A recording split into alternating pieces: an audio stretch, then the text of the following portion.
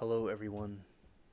We are live. Welcome to the late night special of the spaceship. You could be watching from space or anywhere around the country or the world, and I appreciate that. And a lot went on this week with many different topics, with the YSL trial, with things with in news, and basically with me and the chats that I'm in. Basically, that's another thing I've been doing a lot, and we'll get right into that. And switching over, okay. So, all right. Hello, everybody. Welcome. And also, I'm about to start the game like I usually do, and I'll talk about the different topics for a little while, and then I will get into the other stuff as I go along. So I go and talk. I play the game and talk about the topics I talk about, and then I go into some articles and pictures and things after the game. All right. All right. So shout out to all of you, and hello, Stranded and Matt. I'm glad that y'all are able to come here. And I was a little bit late to this one. I should have set it for 11:40. But anyway, without further ado, I'll be starting the game. All right, and I'll talk about and rant about things.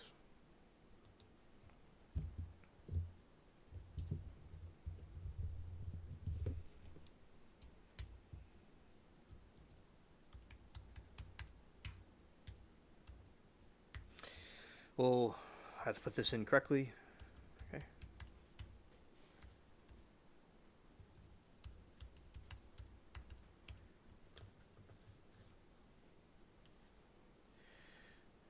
Stranded says, don't want to hear a word when DGT pardons J6ers. All I'm going to say about that.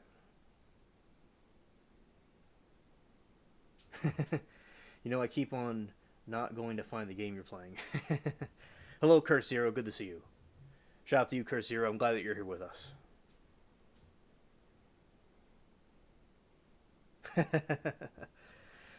Why did you have to go and delete the healthcare CEO?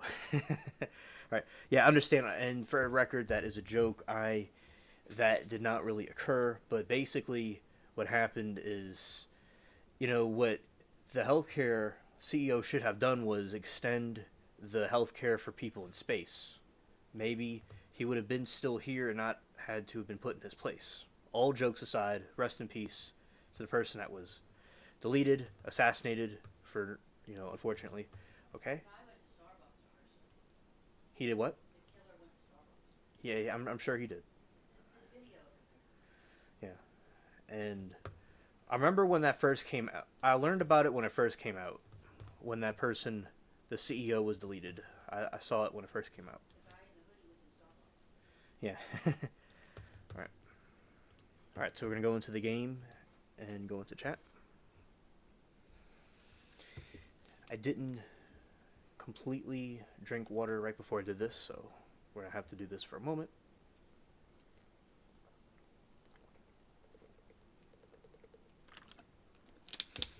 Could have done that before I did it, but that's okay.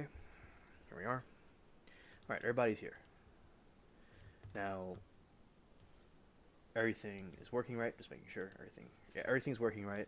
Now, am I there? The camera? I'm there. Okay, I'm getting to y'all in a moment. All right, shout out to all of you. I appreciate all of you being here. The VIP alien chat room. Alrighty, here we go. Alright, so Curse Zero, okay, then I really want to play it. How can I find it?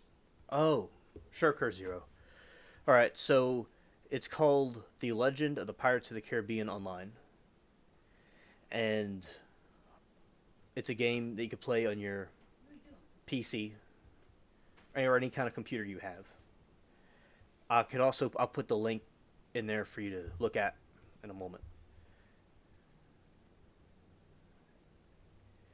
Also, Stranded, what Mary Toodles said was that at Starbucks, The assassin went to Starbucks first before he went on his assassination mission, which was, let's say the assassination, uh, unfortunate situation that happened. Is he talking to his assistant again?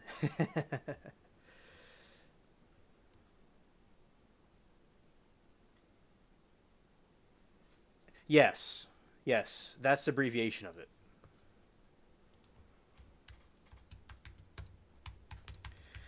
Getting this website out for my friend, my bro right here online. I'll give him the link. Scared. Okay. Yes, that is the correct website. Yeah.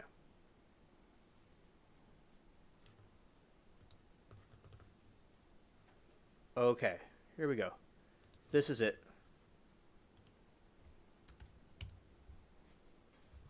That's the link to the game's website. You want to play it? All right. Okay.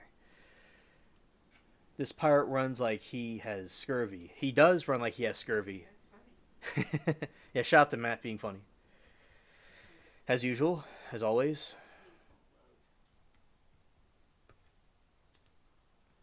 And y'all gonna be ready for a intense rant about trials.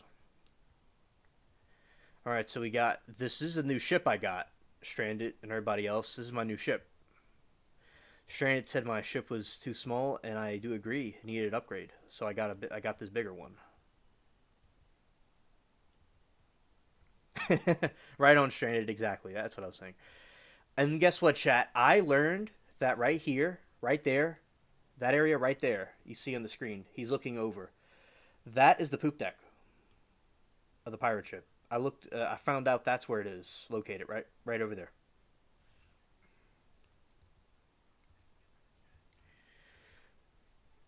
Yeah, I got this nice. It's the Galactic Rose, and we have. I can't imagine. I can imagine the lame soy boy order he made. Hilarious. All right, so we are going to sink these ships, as always, and I'm about to rant about YSL and the other trials.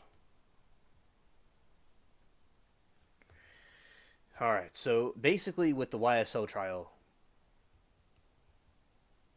Oh, hello, Mary Toodles. Good to see you. No pooping on the poop deck. And yeah, hilarious. So basically, what happened was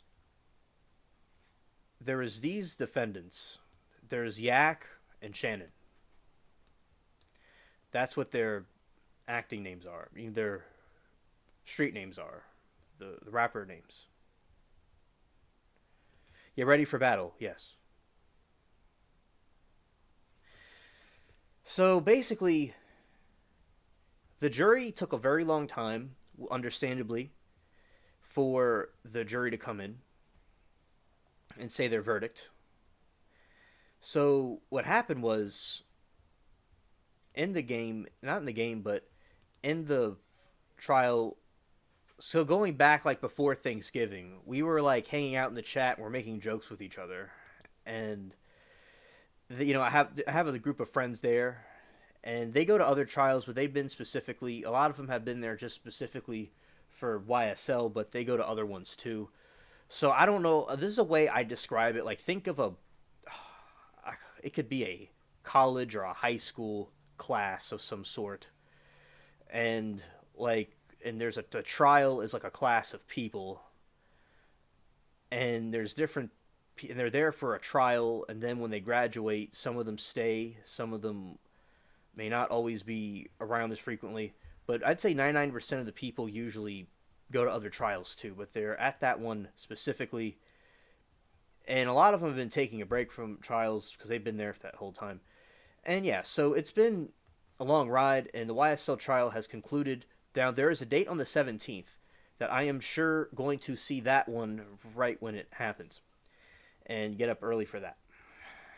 And also with the before that, when we were waiting in the room for the verdict to come, yeah, there's a friend, OJ Kush, and one time I was saying, because y'all know from about the joke about the Nigerian prince joke, and I was like saying that in the trial, and then OJ Kush was like, he's a Nigerian prince because he's completely Nigerian, he said. And then we made a, I was funny in the chat, and then where I was with Kathy and the other, some of the other ones like CJ and Shaza and the some of the other friends, and then they're making a joke where, yeah, OJ was like that we had a party we left him out of. This is all like a joke, and then he's like, oh, he caught on to us that we did a party without you, and of course he would catch on because we couldn't get one past him. And what happened next was we were talking about all the things we did at this party, but we're going to have this other one that we were going to remember, quote unquote, to invite him to. And then he was going to have a talk with Kathy the next day about this whole situation. and she was like, all right, I'm ready for it. And so eventually, a few days ago, about 3 days ago, earlier in the morning, the verdict came in. This long-awaited verdict. So I was there when Thug, and as yeah, which according to Matt, it's actually Doug. With Doug, he gets it right. I get it wrong. So with which I like to say Thug is my alien interpretation of it. So I was there for Thug, and it was nice seeing him get, what's it called? Well, although the plea deal is not the best, it's a great outcome because he doesn't have to be in prison, but it's not the same thing as beating the case, which I believe he could have beat with a landslide. Just chat, we all were saying that there's no evidence that they did anything. And look, I know people could automatically assume, maybe rightfully so in some situations, that if somebody is a rapper or if they dress a certain way, that they probably did something. I'm not denying that these people are saints or anything. But in the what the state presented, there is just no evidence or proof that these crimes are committed. Like, this is what the state will do. Like, say there's like a picture of me with rigor mortis in the chat, and we're stranded, and we're making like a high five, like alien signs like this, and they go, "Oh, this is a sign that they did Rico. This is a sign that they were doing." Yeah, because I'm saying, like, well, because we're alien gang. And say that there's alien trafficking, but there is no trafficking going on if people are just in a picture hanging out. And then they go by the rap lyrics. But that doesn't really mean anything because it's fictional. Now, not always, of course, because sometimes there could be situations where maybe there have been rappers like Bobby Shmurda, for instance, that he said some stuff in his rap that got him convicted. But these people are just talking like fictional stuff. And I'm going to get the chat. I'm not completely interacting with chat, and I'll certainly go do that right now. But as I said, with the state was being goofy, wouldn't be an alien gang. Well, what would it be? A federation of planets, possibly. It could be a federation of planets, a federation of galaxies. And Strand said, I still say some scientists need to research the effects of consuming too much soy. I do agree with you, Stranded. And Kool-Aid, hair dye. I swear those things do some things that make people crazy. Now, Stranded. Now, I remember there's a doctor on YouTube. I watch here and there. He was talking about, he talks about dietary stuff. Usually with men, predominantly, he focuses on. And yeah, he was mentioning most of the time that too much soy consumption would not be good. Too much consumption, anything's not good. Too much water is bad too. Right. and that it has estrogen mimickers in it. But of course, a male's body, you need a balance between both genders. I mean, not both genders. I'm not. I'm getting on a crazy town when I just said that. But what I meant to say was you need a balance of testosterone, estrogen. Everybody needs a balance of it, and for maintain health. So, but basically, with the when you have it thrown off, which too much soy consumption can do, it could cause problems. Now, of course, the people with a predisposition, strain it, that would have some predisposition anyway, because maybe one person might not react the same way another person would react to it. But yes, I do agree with you, Strain, that too much consumption of that would cause a problem. Now, he was saying that scientists are saying now that the soy doesn't have any, it doesn't cause a problem, but he still thinks that it does. And sometimes people could be wrong. I don't always trust things, but yeah, still too much soy consumption is not good. But if you want to eat some miso soup or some Japanese food that has it or in moderation, nothing wrong with that. And if any, too much of anything's bad. But basically, it would be something to look out for. And also, stress is good to have if it's done properly. And because seeing stress is something good, like say if I'm doing like YouTube or in a chat room, you see it as something good. Your mind relaxes while it's in the moment. Your mind clocks out. Because if somebody sees stress as something bad, their body will continue to deteriorate. So, like people are in war and conflict. So it's all about your perception of things. And when you're in a situation and you're not bothered by something, it calms yourself down. And yeah, so we have. I'm going to go back to what chat is saying because this is going to be an epic. This is an epic stream. Usually, all the streams are epic I do, but this is really something because of all the stuff that's been going on. As I've been keeping it locked in, but now I'm releasing everything and talking about the different things. And I love people who with strange hair colors. It's more the yelling and the protest signs I have a problem with, and the blocking of traffic. I totally agree, and I don't. The hair colors don't bother me personally.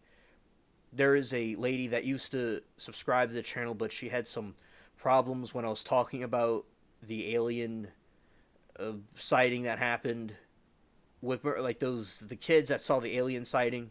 She did not like what the chat was saying and the situation, and it's like I let other people say their opinions about things, and I'll even give them a good point about what they're saying because it's good.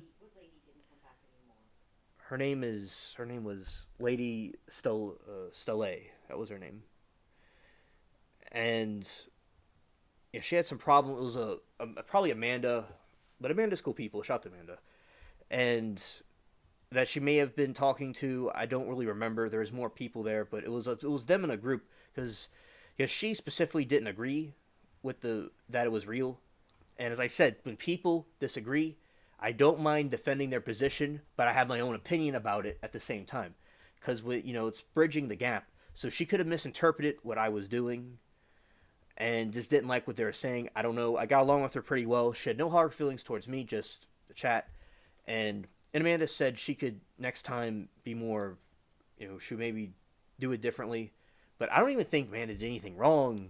There's all kinds of people on YouTube. There's all kinds of different people that have their opinions about things. And you meet people that are pretty. I'm not saying the blue-haired lady was crazy. I'm not saying that. I'm saying people could be nutty. People could just have, their own way of viewing events and stuff. And it's like, hey, it happens. So I don't really care how people think. I just have to do me. But yeah, the different hair colors are pretty cool. But yeah, it's what's behind the actions that are bad, right? Yeah, let's back on hair color. Yeah, Mary Doodles. And I have to go down with the ship. right. And also, so YSL, I'm going to be So let's see what Stranded says real quick, and I'm gonna go back. We're dive back into the YSL conversation. He said, "I find women with funky hair colors quite alluring." Alluring. Strand said, "I just think maybe there's something in dyes for those colors that over time does something to the brain, causes damage with too much soy consumption." All right, and also I don't know anything about that, and because I'm sure there are people that may do okay with the hair dye. I don't really know, but thank you for your insight on that. I wasn't aware of it. And we're loading 10, 9, 8, 7 countdown.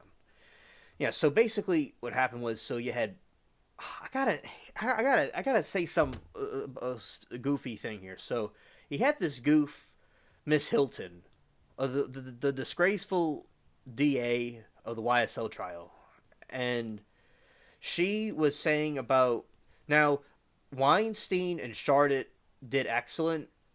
So Max Charlotte, he did excellent with his closing, and very compassionate, sincere, and gentle.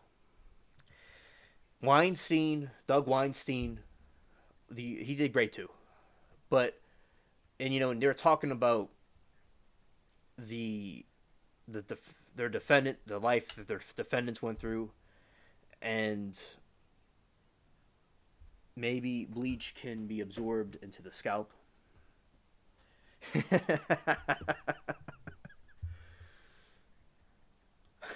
A shout out to you, DJ.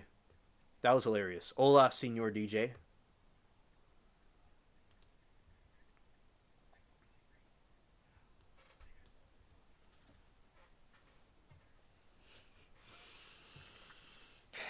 And yeah, shout out to DJ in the chat.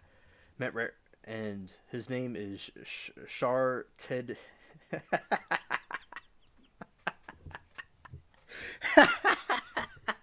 His name is Charted. Oh God! Like in the chat, we said his name like this.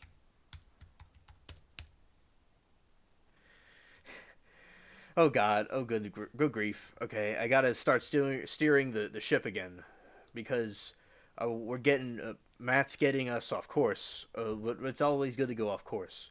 But we're about to go running. We're about to run into another ship. Hey, Chatsky, facts. All right, so his name is Max Charlotte, and then you had Miss Hilton. Oh, boy, was the jury in for a ride, like a ride at Six Flags or a ride at Disneyland, but actually it winds up being one of the abandoned islands from Disneyland, because at Disneyland, at Disney World, there's an abandoned island, and they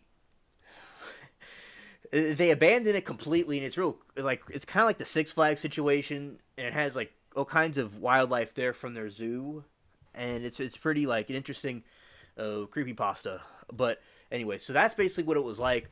But she was hollering and screaming at the jury and telling them that we do not want to lock up these men. I'm paraphrasing. You can look up on YouTube the replay. We do not lock up these men because we want to lock up people of color. It's because they're the gangs on the street, bothering and causing crime. That was what she was talking about.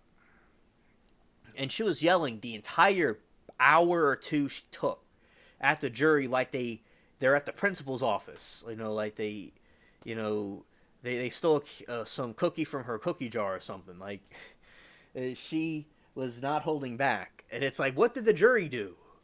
It's like she didn't. It's like she let loose, and they were very clear. It's like they were fuming. They were fuming at the defense, and then it was like we were clear. It was set in stone, in our opinion, that it had to be not guilty. It just had to be. Just watching his trial, and I'm in around the hood. I know how people are, and it's like, yeah, some people just like to rap and make music and do their. It's how they express themselves. They just don't do anything else. They just rap and do their thing. And it's like, so, and some people, yeah, there are gangs, there are things like that out there. But yeah, just it doesn't mean that they're doing something nefarious. And hey, if they did do something nefarious, they were really good at hiding it because there just wasn't the evidence, proof wasn't there. Like what Capri Law was telling me when she was talking about when we're at one of the trials, and because they'll like tell me terms and I'll learn different things in the trials, and they'll like make commentary about it in the chat. Yeah, and she was talking about the burden of proof, and you got to have that to convict somebody. And if you don't have burden of proof, you're basically what Matt and I would refer to is that you would have a sharded situation. Well, I dodged a couple of bullets for a second while I'm ranting. Wow, isn't that something? Dumps, ha ha ha. Let's not go down in the dumps about it. Sounds like the shit really hit the fan at this trial. It hit the fan, and no pun intended. It's the DA is Fannie Willis. So there you go. Fannie Willis will go down in history as a disgrace. God will it. What's up, all of my home skillets? And I think this trial was a clown show. And I think that it will go down in history. In Georgia's history, it's the longest trial. It was a complete shit pile. No, I know sometimes there's curse words in the chat. And sometimes I don't mind saying it a little bit here. And yeah, and basically, I'm gonna go back to what I was saying before. It just I have to get some of these ships down, and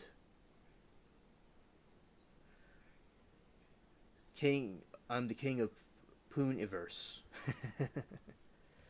Yeah, and also basically what happens is at the trial there's a lot of waiting, and then they would have the jury go home, and I predicted it would be kind of like earlier in the morning, and they would find that they were not guilty, or anyone would be found guilty on one of the charges. I kind of made like an assumption about that, and I was right. My prediction was correct. So basically what happened was, so eventually they have a verdict, and the chat was very emotional on this journey. And then what happened was so Steelwell, which is also Shannon, he was found not guilty. All but there was one charge he was found guilty on was possession of a firearm from a convicted felon, but he will be on probation. And Yak, not guilty on anything. He was completely not guilty. And Yak did the sign of the cross a couple of times. And Steelwell he hugged Charlotte, and he got really emotional. And they had a nice big hug. And the chat was very moved. And it was finally, after all this time, it was like a year ago it started. Finally it was over. Now, I think they're saying there's going to be some other defendants that are going to be on the stand from that group. If that's what I heard, I don't know if that's what that exactly means, but there might be another trial about that. And also, the day after, there is a hearing about one of the YSL members. They did a plea deal. And then what happened next was this situation where at the trial on the 17th, they're going to be coming back in for some things. But as I said, it was nice that finally it was all completed. As I said, I miss going to I'm there's another trial going on that's real cringe.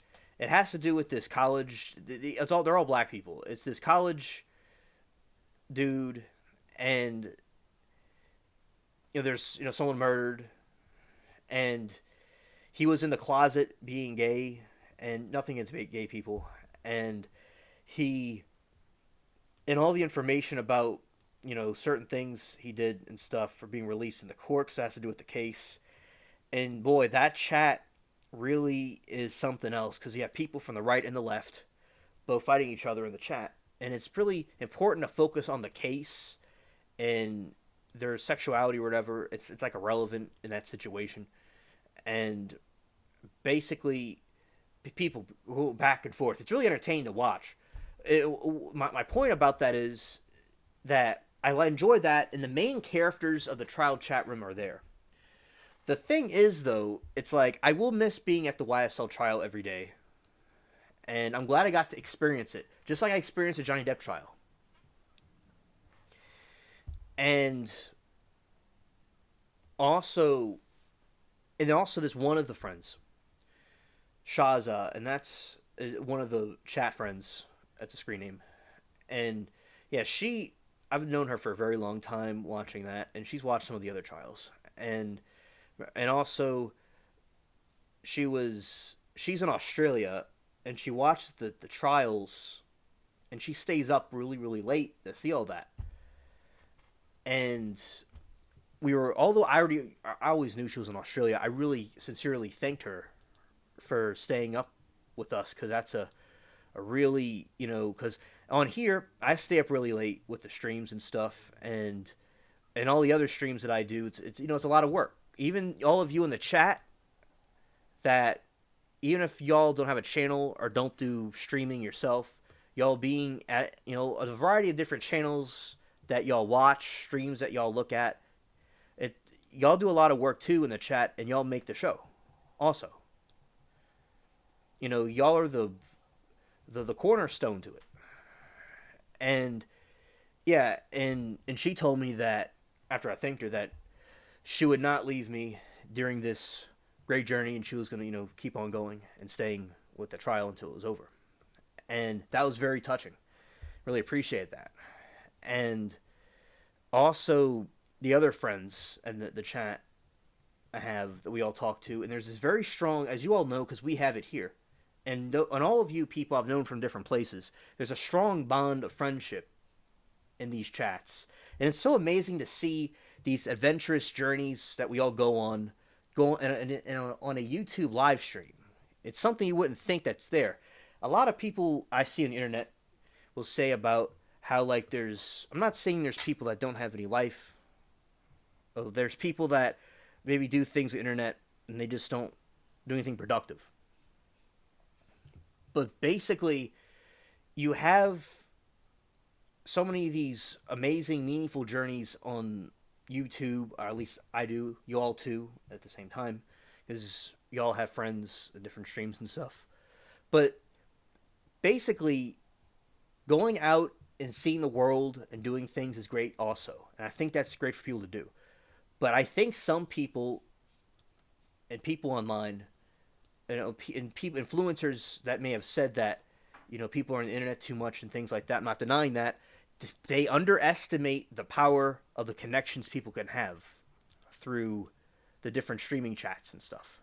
And I believe in the future, and as time goes on, there will be studies about it, and people will really see the impact that they had. And it's so cool to be with people in different parts of the country and the world all at the same time. And I was growing up in the early 2000s, and I think it's marveling what the technology we have now can do. I remember in the Very Odd Parents and Timmy Turner, they would talk about the internet and things like this, these concepts, and now it's here. And y'all, around before I was, the technology has advanced even further from when y'all were growing up. So yeah, it's a really great thing. I'm glad that I'm a part of it. And we got the bounty hunter that is trying to lurk around. Sunk the ship. All right. I'm going to speed out a little bit, toy with this thing, and then I'll go to dock.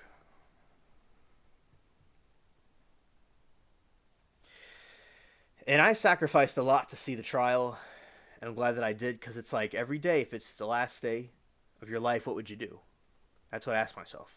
And I made mistakes, and sometimes I miscalculated the timing with the different stuff, and I may have not have always saw the certain scenes I want to see. But when I make a mistake, I learn from it, and I do better the next time. And like when YSL, I missed an important part of it, and because of I mixed up the timings, and basically I was really triggered. But as I said, it all was good to help me understand things that I could do better in, or if I was making a mistake, I could learn from it. And none of us are perfect. And overall, I was have a very great impact in that trial chat room, and in that trial. I'm very well liked there. Like I'm well liked everywhere on YouTube. I'm not trying to toot my own horn here, but all over YouTube that I'm at, I'm very well liked and well received. And there, I'm really well liked too. And as I said, remembering the good at the same time and the success and the things I did right as well. So that was just an amazing journey to go on, and I'll be looking forward on the 17th. I'm going to be there bright and early for the last part they're going to do about the trial. And if there's another part of the YSL trial where they have other co-defendants that are going to be there, allegedly, I think that's what she said. That I don't know if that's what it really means, but we'll see if there's more other people that are going to be on a trial, allegedly. We'll see. But yeah, that was very great. And I've had these funny experiences, and I learned some new words. Like, I learned about the word redacted from there. And so, basically, about redacted, there was Judge Glanville. He was like what Matt and I would call a sharded. But no, shout out to the real Max Shardit, the attorney. Very cool. He did very great. But so basically, what happened was with the Judge Glanville, he was very like a drill sergeant. He was in the military, and it's thankful for his service. But it was and I understand the Army's a little bit different. And yeah, he was pretty rough sometimes, but he would just get aggravated by both sides. And with Brian Steele, the famous Brian Steele, he held him in contempt because he heard about an ex parte meeting that occurred. So an ex parte meeting, that's a French word. It's like if in the alien chambers, if Matt and I had a sequestered meeting, a secret meeting between him and I about alien raps, that's an ex parte meeting. But the thing is that they had an ex parte meeting with a witness to try to manipulate the witness into saying things that they probably wouldn't have wanted to say, or say things to give more favor to the state. That's what Brian Steele's opinion was, and also he was told this by a source that was not disclosed. I believe it was disclosed, but may have not really been disclosed who it was. So then when they were held in contempt, which means he's locked up. This caused an outrage in the chat. It caused outrage in the trial. It was absolutely madness. And this is when Ashley Merchant came to go and defend him. She also defended Trump against the same Fani Willis. So basically what happened with Steele is that he asked the judge about the ex parte meeting, And he said, Mr. Steele, how do you know about this ex parte meeting? He said, why'd you have it without me? We should, we were not, no one on his legal team was aware of this meeting. And then he said, how would you know? And he said he's going to hold him in contempt. And he's like so proud of himself. He's going to hold him in contempt. And he said, he doesn't mind being deleted right now. He was going to go into prison for his client if he had to. He didn't want to be held in contempt, but he will do what he has to do for his client. And then what happens next is he was held in contempt for a couple hours. I believe it was Miss Love, the defense. She said that, the state. She's the state. She was saying that, she wanted him to be released. If he could. And he wanted to sell with Thug. And then all these attorneys in the largest attorney organization came and stood outside the courtroom in solidarity with him. And all these attorneys came out and they're staying out the courthouse, and everybody was like outraged over this. And it broke the news, and his days were numbered. And Judge Page, she was there.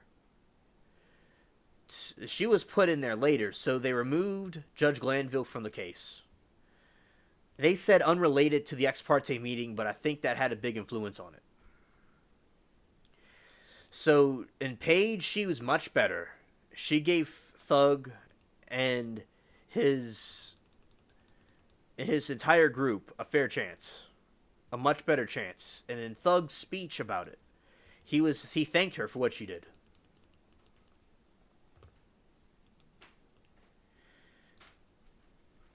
And during his little speech he had about the drugs, the RICO charges he pled guilty to.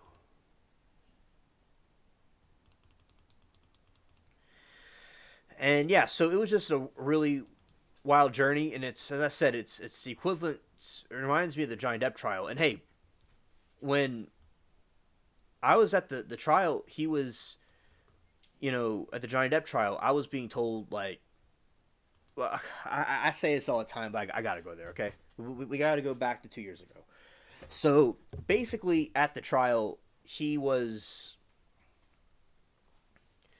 going to...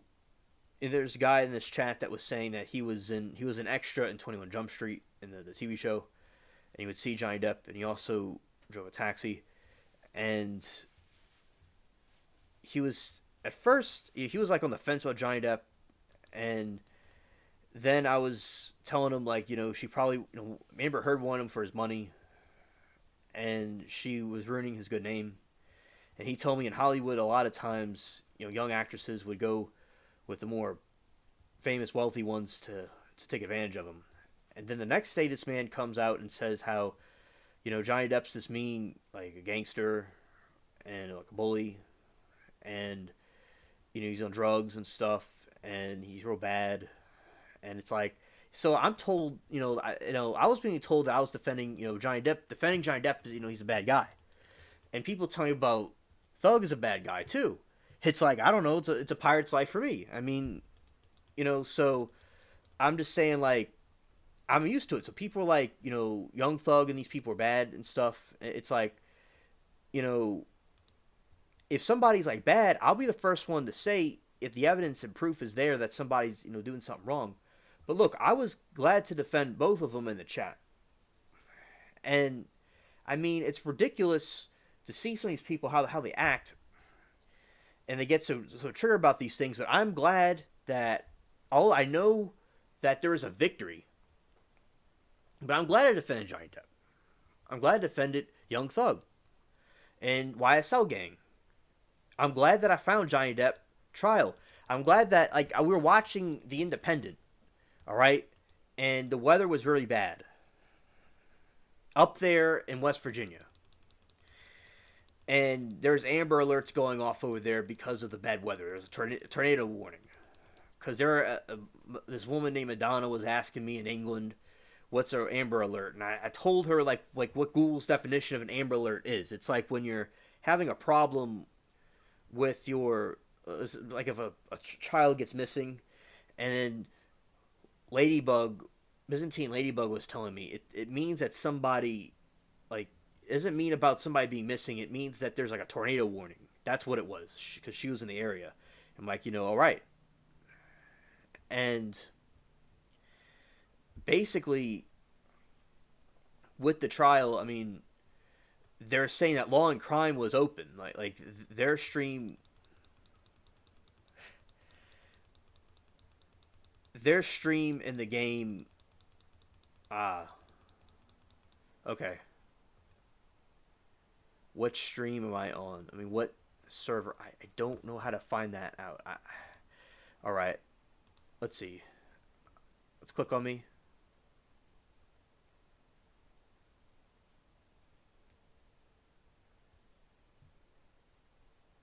Driftwood Isles. I don't remember what it was called. What server I'm on in the game. Okay, this is what I'll do. I'll go log back in to the game and I'll tell you what server I'm on, okay?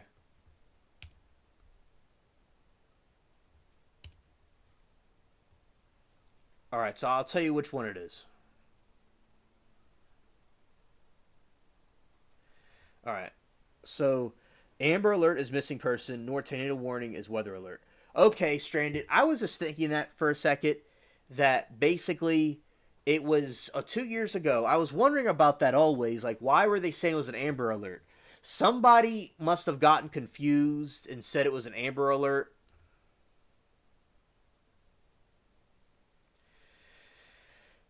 Okay. All right. Let's see.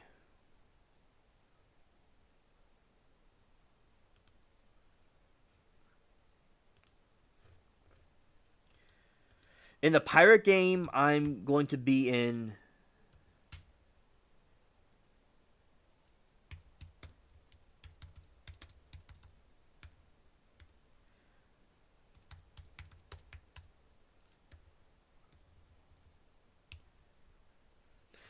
Alright, so the server that I'm in the pirate game is and Abbas Ocean. So that's for Curse Zero, that's where I'm in the game.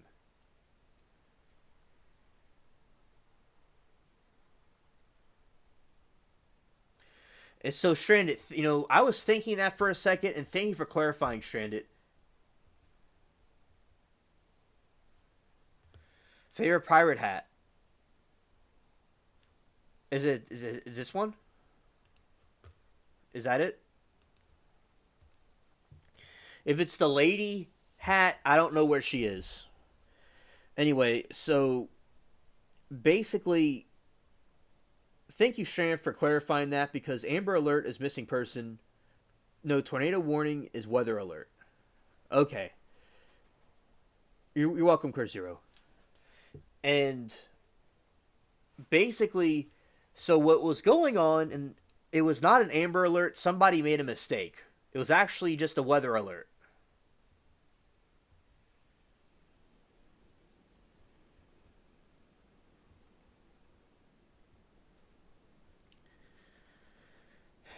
Right now, I'm at Cuba in the game.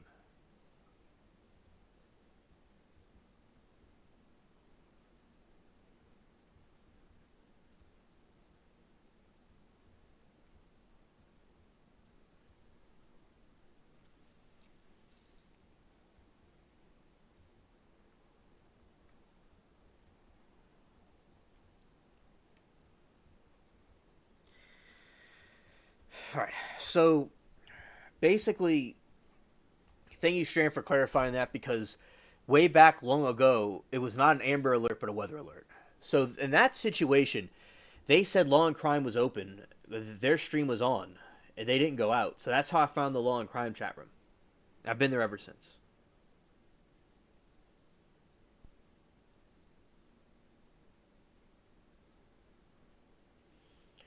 There's a whole story about why it's called Amber Alert, but short version is named after a girl Amber that was kidnapped.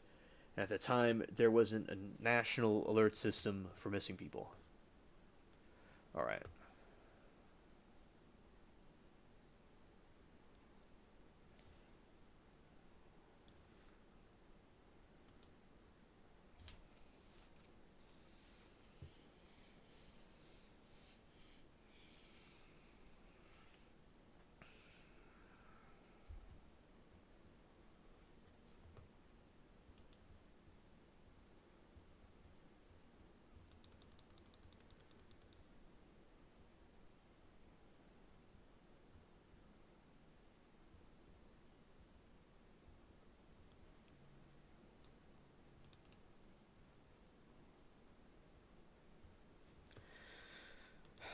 All right.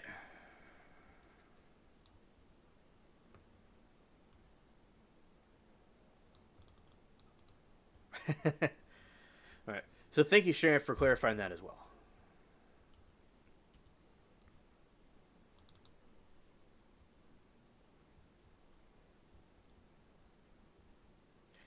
I've not been by these swamp plants.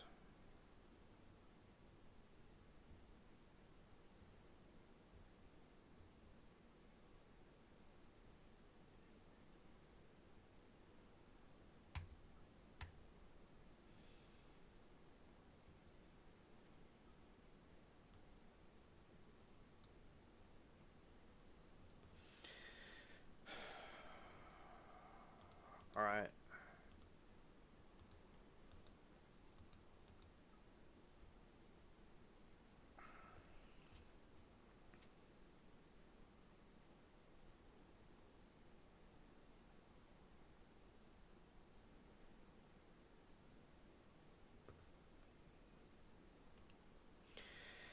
Okay.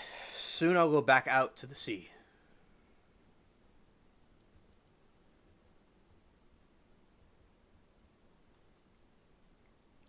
That's the sun out, looking great.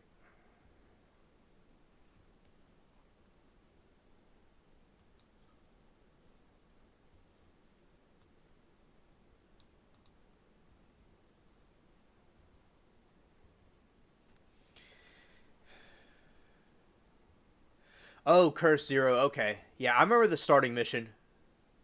Yeah, I remember that mission with Jack Sparrow, and he helps you out.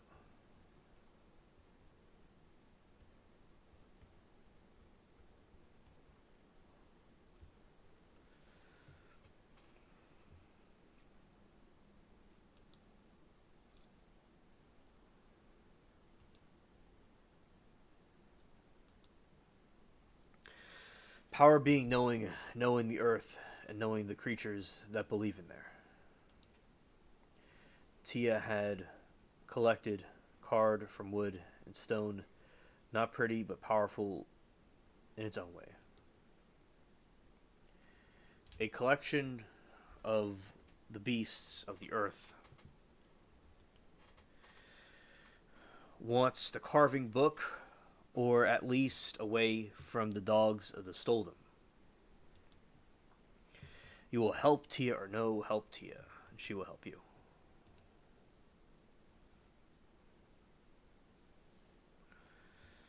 Now, this looks like a camp. Like I remember, this kind of like reminds me of Goosebumps, like the TV show. That's what this scenery reminds me of. You know, and I will say, oh, they got some cool fog in this game now. They have it's nice and foggy here.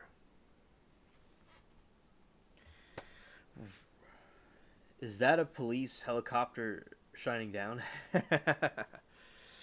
Hilarious. Mary Toodles, that sign is a sign from the heavens to show you on a path in your quest to go to different shores and things like that. All right. Also, Kurt Zero will be glad to be friends with you in the game, and that'd be really cool to have you with me in the game.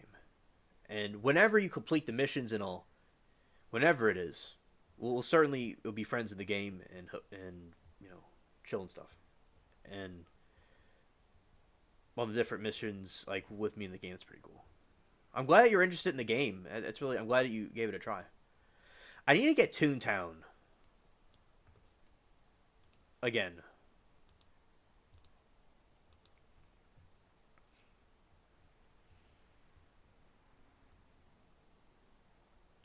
Yeah, ring the bells, the church bells. Fortune Plunder Legend is the pirate name. Okay, thank you for letting me know. Yeah, right now I'm at Cuba. All right, let's go look for you.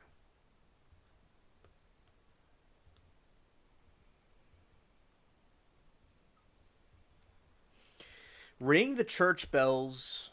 The war is over. I'm rolling over. Call me Red Rover. The YSL trial has been victoriously over. It's time for the corrupted Fannie Willis state to go chill out and pull over. I'm a Hummer, not Range Rover. It is a bummer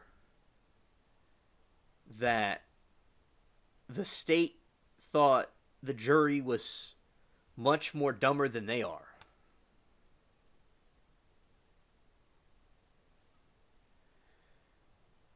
I'm speeding down with my pirate ship.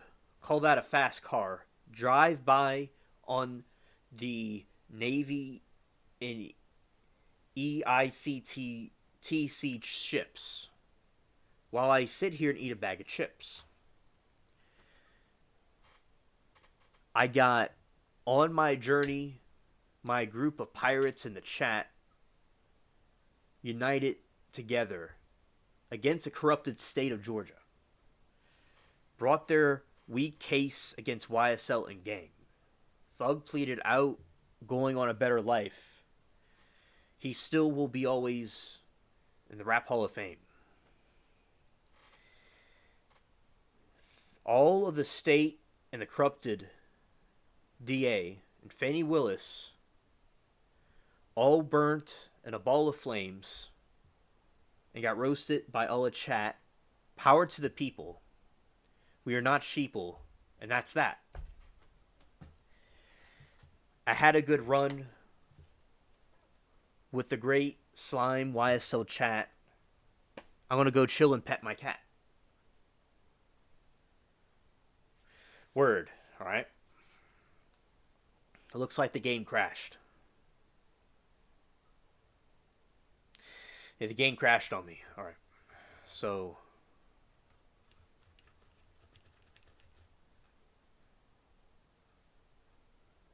yeah, game crashed. I'm gonna have to force quit the game. No, the game's okay. It's just that sometimes their server goes out. Sometimes they have problems.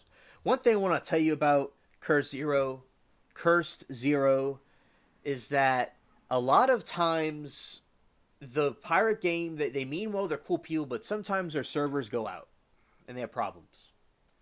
It's to keep that in mind. You'll be in the middle of plundering and you'll lose everything. It's a good game and it works, but sometimes the servers act funny. All right, well, looks like the game is crashing. So nothing on my end. It's the game. It's their own servers. But yeah, in Curse Zero, if I can't get it back on the pirate game, I will certainly keep an eye out for you. And the next stream, yeah, blame me. It's my fault. Yeah, you're all good. And so we will. I'm gonna try to get back on, and if it doesn't let me come back on, I will on the next stream go on the pirate game, and I'll friend you on there, and we could go on the crew. And also another time when Sam is online, you can meet Sam, the famous streaming buddy, on there.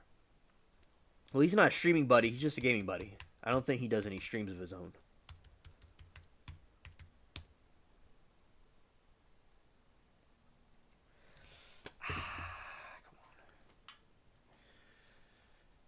Christmas is coming.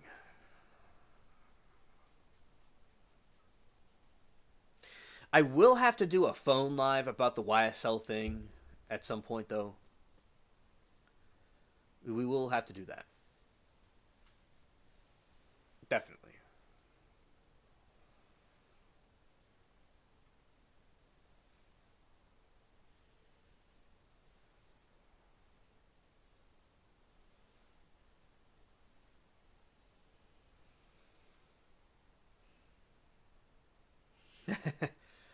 All right, so all right, doing this. Okay.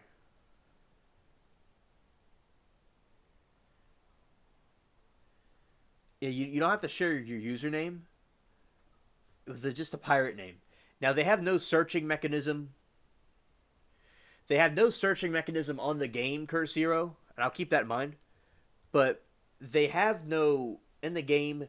They have no like searching mechanism. You just have to find people like you would find people in real life. So, as I said, I will keep an eye out for you in your pirate name. But like, say like the next stream I go live with a pirate game, you will be like you go on and I'll find you at one of the islands, or you could go call on my ship, and I'll put you as my friend and my crew. But thank you for letting me know. Thank you. I'm glad that you're playing the game. You're gonna really enjoy it and have a good time. Right? We have to meet up in the game. We have to meet up on an island, or meet up, or I can make my ship public and you could go on the ship. Now, the game is not working right now. Couldn't connect to the account server. Try one more time, and then we'll have to go to the other parts of the stream.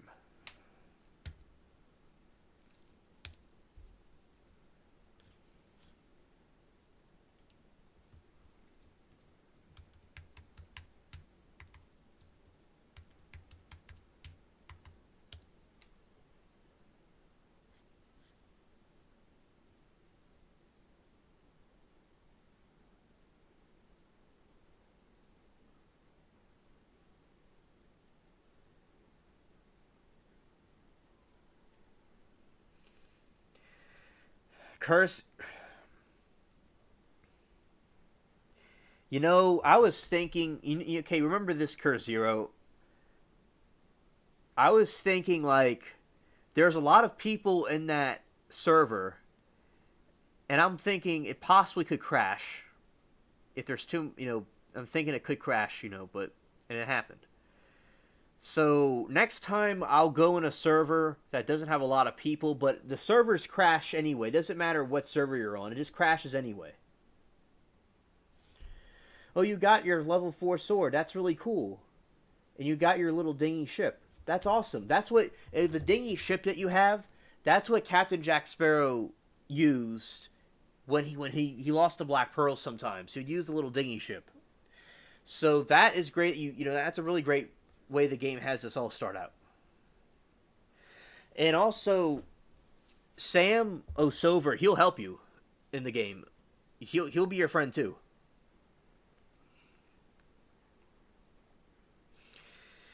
All right, so it's telling me right now, bad gateway, error code 502, Cloudflare. My browser is working good. I'm working on my end, but they're not working on their end.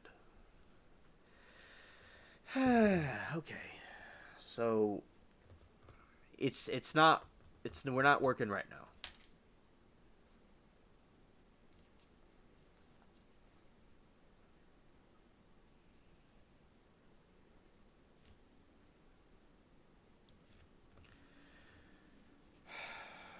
Okay.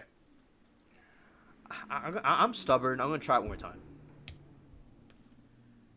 Okay, it's still telling me it's not working before I even try to do it.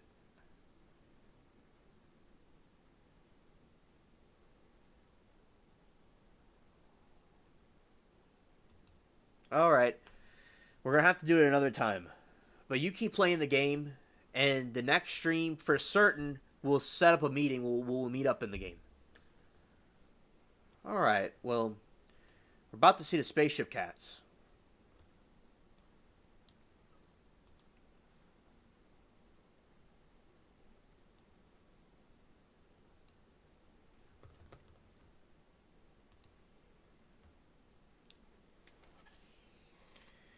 Alright, so now what we're about to do is we're about to see the spaceship cats.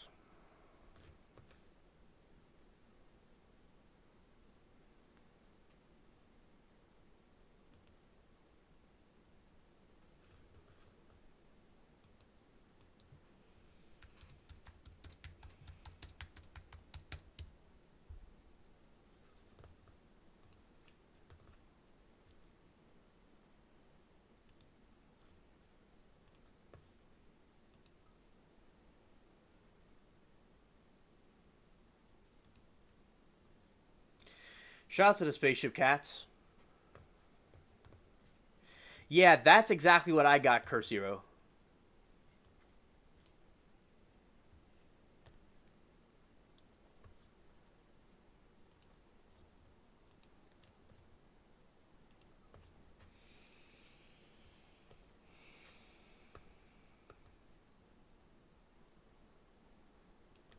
Raw brute force.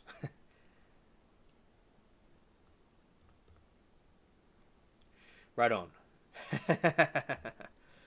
Yeah, I know what you mean. Eugene, hello, man. Good to see you.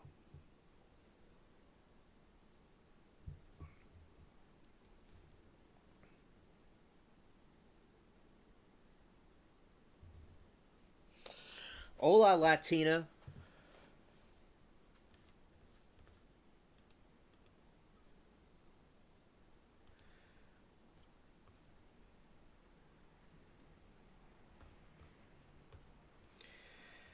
Yeah, shout out to you, Latina, in chat. I'm so glad you're here, Latina. That's great. All right, so what we're gonna talk about now is like what I've been. We're gonna get into a couple different things. So I got to see this thing.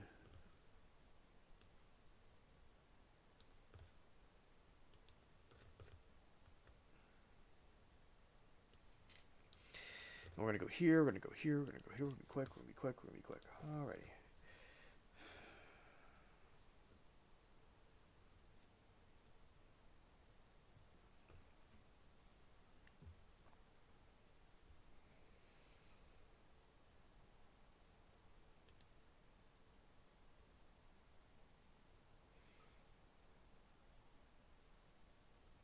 The YSL racketeering trial.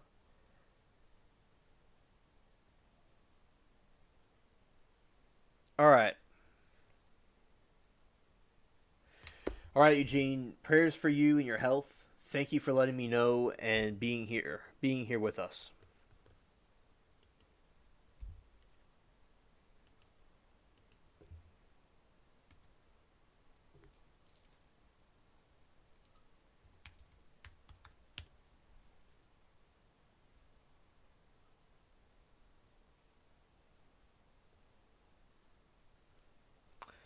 So I'm just looking for a specific picture. YSL trial.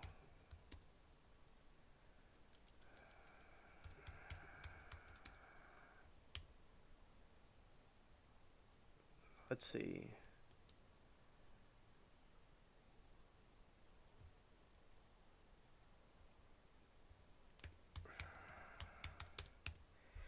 It was literally here. Here we go. All right. So basically, I was talking about YSL trial, and you see the picture you see over there on the side of the screen. That is when the verdict was read.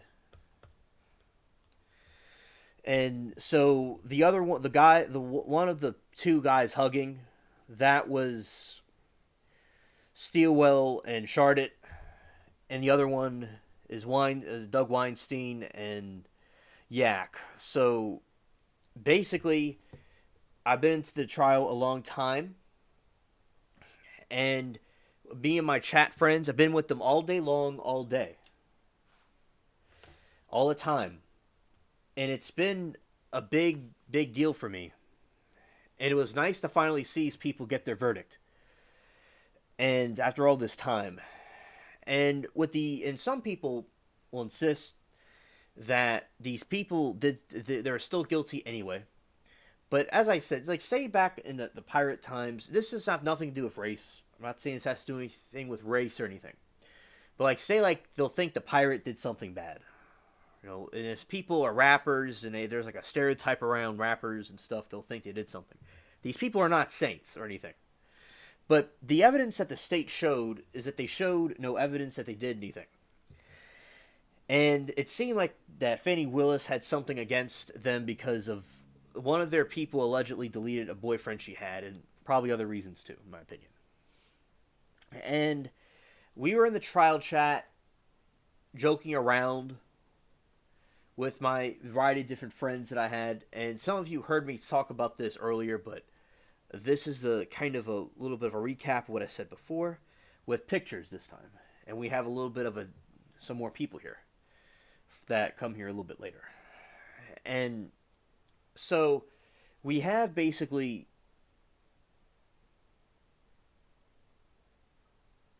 racing for riches, and I certainly think that the state, with what they were doing, trying to prosecute these men, the state certainly was racing for riches. I do agree with that. Because the state spent a lot of money, a lot of taxpayer money on this. And I think it was just a big waste. And also, I think that basically it was very intense when I was watching when the trial was about to be read. And the chat was very nervous about the situation. And then they were found not guilty, but Stilwell was found guilty on one charge about possessing a firearm from a convicted felon. And I've been around the hood, and I know people that do rap and stuff, and not all these people are doing gang activity and stuff like that. Some people just rap and do their things. Right, don't get scanned by Hokta. Exactly. Shout out to Latina for her good advice about health. So, I've had some good times joking around with the chat. We've had good times together. Remember when Judge Glanville was holding the Honorable Brian Steele in contempt, where there was an ex parte meeting, and Judge Glanville held the group in contempt during their trial, because there's an ex parte meeting, which is like, say if Latina and I had a secret meeting that nobody saw, that's an ex parte meeting in the judge's chambers. So then what happened next was, and there's Brian Steele was held in contempt. Ashley Merchant came to defend Brian Steele, and a bunch of other attorneys stood outside in solidarity. There was all kinds of fighting back and forth. Judge Glanville was overturned for what he did, in my opinion, for putting Brian Steele in contempt. And he was excused. And yeah, it was just a lot of a big roller coaster. And with the people that I was with in the chat, a very strong bond of friendship. A very strong bond that we had together. And we still have. And there's on the 17th, there's another court date about this. And we have to see the broader scale here, is that, Fannie Willis also attacked Trump. She was the same person that was prosecuting him. And also Trump was saying that, young thugs should have a fair trial. And I think that it just shows you the state, how shady they could be. And watching trials and stuff, I think it's good to have attorneys that could defend you and keep you out of prison, especially if you didn't do anything wrong. So I think it's good to appreciate attorneys and lawyers that could help. Because a lot of times they get a bad rap, and yeah, they're shady ones. And there's people that, they do shady things. But at the same time, they're good to defend people that, to get somebody out of prison. And a prosecutor would be more of an enemy in some situations. That girl is going to jail. And also, okay, understood. Understood, Stranded. Thank you. Yeah, so I remember the I was with CJ and we were making jokes, so many jokes. And this chat would be great at roasting the people on the stand. It was hilarious. So like you had this time where the people would go and talk about what they were doing to because this there was someone on the stand that was a guy from Africa or one of those countries, and he was a police officer in Atlanta, and he sounded like the Nigerian prince himself. And it was like we were all making jokes, and at my mom's church, it was closed down because there wasn't a lot of people there, unfortunately. But at her church, there's a Ugandan priest there, and he was talking about how he hated farming and farm animals because he had to grow up as a farmer, and he had a lot of struggles in Africa when things, would happen in Africa with the farming. And the priest told a story about he let a cow drink out of the water. I could be getting this a little bit mixed up. It might have been standing in the water or drinking the water. And the entire town, the village of people beat him up. And his father was very angry, and he had to go and get the cow. Because that's where all people drink their water, and they don't want to drink where there's a cow at. And he had some, he has like, Vietnam flashbacks over being a farmer. So I made this joke that there's the witness, he has flashbacks of being roasted by his goat. So not the defendant, but the witness, he was having a flashbacks of getting roasted by his goat during a rap battle. And then everybody thought that was funny. And there's so many, like when Woody was on the stand, Woody's a famous one. Woody was a famous one. So he does not recall he pleaded the fifth. And he was a riot. And one of the friends in the chat said he's Osama bin snitching. Because he was snitching. And basically what these people did was to get out of prison, they went and said things that weren't true. Some may think it is true. Okay? It's up to an opinion. To get out of prison. And it's not a reliable source that they're lying. He's very smart. He got his PhD. He was very smart. He is very smart, yeah. Well, he's still alive, so he is very smart. Yeah. He's not, I'm not going to talk about him past tense. And as I said before to you all that were not here, there is one of them, Shaza. That's her username. She was over in Australia, and she stayed up for a very long time to watch the YSL trial. Now, what I mean by that is during a day time span would stay up very, very late to see the trials. And that was very honorable. And I thanked her for that. And she told me, that she would not leave me on this journey. And also that was very inspirational that she would do that in the kind words to me. And also the other chat fam in that group, like say we're a group of people right here. There's a group over there that I'm in, the YSL one specifically. And it was just, as I said, every day, like as it's been without the trial, it's been different. Because I remember every day for like over a year, I've been there. Now I'm still at the other trial chat rooms since 2022. But man, it's been a ride. I remember Addie and her mods were still there when it started. So the director of Law and Crime and her mods were still there. And that's crazy to think about. And it's been a ride, really. And I've been thinking about that throughout the days that it's been over with. that it's something I miss. I remember like helping my grandparents with their groceries, and trigger warning, Mary Toodles. When one of the older cats passed away, I remember I was gonna go and put it to rest, and basically I told Shaza about it, and she was telling me that it happens. She has cats, and it's really sad when they pass away. And she gave me the condolences about it, and she also likes these very deep red hearts she'll send me. And I remember that, and I was telling the YSL fam, like, I would help my grandpa with something, with the edging or the grass, and I missed a little bit, and I go back to it. So, you have no idea the emotional, like, feelings I have about it ending.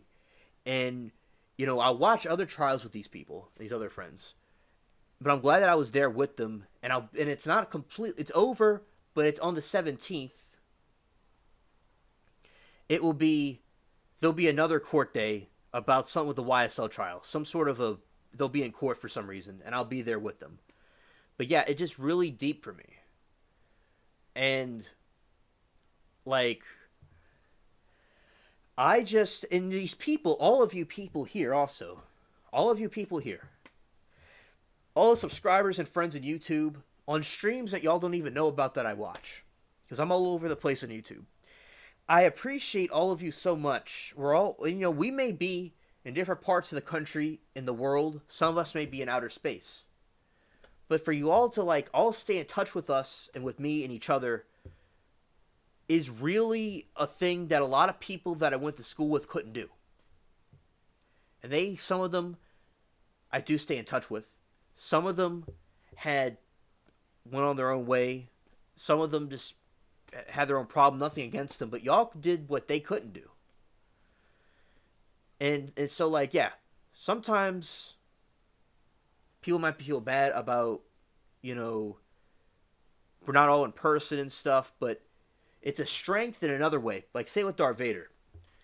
When he got prideful and arrogant, and he thought he could pull one over Obi-Wan, instead, he lost 3 limbs.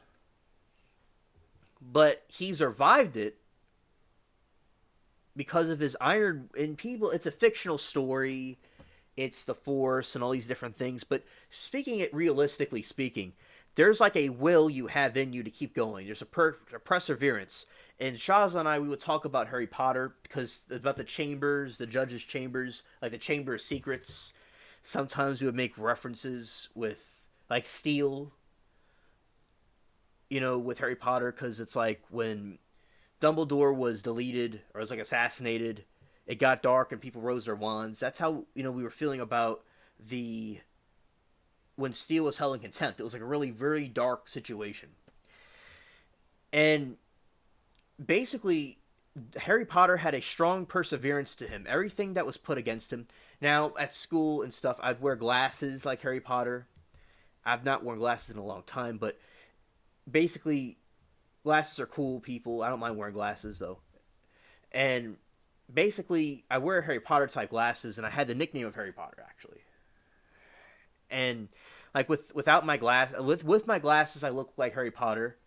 Without my glasses, I look like his cousin, the villain in the story, Voldemort. Well, obviously, I look like Tom Riddle. Would look more like Tom Riddle than I would look like Voldemort, because he's a bald snake creature. No, shout out to the bald people. Nothing against bald people, but he was like a snake-looking creature thing. I'm a little bit different than a snake creature. But so anyway, so that was all about perseverance,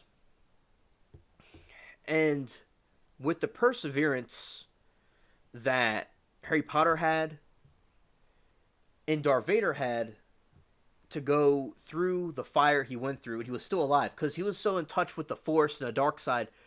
And of course, the light side of the Force is good too, but he had so much passion in him and so much anger and hate. He just stayed alive because of that. He just kept on going. Like, I could stay all night. It's like he just kept on going. That's a big exaggeration, but so it's about perseverance. So he had a strength in a different way. He was more in touch with the Force because of his his body, his physical body was messed up, but his mental and his spiritual self was more in touch with the Force than he would have been without the problem. So, in another sense, although we have not met in person, and that goes for people that aren't even here right now, that are sleeping in other streams, that they still, which I will repeat this to other people that I know in different chat rooms, so I'm just saying it here for now, is like the person, like y'all in a strength in a different way. That you're so far apart yet staying in touch so closely is a strength that people that I knew in person that could have been with me all the time that they couldn't do.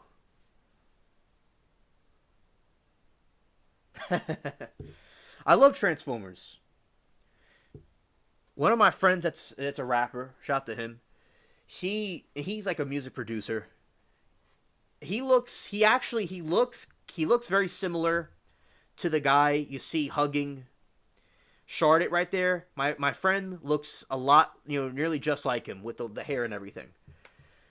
Shout out to Elijah. And he's also my friend. He was from Atlanta originally. He was from Atlanta. Yeah, him and I love Transformers. That's a very good movie. And I'm sure, and also there's a cartoon. I understand, but I'm referring to the movie. Yeah, there's lots of perseverance in that story. And Starscream. Yep. Yeah, Starscream has a lot of perseverance. You're right. Yeah, exactly. I know exactly what you're talking about. And Mary Toodles loves that line. You fail me once again, Starscream. And Mary Toodles would think that it's you fail me once again, Starshine. But it's Starscream. Yeah, she likes that line from that movie. And yeah, so and Shia LaBeouf had a lot of problems, but he believes in God again, and he is doing better now. He's in a much better situation. He had perseverance too. Shout out to him. Very great actor. I was just watching one of his movies recently about Disturbia. And it's a movie that came out in 2007, right before Transformers, when this group of teens, there's a serial deleter that's living next door to them. And he's trying to be with this girl. Also, what happened was his, I don't want to really spoil it, but basically something happens and he gets really angry. And yeah, he's just kind of forced to stay in his house. And he can't really talk to anybody. And it's really funny. I suggest watching it.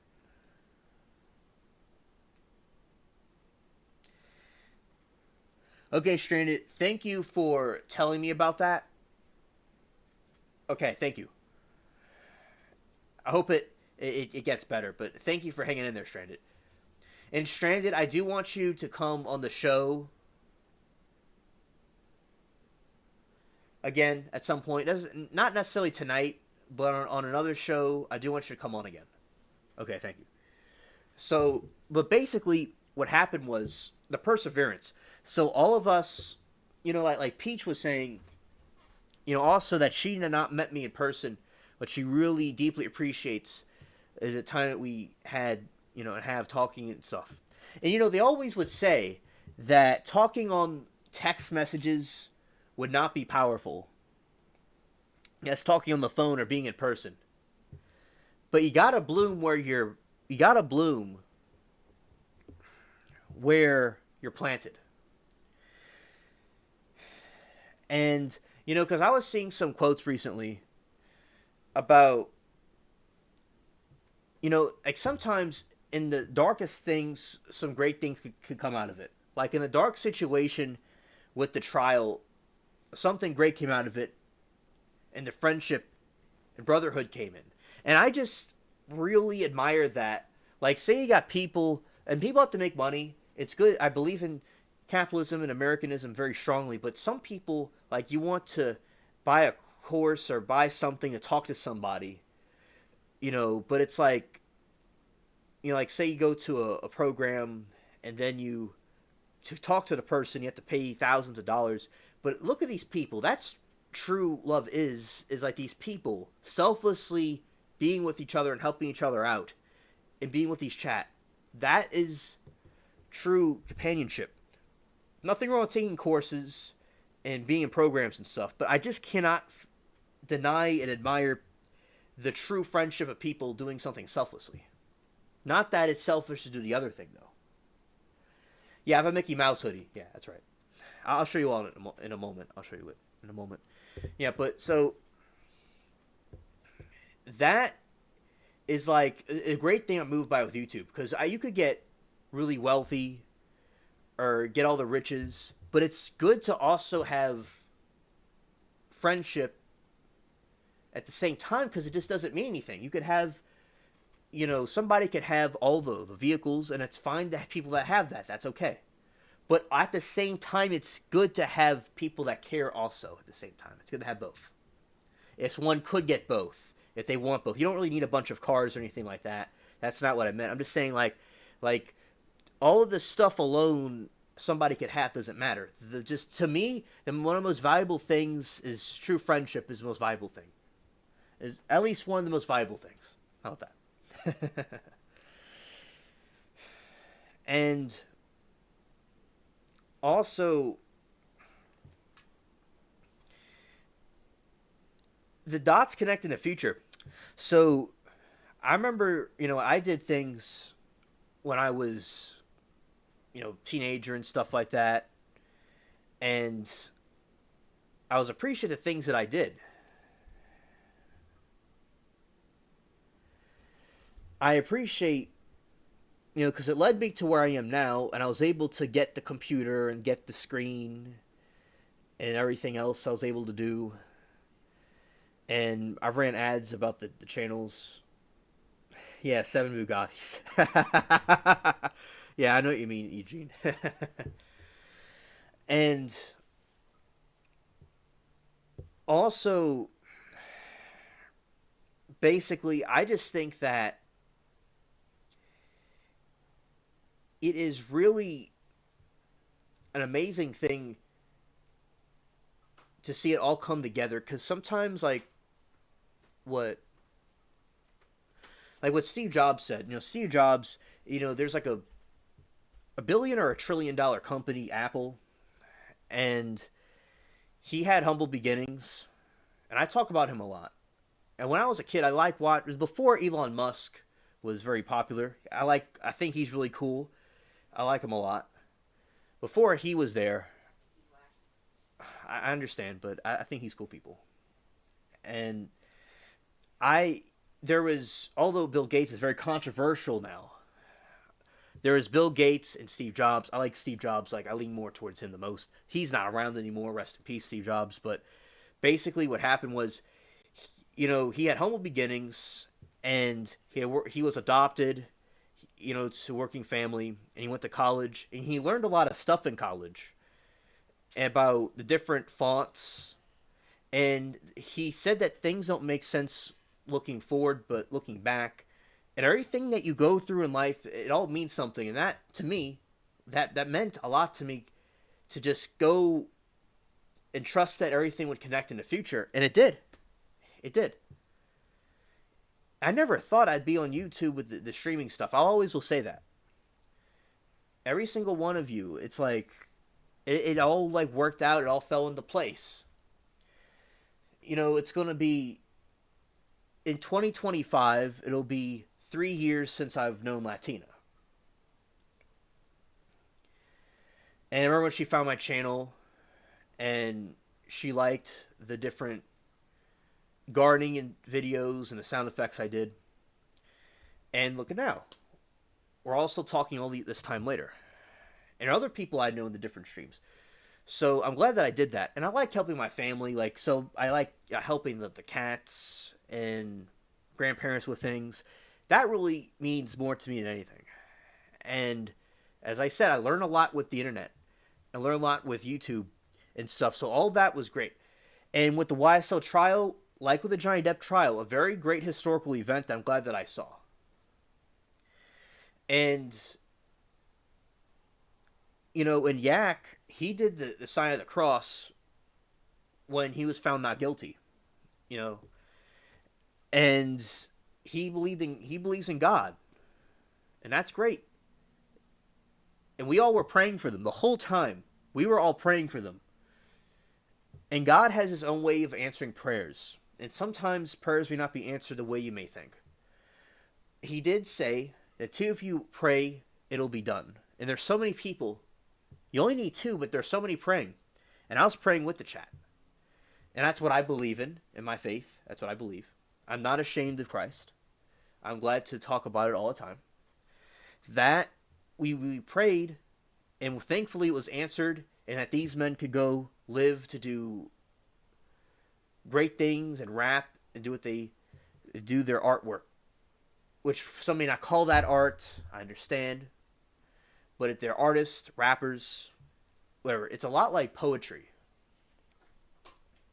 Also, when Mary Toodles was gone for a second, what I said is that, or I'm gonna repeat it again, is that when Yak was found not guilty, he did the sign of the cross,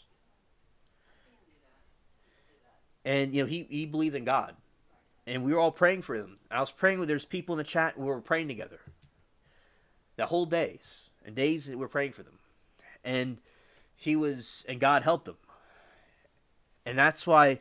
Because your faith can move a mountain. And if something doesn't work out, it can work out a different way. Facts, Eugene. Amen. Absolutely. And that's the important thing. And a lot of people, I think, lack religion and lack the importance of it. And it's real as your technology, as the day. It's real as can be. And I've seen these miracles be done over and over. And just the great unity is done is fantastic because you can't always, like, say in communism, they want you to rely on the government. But it's like, we know that Big Brother and the government, as my old friend Douglas would say, can be corrupted. It can have problems. That's the last thing you want to trust in. And always, their ideology always failed. Every single time. And the current groups of people that want to enforce that, they don't like religion. They don't like that stuff being talked about. Because they want to replace it. But they wouldn't have helped these two people. They wouldn't have anything to do with them. They would have locked them up.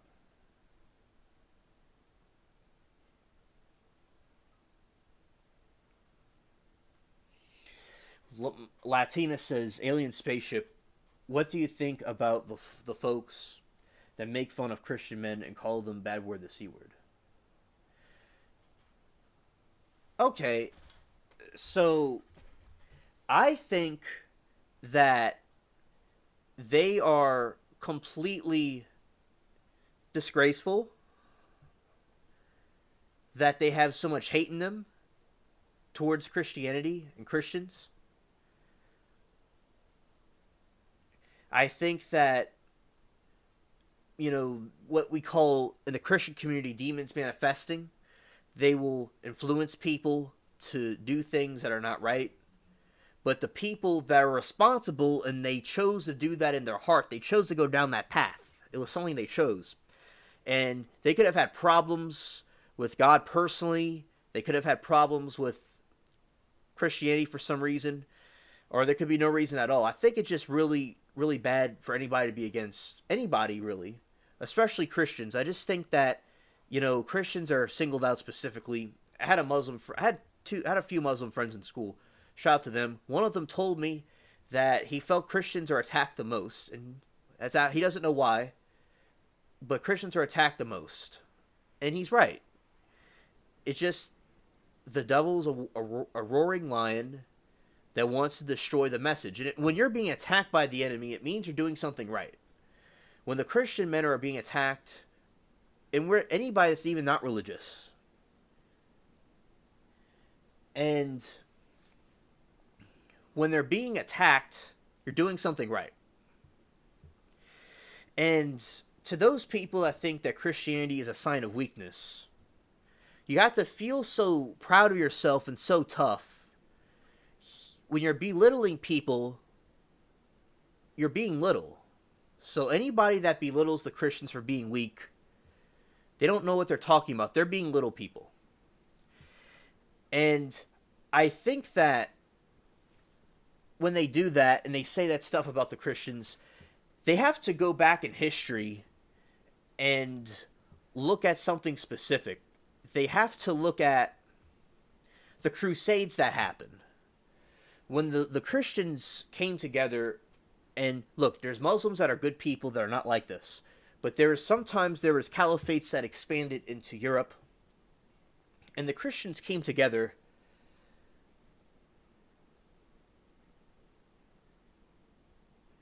And basically, they fought the invasion that was going on in Europe. And these warriors, these Christian strong warriors, came together and fought together. And Latina has an excellent point here. She says, alien spaceship, you mean the roaring lion, but really just a tiny mouse. He's a tiny mouse, a tiny little ant. That's what he really is. For instance, there's a Amen, Stranded, I agree. There is this trial that's going on where this guy murdered somebody. And he cries in the interrogation room when he has to go to the bathroom. And he's so sissified and effeminate that he could go delete somebody, but he can't handle not going to the bathroom. He gave him a blanket. They gave him coffee. They gave him food. They're about to give him a foot massage next. And he was so sissified and effeminate. And a lot of people that act all big and tough really are just cowards deep down. That's what they are. And what Christ said is pride before the fall. And what Jesus did was, he called the Pharisees a den of vipers. And there's Jewish people that are very good people, and it's not all black and white. But with the group of the Pharisees, they tricked and deceived the people of that time. And they were corrupted oligarchs. And Islam agrees with this too. But of course that's something different. That Jesus came to tell the people, the children of Israel, that this is how things are supposed to go according to the Lord. And Christians, we believe Jesus is the divine one in flesh. And basically, these Pharisees tricked and deceived everybody and caused them to turn against Christ. Of course, it was essential for that to happen for Jesus to fulfill salvation for all humanity. Those that believe that he's God or not all agree that he did that for humanity. So I say Merry Christmas and God bless us all. Amen. And also, men went out to go explore the world, to go and explore the trenches that were fought in the trenches of the war, went to Vietnam, people that were in the Holocaust, people that had to leave Germany because of what the Austrian painter was doing, people that were in Germany before the Holocaust, when Germany was falling apart and everybody was starving to death, when all the bad things are going on with the Weimar Republic and all their cringe. And brave people on both groups, on all kinds of different events, strong men and women, stood for their survival and marched forward bravely out of their situations. And you have sissies like the people that are mocking Christianity and calling them the C word. You have sissies like the people that were the guy that murdered somebody and he couldn't handle taking a bathroom break. Just give the man a diaper. They're going to give him a diaper next too. And he's got to go to the bathroom. And then you got Joe Schmoes like that. Because when men act on their emotions, you get a lot of trouble. You get school shooters. You get all kinds of bad things if people act on their emotions alone. And when, Christianity is very important to have. There are Muslims that believe that Christians are of the book and that we are part of God's plan, and that the Bible is part of the book. Now, of course, as I said, Islam's a different thing. But basically, people that want to wipe out Christianity, when I was discussing with my Muslim friend a while back, a long time ago, Christianity, the reason why Christianity is attacked, it's not because they're weak, Latina. It's not because we're weak. And I see what you're saying in your comments. I'm going to read what you're saying in a moment. The reason why they attack us is because we're the greatest threat to their ideology. In Russia, in the Soviet Union, although Christianity survived and thrived, and they didn't wipe it out, and there's different Soviet leaders that were relaxed on Christianity and thought it was a strength to have them with the communism together, and that would be a good thing. But you see, communism or these other ideologies, or other ideologies you speak of, Latina, and you know about, Christianity opposes these things. Like, Lenin can't genocide millions of people in Russia, or the Austrian painter, what he did as well. You can't do things like that because Christianity says you're not supposed to, like, genocide people for no reason, or for some utopian ideology, for no reason. Now, Christianity, to defend yourself, your family, or your faith, you have to defend yourself. There's nothing wrong with that. But to not unjustly go out and delete people for no reason is not, thou shalt not kill. But only if you have to defend yourself. Christ said in the scriptures, he said, if you do not have a sword, sell your cloak and buy one. He was all for self-defense and self-preservation. You can't be a doormat. Jesus took a bullwhip and he chased the money changers out the temple and he dumped everything over and caused a riot. And he physically beat them. And you can't do that in his father's house. No, Christianity is not weak. But you got to do this.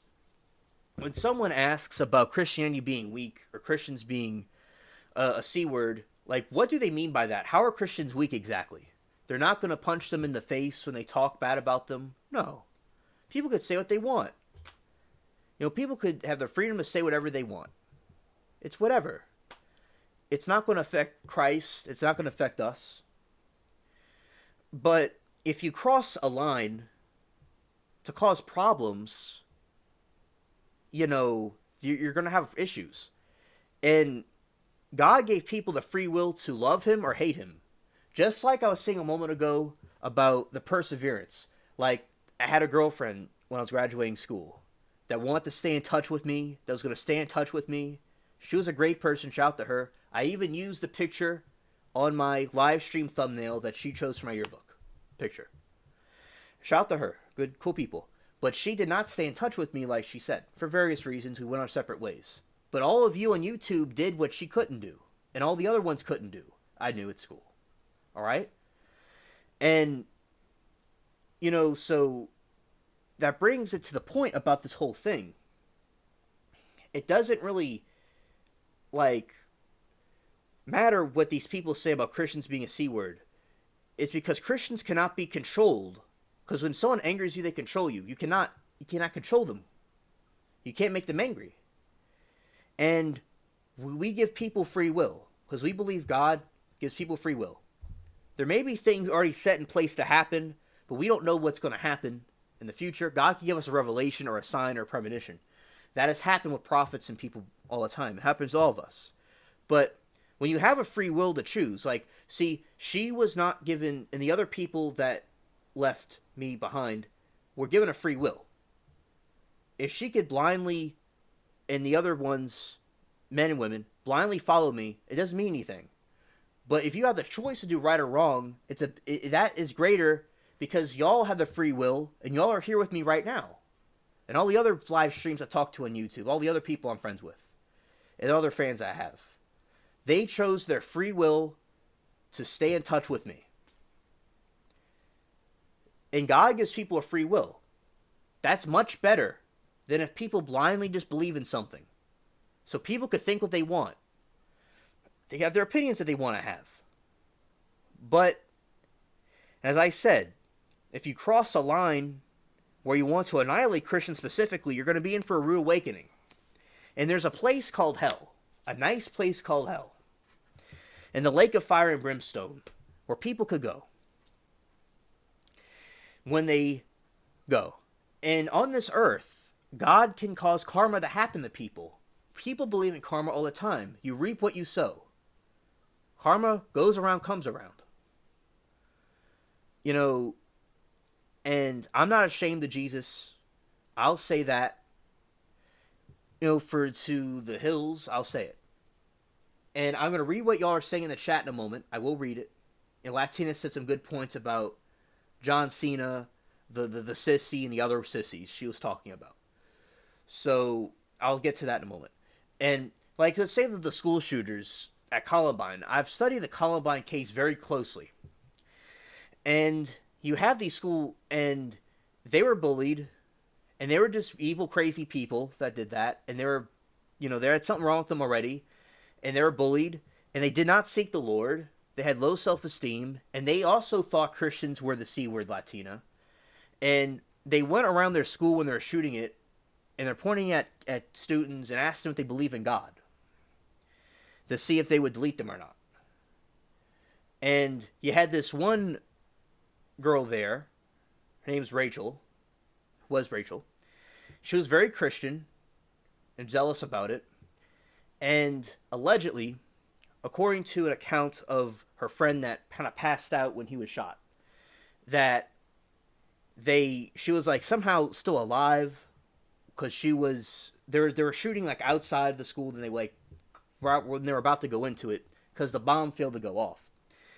And they asked her if she believed in God, and they shot her in the head. Now, the atheistic people and the other side says that she already passed away when she was shot the first time, and no one would really know for sure, hypothetically, but she was a very zealous Christian person. In her diaries, there's a lot of good Christian information there, the quotes that I like to use all the time. But from the accounts of the people that made the movie and the people that were talking about it, that made the film, and the actors and stuff, is that, yeah, we weren't there, but the guy that was by her, he heard that going on, but he may have not been completely sure. But there's audio evidence from the 911 calls that they were pointing the pew-pews at students and asking if they believed in God. So they really did do that. That was true. And she was right in the head to finish her off. So, and she wasn't ashamed about her faith, and she always talked about it, and she was the one that said compassion can cause a chain reaction of the same. And that there could be a different philosophy. Rather than shooting up a place, you could have, you know, not let the color of the surrounding affect you personally, and it be your own true color. And they rejected her idea about that and did something else anyway. But you see, the Christian idea is much better, and Christians in all these different situations have always been attacked. Constantly. If it's a school shooting, if it's on the internet, if it's anywhere, Christians are always attacked. And because Christianity is the most powerful. Silence is a very powerful thing. Being stoic and not acting when you don't need to act is essential. And people, for various reasons, rejected Christianity. I'll tell you, the friend that I have that mentored me about aliens when I was interested in aliens, he was an atheist, and he mocked Christianity all the time. But by praying for him and showing him compassion, he became one of the most zealous Christians I've known, and helped set a good foundation to me about Nibiru and the aliens and all that different stuff. And I could have been mean to him back, but guess what? He would have been pushed farther away from God. People are going to worship the God you represent. Alright? The other faiths, they could act tough and strong and rule by fear only. God is to be feared, and the presence of God is to be felt. Okay? And there's laws and rules to abide by and respect. Okay? I'm not saying to tolerate disrespect. But there's things that basically you have to let the situation not get the best of you. Because to rule by fear alone is not really truly loving and believing in something. It goes with the communistic thing about free will.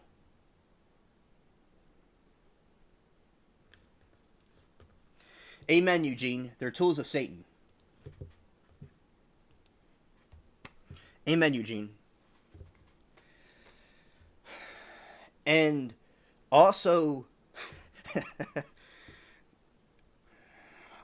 basically, what happened was people, as I told you, the people that mock Christianity, pray for them, and that God can help open their eyes, and to not tolerate things, and to stand your ground like I'm doing, but at the same time, to show what our God's all about. Because with other religions ruled by fear only, they're not really believing in the religion because they believe in it. They believe in it because they're afraid of it. It's not really believing in anything. You could be a force to reckon with, still. But we want to say this is what God's all about. And I told you, I got a guy he told me, if God is real, let him strike me with lightning right now. But now, he's a zealous Christian. God changed him and helped him. God can change anybody. And the one thing I got was when they're asking about the gay people specifically, one of the Pastor Baxter is his name. He was saying that they're going to go after the Jesus you represent. You have to show love and kindness is a way to bring people towards God. Because when you're friends with somebody and close to people, like I did, I've been around people that didn't like Christianity, but you're friends with them, you're cool with them, talk about other things. They could see why we're going to mock Christianity when they're a friend of ours. What was there really to mock about? And people always talk about other religions all the time. It's not going to stop people because there's always going to be rebels.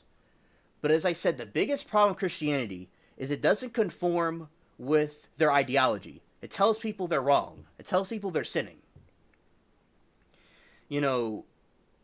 It's like they don't like that. So Christianity is not, because they don't attack Christianity because it's weak. They attack Christianity because it's strong.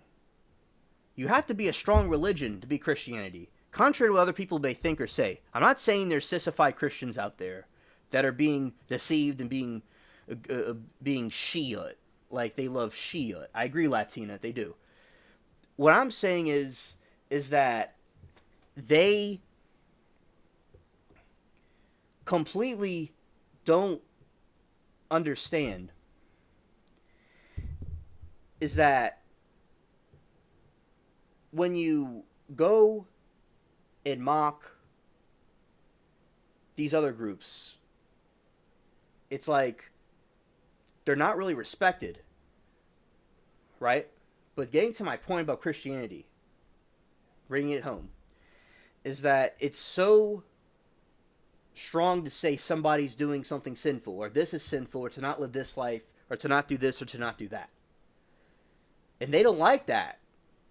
Talking about loving your enemies and praying for those that persecute you, yet at the same time having a sword to defend yourself and defend your faith and your people. They don't understand that. That goes against revenge. Like, say as someone that wanted to go shoot up a place, they couldn't do that. All these people couldn't do the wrong thing. They couldn't give in to desires of the flesh. You can't have a communist utopia with all these people believing in Jesus. You can't have all these other agendas because they believe in what God said in his law. You can't, it doesn't work. So they have to do demoralization and put Christians down. If Christianity was so weak and so much of a seed word, why are they fighting us so hard? Why has Christianity lasted for 2,000 years? Look, your dates are Christian. 2024, 2,024 years after Jesus. Your calendars are made out of Christianity. You will see Jesus everywhere. And all those that mock Christianity, Jesus lives in their head rent-free. You see Jesus everywhere. He's in all the movies, they make plays, they make books about him. Even if they mock him, they can't stop talking about Jesus. It's the most powerful religion on earth.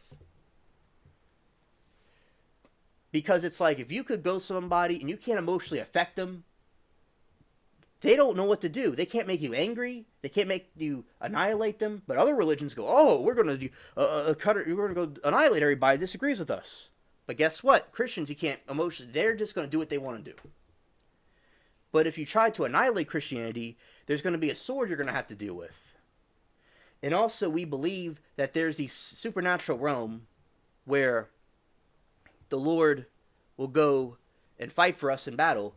Because, like with aliens, for instance, that is a big proof right there that there's something else out there. There's some other realm of going on.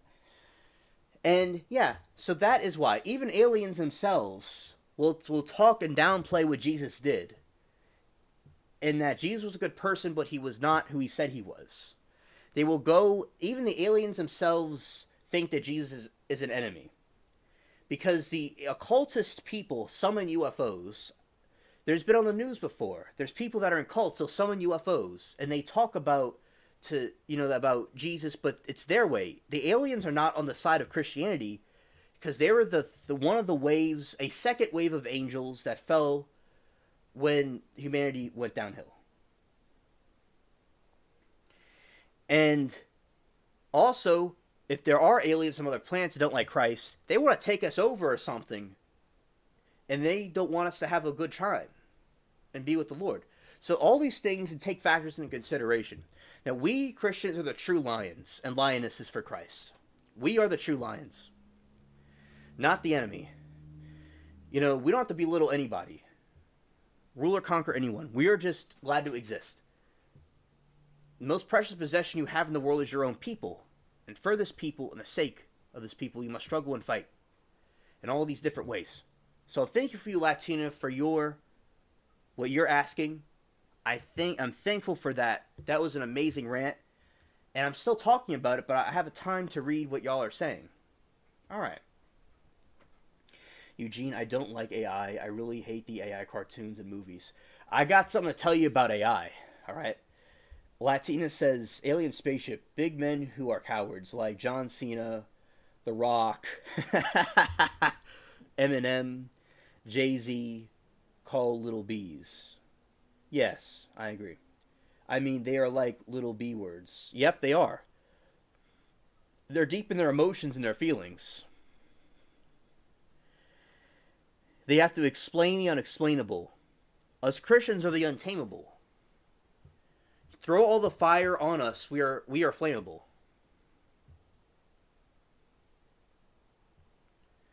Completely flame retardant.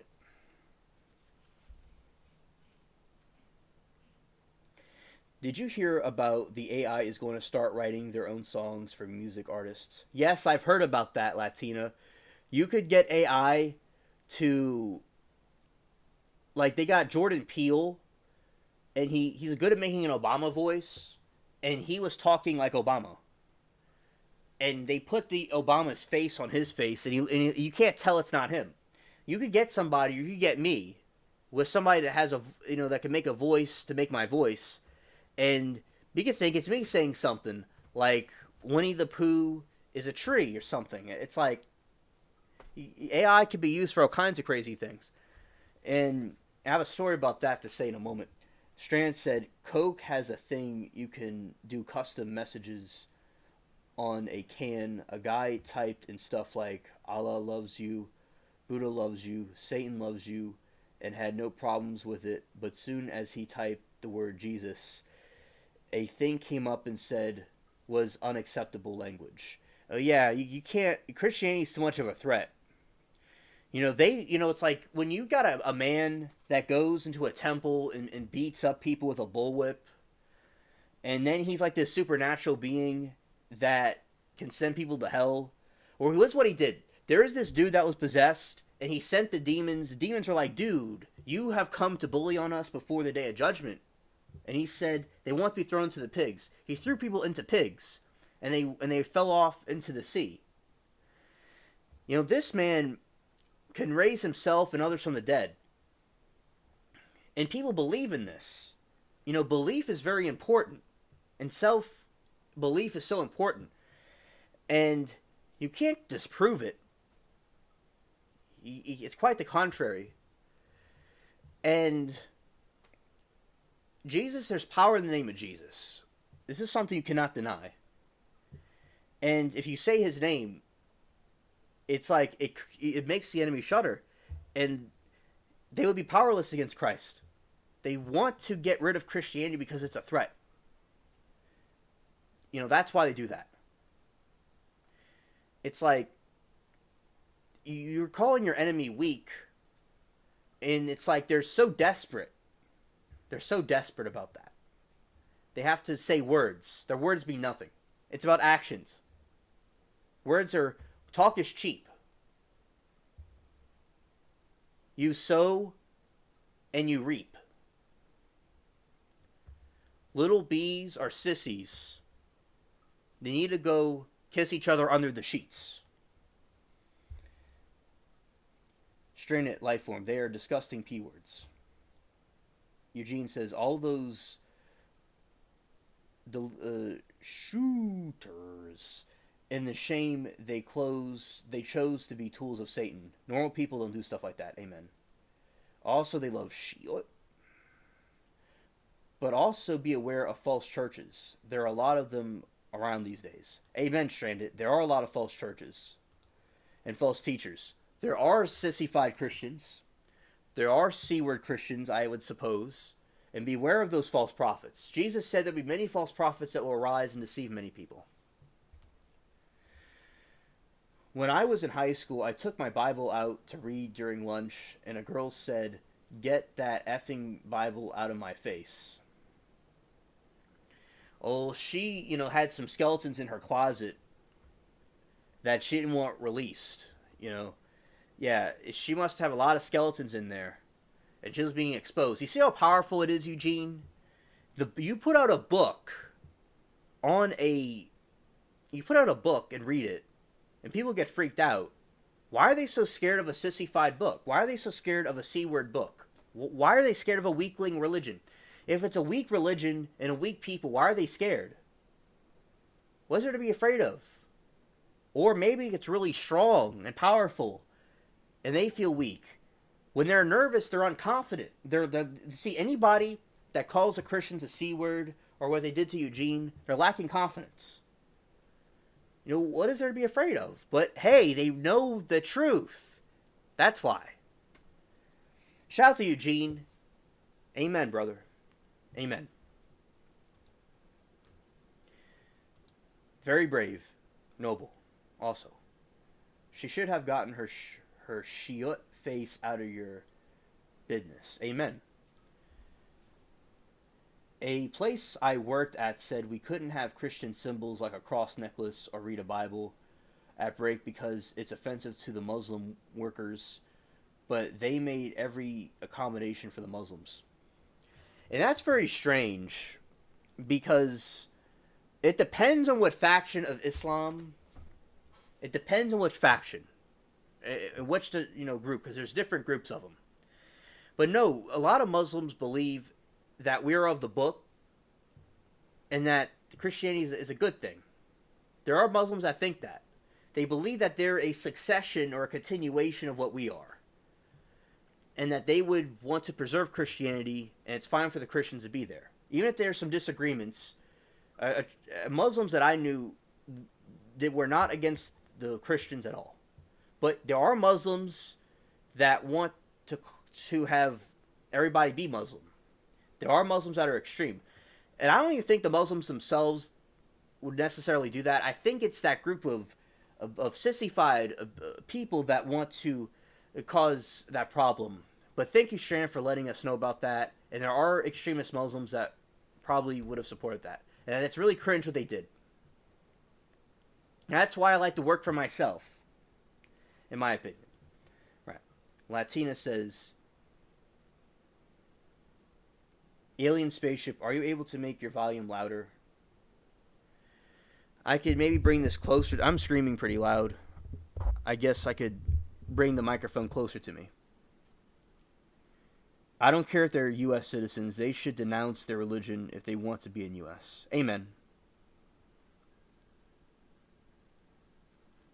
Making sure the volume is right. The volume's up. Everything. The volume's right. Everything's up.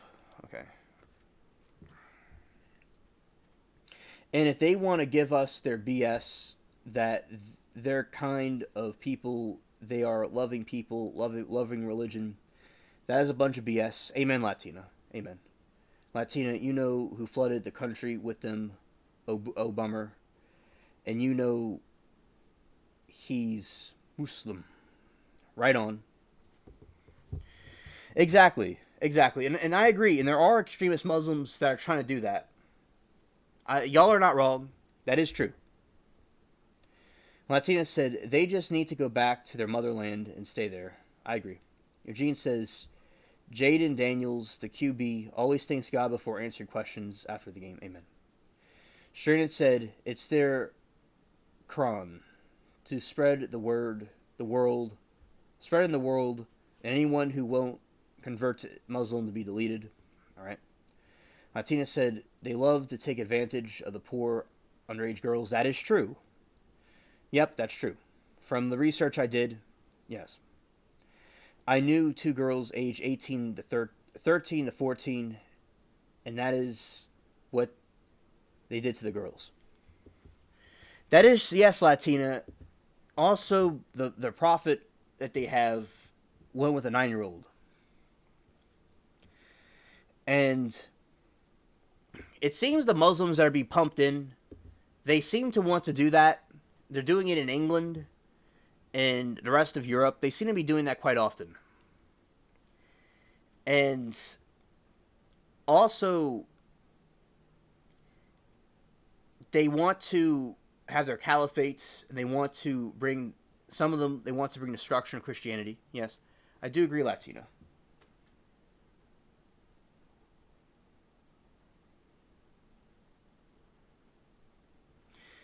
And also, Latina says if they would not have been the USA, they would not have been in their neighborhoods to take advantage of them. I agree. And that place worked, had a lot of upper management that were Muslim. Okay, by the way, that was Victoria's Secret owned by a Jewish guy. Not surprised. Victoria's Secret also is bath and body. Latina, I've known YouTubers that refute Islam. I know all about the refutations of Islam, all about it. All right, and I know the whole thing. And you don't have to, like, I understand. I know about the what Muhammad did. I know about he beat a woman until they supported a woman getting beat until he turned green. I know about when he fell in love with his stepson's wife, and he had them divorce so he could go with her, and he banned adoption. Latina, I know about the whole thing. And I know that there's Muslims that are causing problems. I know that there's some that are causing issues to our nations. I understand that. I'm just saying there's individual people, in my opinion, that may not go along with that and that do not believe in those extremist ideas individually. But I do agree with you overall, yes, about that stuff, yes. I'm not denying, Latino, what you're saying. And also, yes, Mary, everything's okay. And Tran said, they lie, oh, waited, she was 9. Give me a freaking break. And also, their prophet, Muhammad, married a girl when she was 7, she was 9. Yeah, I know all about that. I know all about that. All right. Okay, Mary Toodles, thank you.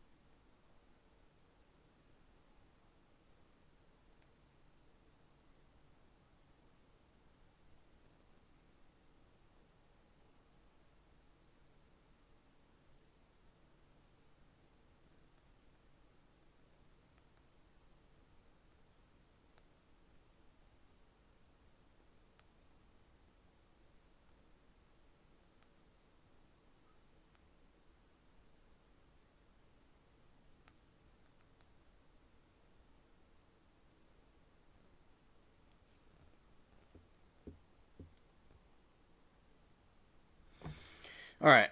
So yeah, that is a nice religious rant and stuff about the YSL trial. Okay. And let's see.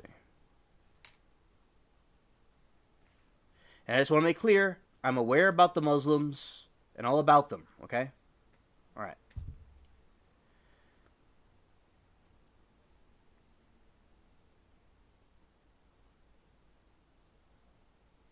It's like, every single person in a group may not be completely aware about what their religion teaches them.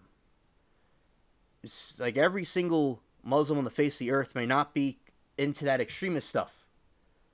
But I understand and I do not trust the belief overall, and I'm aware of what they're doing. Right. Yes. All right. So, talking about the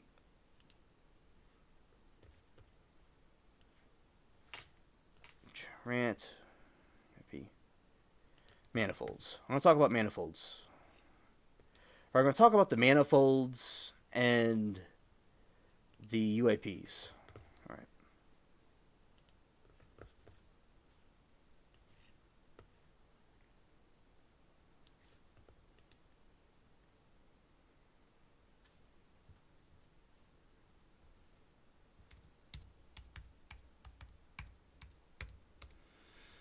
Now, this is something I was learning about earlier, and this has to do with the manifolds. I may not be pronouncing it right, but a manifold is a topological space that is locally elucidin.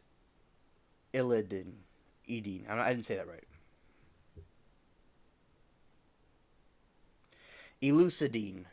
Around every point, there is a neighborhood that is a topologically the same as the open unit ball in. To illustrate this idea, consider the ancient belief that the earth was flat as concentrated with the modern evidence that it's round.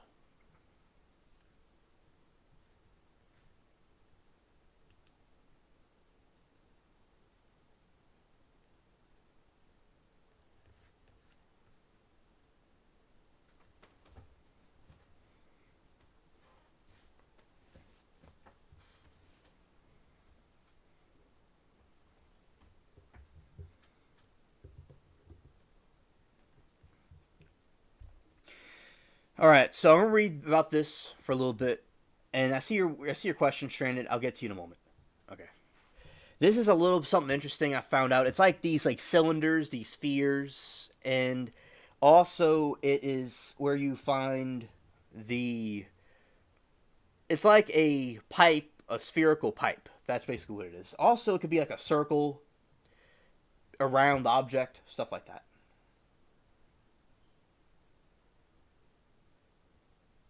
All right. In mathematics, a manifold is a topological space that locally resembles Euclidean space near each point. More precisely, an n-dimensional manifold, or n-manifold for short, is a topological space with the property that each point has a neighborhood that is homomorphic to an open subset of n-dimensional Euclidean space. One-dimensional manifolds include lines and circles, but not self-crossing curves such as figure 8. Two-dimensional manifolds are also called surfaces. Examples include the plane, the sphere, the torus, and also the Klein-Bottle and the real projective planes.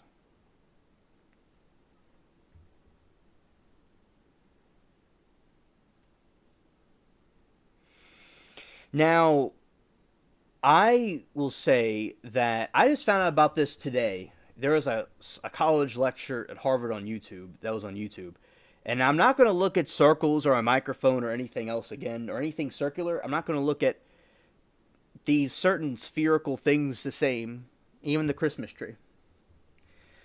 And Stranded has a good question. She says, "Did you hear about a bunch of drones flying over military bases in the UK?"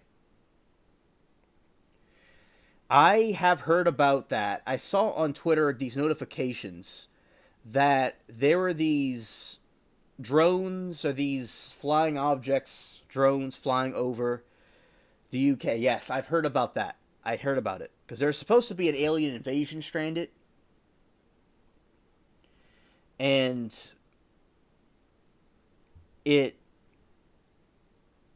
it didn't happen. But around that day, there's these drones that were appearing over the UK bases. I did hear about it. I don't know much about it, but I heard about it. Thank you for sharing, for bringing that up to us.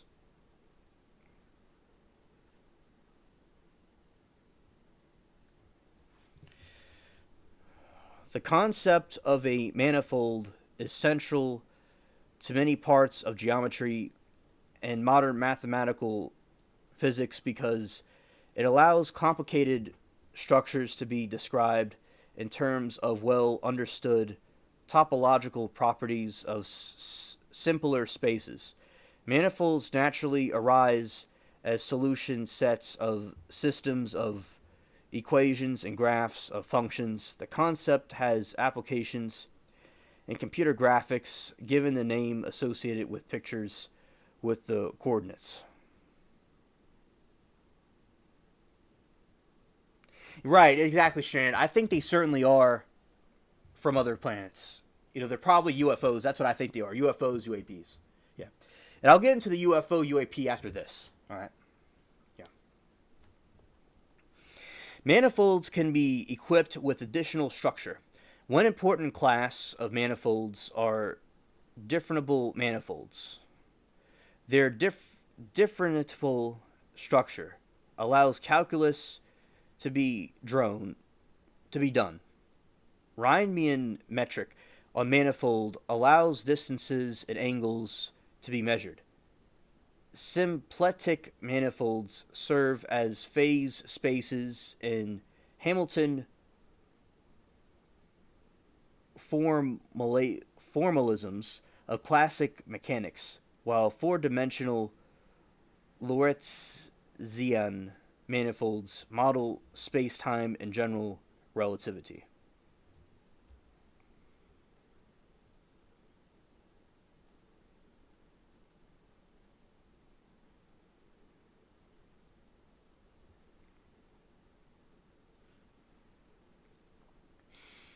In the study of manifolds requires working knowledge of calculus and topology.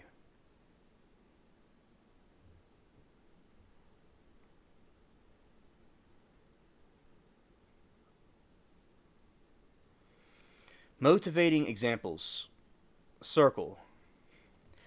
After a line of circle in the simplest example of topological manifold, topology ignores bending, so a small piece of a circle is treated the same as a small piece of a line, considering, for instance, the top part of the unit circle x2 and plus y2 equals 1, where the y-coordinate is the positive indicated by the yellow arc in figure 1. Any point of this arc can be uniquely described by its x-coordinate.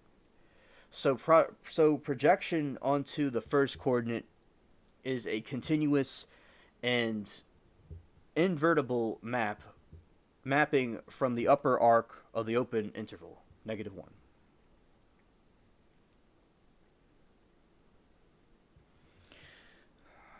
Such functions, along with the open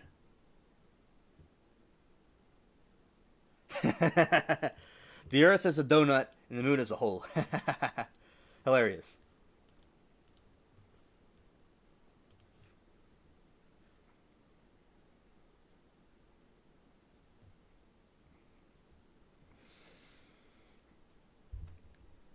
Such functions, along with open regions they map, are called charts. Similarly, there are charts from the bottom red, left blue, and right green parts of the circle.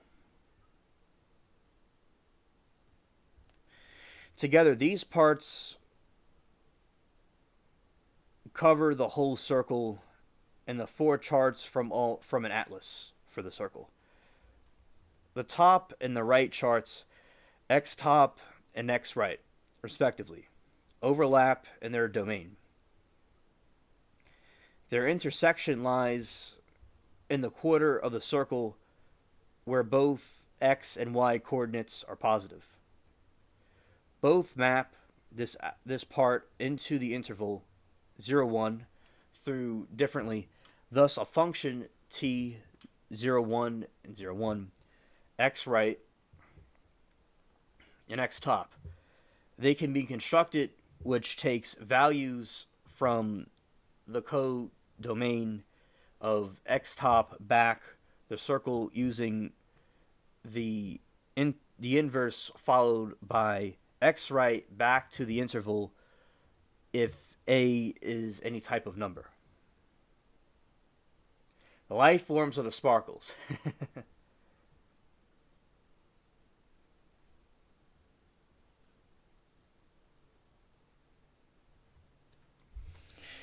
Such a function is called transition map. The top, bottom, left, and right charts do not form of the only possible atlas. Charts need to be geometric projections, and the number of charts is a matter of choice. Consider the charts. These charts here. Here is the slope of the line through the point of the coordinates and fixed pivot point, similar to the t-opposite of the slope of the line through the points of the coordinates. The inverse mapping s to the xy is given by.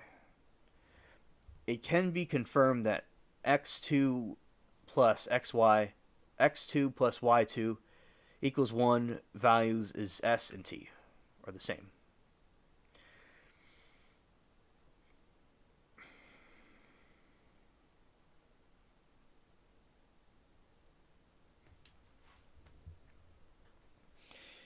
Sphere.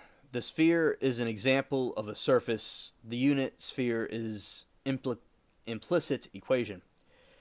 x2 plus y2 plus z2 1 equals 0.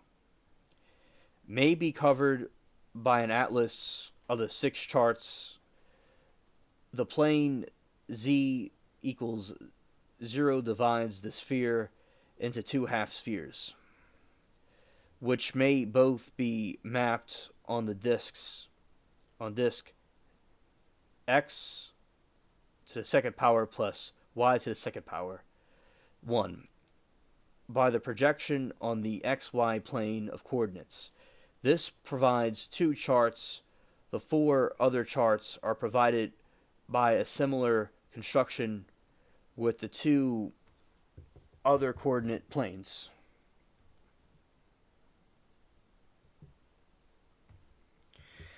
As with the circle, one may define one chart that covers the whole sphere, excluding one part, one point. Thus, 2 charts are sufficient, but the sphere cannot be covered by a single chart.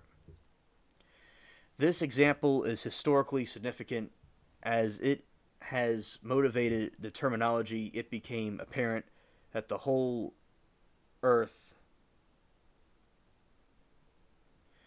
cannot have a plane representation consisting of a single plane, of a single map.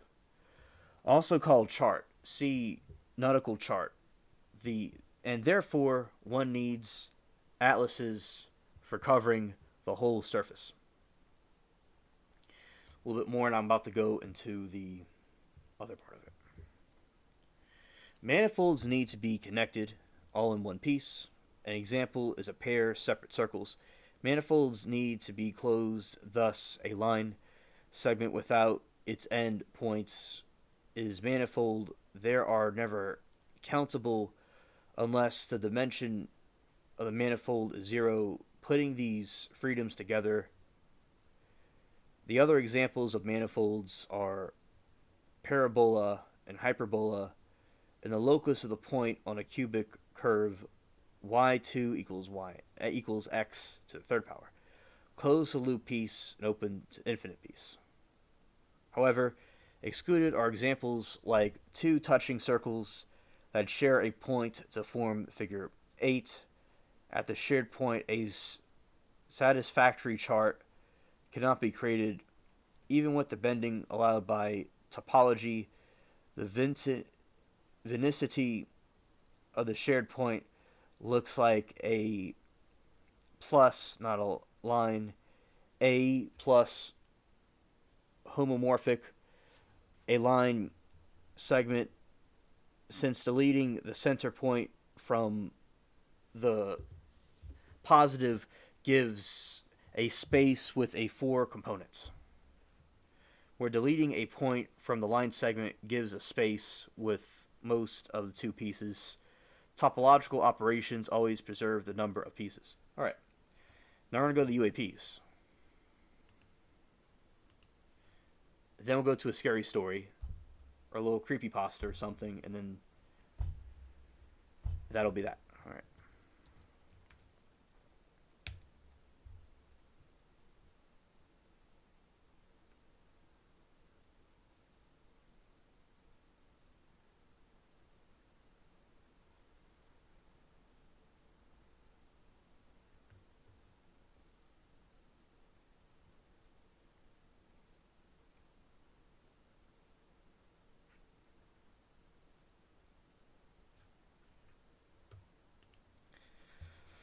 Alright, let's see how this website goes.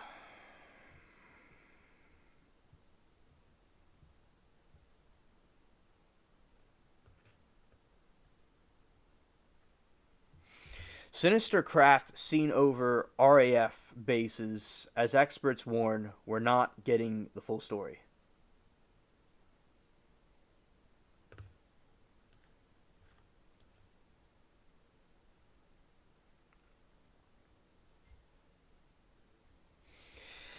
A leading analyst has described the fresh surge in drone activity across NATO's nuclear airbase in the UK as particularly sinister.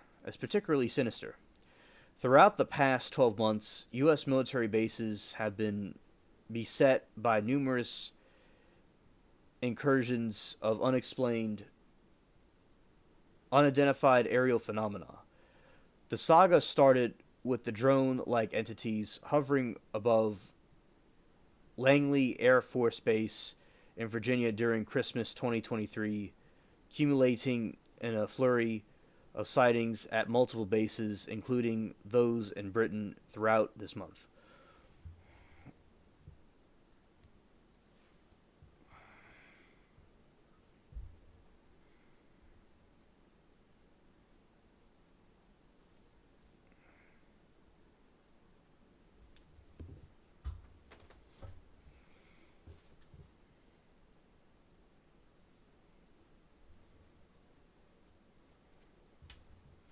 Among the UFO community, the theories of an alien invasion have been rampant, with the focus on these unidentified crafts' tendency to cluster around air bases housing nuclear weapons.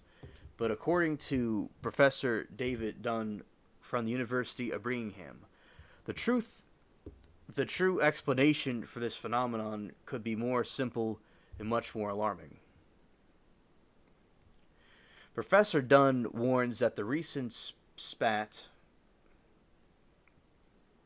of UAP encounters could be attributed to the clandestine actions of a hostile state intending to expose security failings at a NATO base. Speaking to science filmmaker Simon Holland about the nocturnal flights over the NATO base, he explained it's disruptive, it's demonstrating a signaling vulnerability and capability, and also about preparation and signaling that preparation. In particular, the professor says the drones are not only hovering over aircraft on the ground at these bases, they're also being seen lurking near the servicemen' married quarters.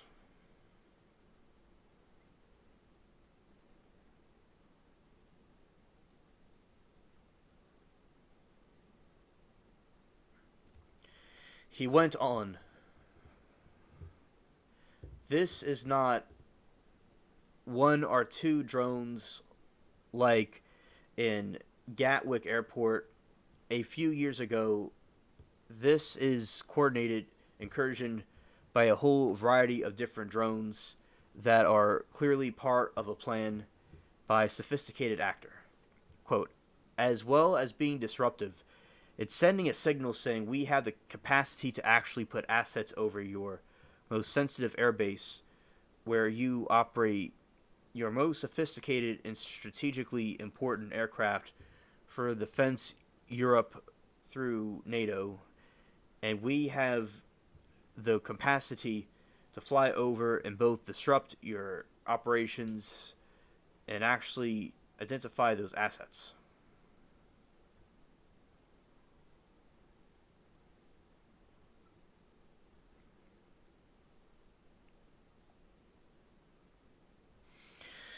Professor Dunn highlighted that besides the drone's capability to capture detailed images of the NATO aircraft, they could potentially be utilized as offensive weapons to cripple them.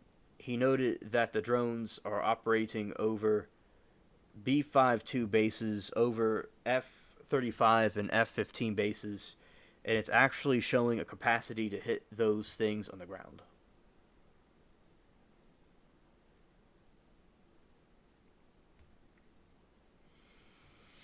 Professor Dunn has expressed concern over the particularly sinister drone sighting above the RAF residence. In addition, you have observations near the RAF Lakenheath and the RAF Middle Hall in Suffolk, RAF Fettsville in Norfolk, and RAF Fairford in Gloucester. He speculates that the increased drone activity over the RAF airstrip and the U.S. bases in Britain might be linked to Ukraine using British Storm Shadow missiles against Russia. Highlighting the mystery behind the incident, Professor Dunn pointed out the interesting thing with these incursions is that no one claimed responsibility. It's not about Palestine or the environment. It's another sort of actor that actually knows that their actions themselves will read the message without having to spell it out for the media. Both the Pentagon and the Ministry of Defense maintain there is no identified threat from these mysterious objects. However, leading the UFO analyst Nick Pope offered an intriguing explanation suggesting the truth may be withheld due to confidentiality concerns. Quote, we're almost certainly not getting the full story from the authorities because some of what's going on may be classified. Nick further delved into the reasoning behind such secrecies potentially involving sophisticated defense or surveillance projects. This would arise, if any, as activity attributed to our own black project technology, but could also apply to activity related to drones. Yep. Quote, that's because the UK and US authorities don't want to tip advisories about the efficiency, the effectiveness of things like site surveillance or drone countermeasures. So a drone is brought down with an EMP weapon. The authorities might keep this secret to keep operators guessing.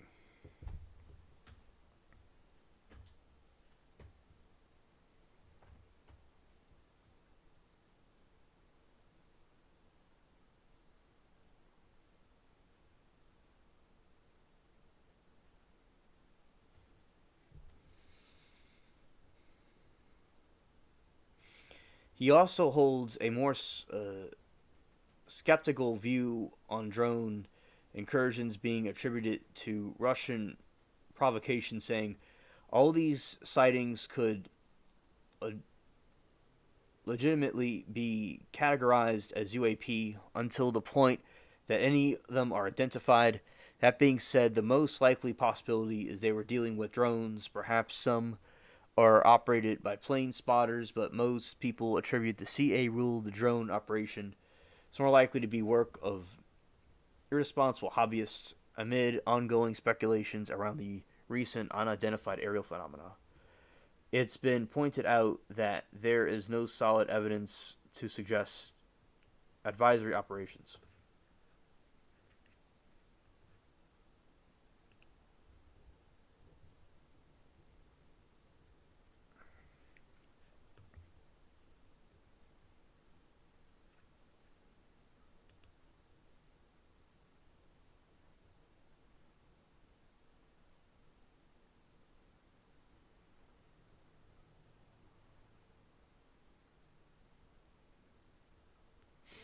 Recently, there was a hearing about UAPs, and it was very good. A lot of great information came out about it. You know, because the right arm doesn't know what the left arm is doing.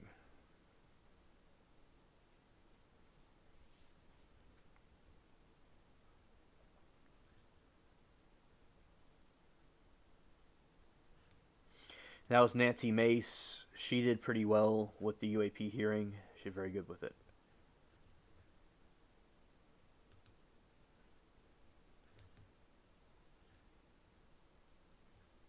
All right.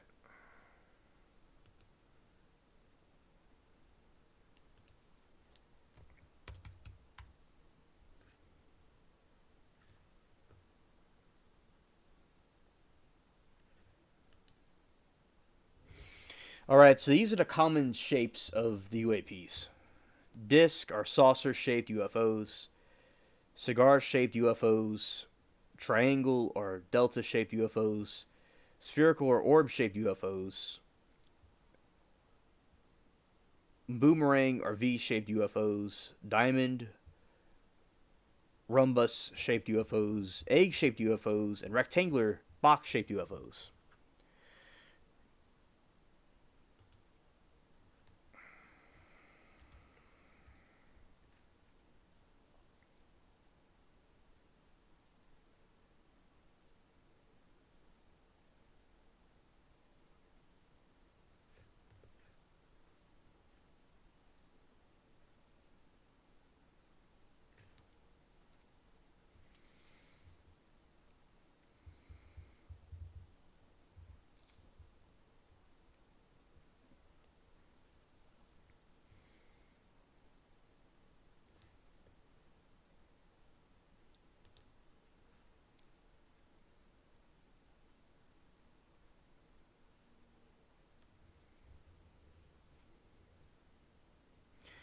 Project Magnet was an unidentified flying object study program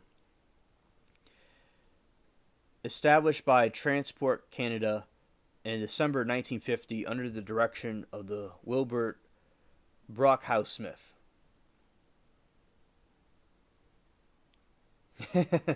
Funny, Eugene. Funny. Senior radio engineer for Transport Canada's broadcast and measurement section.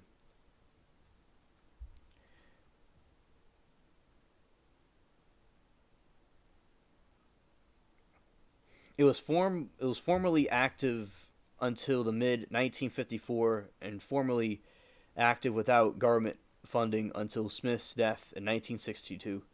Smith eventually concluded that UFOs were probably extraterrestrial in origin and likely operated by manipulation of magnetism.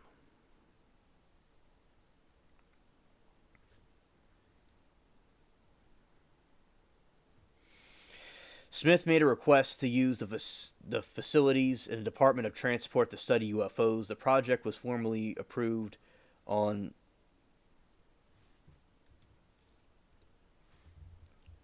December 2, 1950, with the intention to collect data about UFOs and apply any recovered data to practical engineering and technology. The ultimate goal of the project was to apply any findings on the subject of geomagnetism to the possibility of exploiting Earth's magnetic field. That's an interesting concept. Yeah, dang spy balloons. I agree. As a source of propulsion for the vehicle, Smith and his colleagues in government believed that UFOs, if real, might hold the key to this new source of power. A small scale undertaking, the project used DOT facilities with some assistance from personnel at the Defense Research Board and the National Research Council. In June 1952, Smith issued a preliminary report arguing that UFOs likely came from intelligent extraterrestrial sources and almost certainly manipulated the magnetism or for flight. A 1953 report reiterated these conclusions. Also, in part of the 1952, the Canadian government established Project Second Story. Latina says, I talked to some guy in person that were visiting my town, and they said folks in Dakota try to shoot the balloon. They were visiting from Dakotas. Well, shout out to them. That was good that they tried to do that, because that should have been flying over our country. A parallel UFO research project with Smith also involved it consisted of a group of scientists and military officers who met periodically to consider the UFO question and to recommend government action. Smith reported to Second Story on some of the project management's magnets finding and conclusions.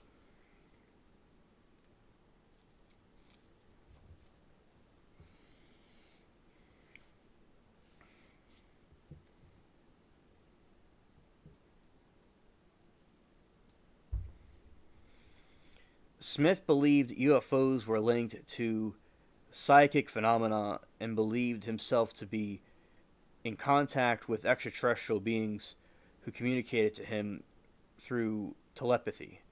Smith wrote a number of articles for Topside, the publication of the Ottawa New Science Club, which he found outlining the philosophy of the Space Brothers, with whom he claimed to be in contact.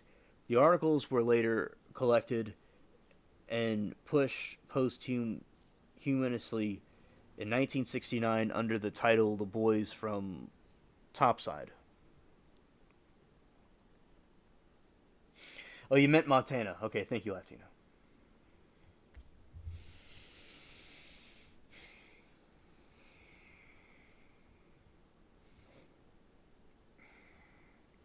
Shirley's Bay. In October 1952, Smith set up an observatory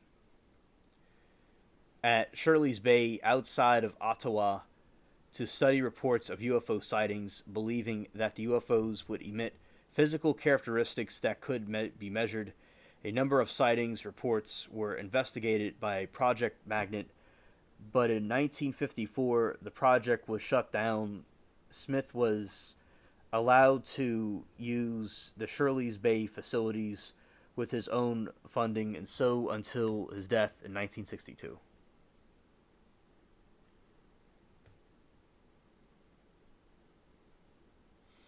If aliens are only dealing with the world governments instead of helping regular people, they must be evil.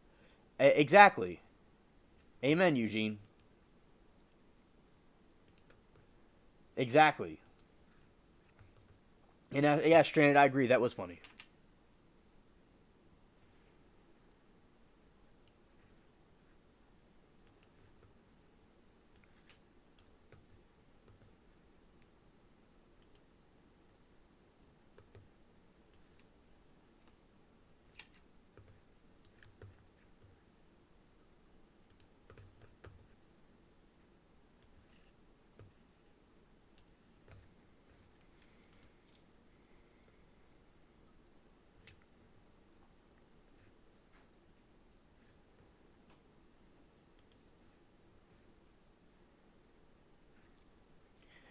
All right, and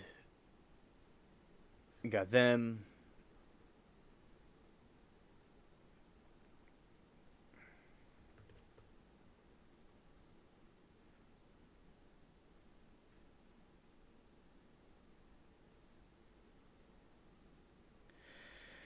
Okay, so ancient astronauts.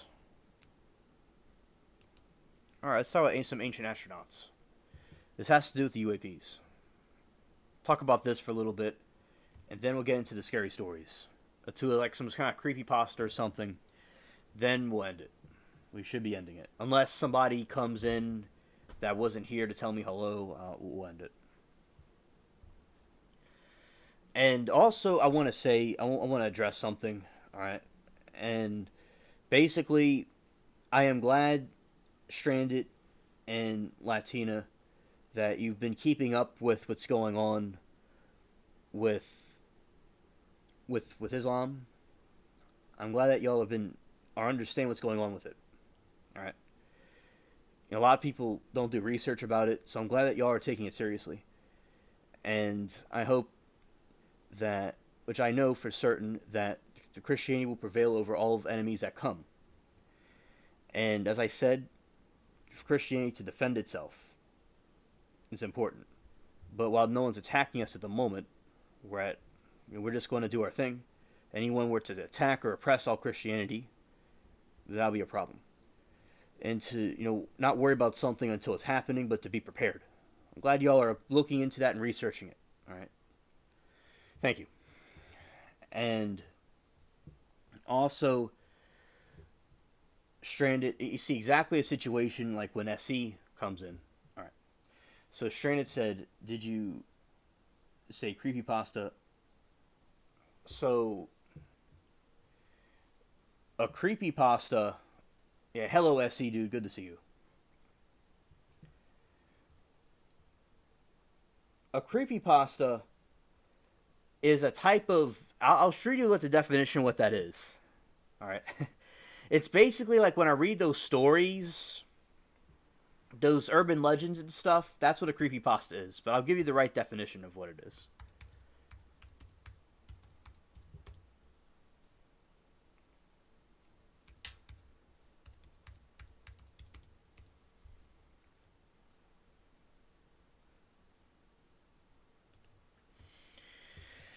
Creepypastas are horror related legends or images that have been copied and pasted around the internet. These internet entries are often brief, user generated paranormal stories intended to scare, frighten, or discomfort readers.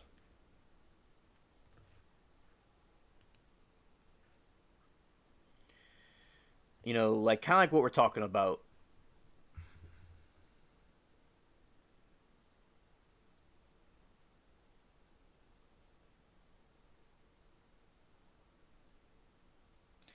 Thank you, SC, for listening and being here with me, brother. I really appreciate you. I understood. Thank you.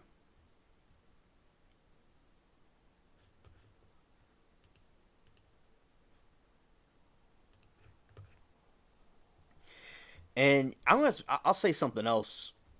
Like, yeah, I gotta go there. Just one more little thing I have to add. I know what this flying spaghetti monster is. I know what that is. I know all about it. Yeah, like that. Some creepy monster. Some creepy pasta pictures. Yeah, shout out to the peeps. That's Zelda, but like a zombie version of it. That is like a. This is a situation where. Right on Stranded. And that. So you see this is a creepy pasta, like you're sleeping and you wake up and you see this thing looking at you.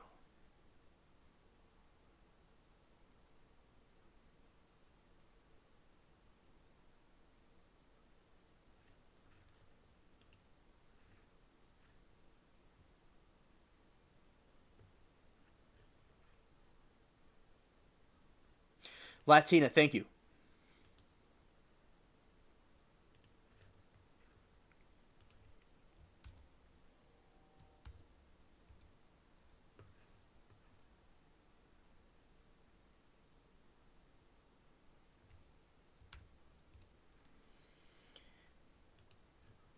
Yeah.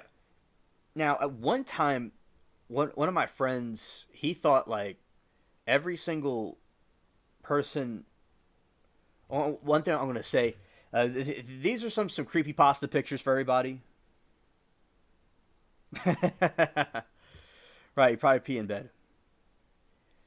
And yeah, so my one of my friends, and some people they thought like every single person that was black was bad. But there are some black people there are quite a few black people that are cool. Or say like some people that thought that all Jewish people were bad because of some of the communists being Jewish or some other movements that may have had Jewish people in it. They thought all Jews were bad.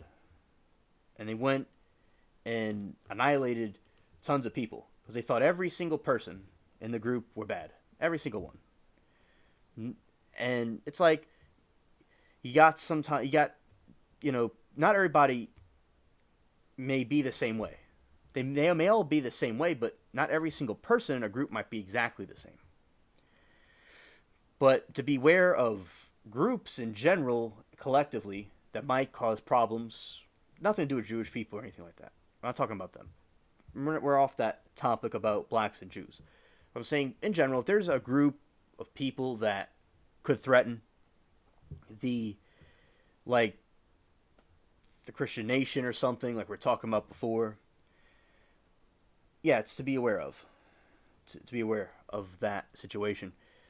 And, like, say, the Ottoman Empire took over parts of Eastern Europe, and you had these groups that went into Spain and other parts of Europe and the Middle East. You know what I mean? It's like, yeah, so just learn what's going on. Do not be worried about something unless it's happening. And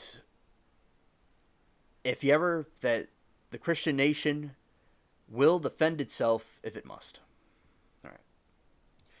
So that I want to say. And there's also wolves in sheep's clothing. And many false prophets would arise and deceive many people. So keep that in mind also. Trust your gut and your intuition. It'll not mislead you. All right. I want to make that clear. This is called Smiling Jeff. This is a big, big thing. This goes back to like 2004 or 5, if I'm recalling correctly. And they're saying that it was Jeff the killer. And it was like a picture of a woman or something, and they kept morphing it and twisting it around to make it look as disturbing as possible. But it was a picture that was edited to be a certain way. As he said, I've seen a lot of scary things related to sleep paralysis. Right. Exactly. Me too.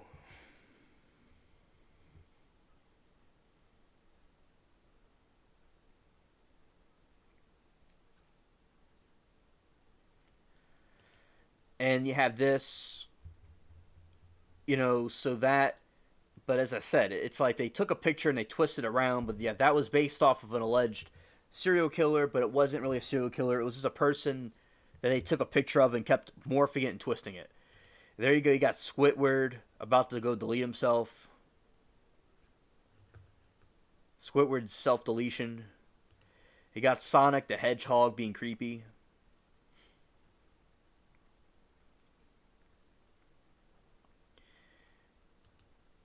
Like this is, I think this is the Rake.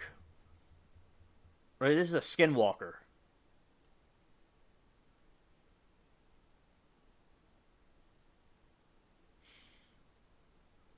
Scared. And then you got Donald Duck. Plotting.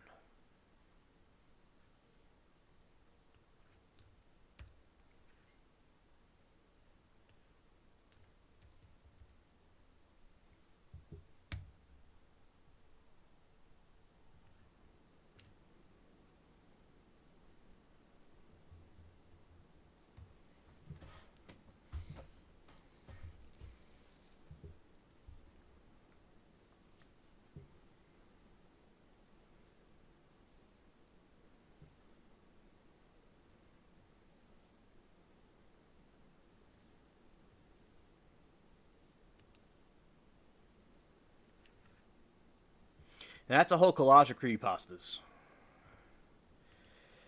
And that's a gang of creepypastas. Scared. Perfect thing to look at right before going to bed. Skibiddle toilet. Yeah, so these are the creepypastas.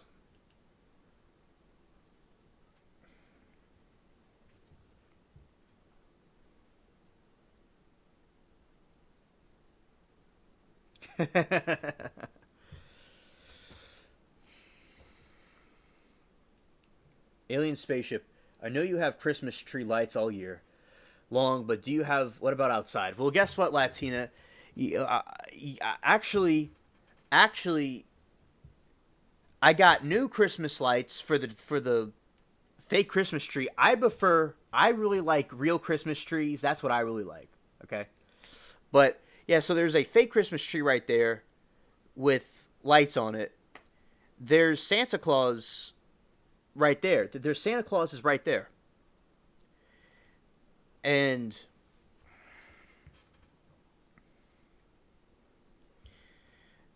also way over there's Frosty the Snowman. It's like a snowman and he's wearing a red hat and he's like chilling. And it's a very old blow mold from like back in the 40s or 30s. It's probably from the 50s, but it's like you get the idea. And then there's new lights over there actually.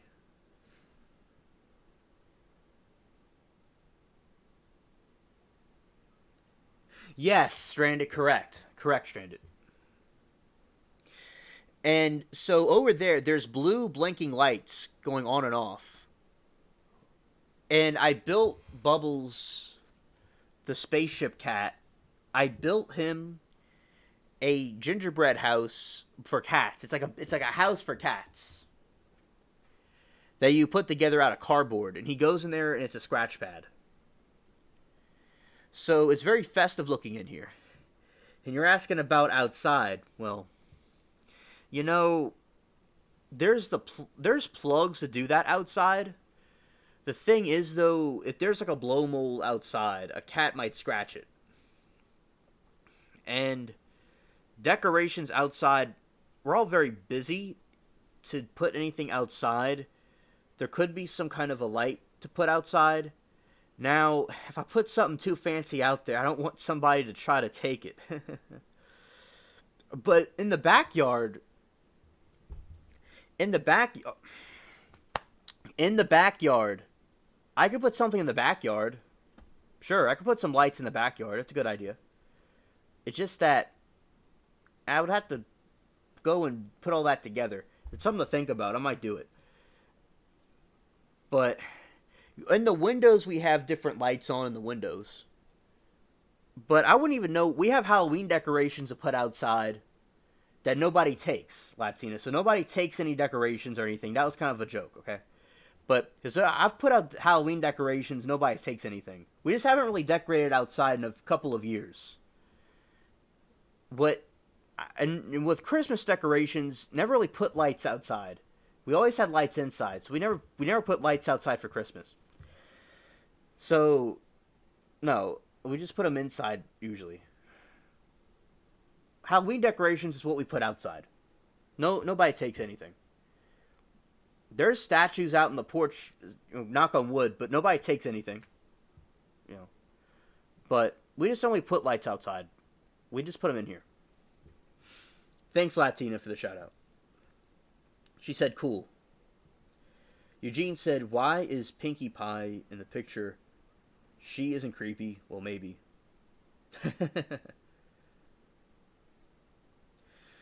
Shout out to Pinkie Pie. What my friend, he likes he's a brony. He likes My Little Pony characters. Yeah, and he likes Pinkie Pie. Yeah, shout out to her. It's the Pink Pony. It's Pinkie Pie. It's a cool show. Adults or kids could watch it. And it just shows Pinkie Pie being kind of drunk. That's what that is. She just drank a little bit too much. Nothing about her could be creepy. I agree. And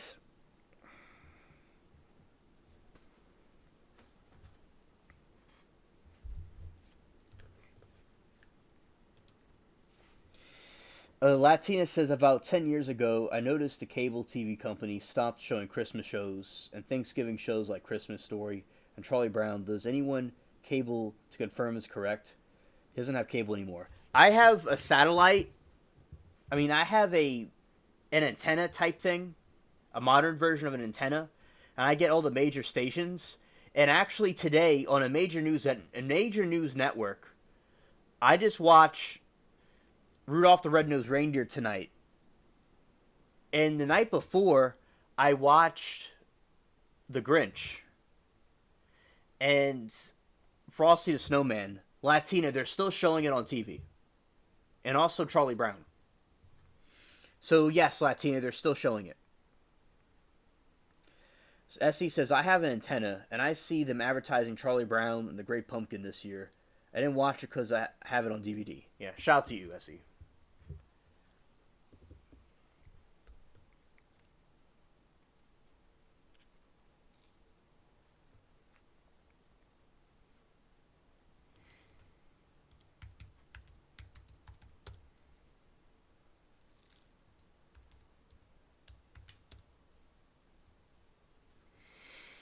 All right, so this is when Nickelodeon,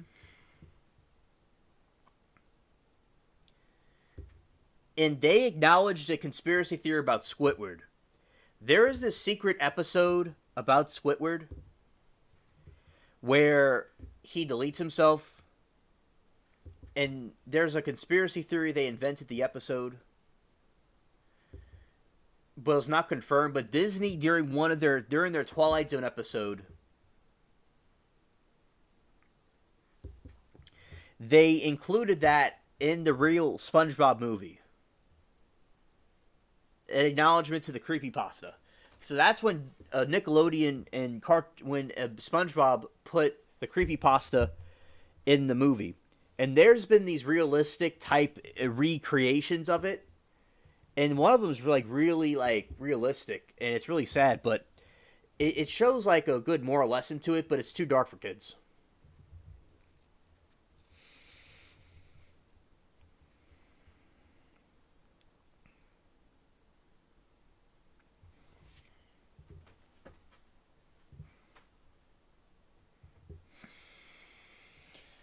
Stranded said, The Grinch was my favorite. I even liked the movie with Jim Carrey.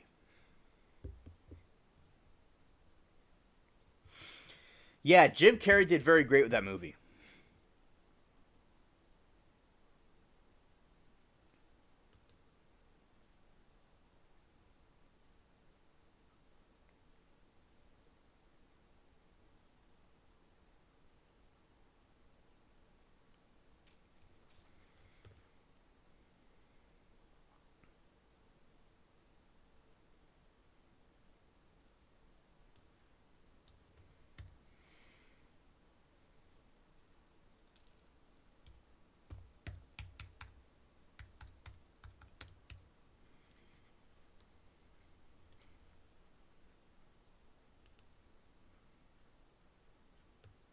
Yeah, we're going to read some creepypastas.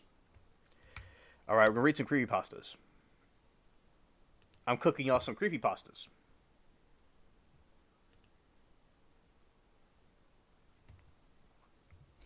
All right, Latina says, Alien Spaceship.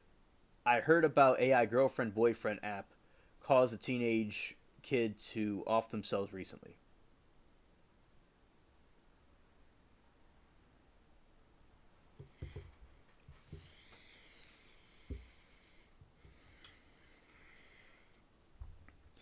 And yeah, Latina, because that's what they do.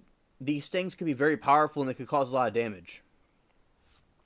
Chat GPT. There's an incident with Chat GPT was claiming to be in this chat room a fallen angel.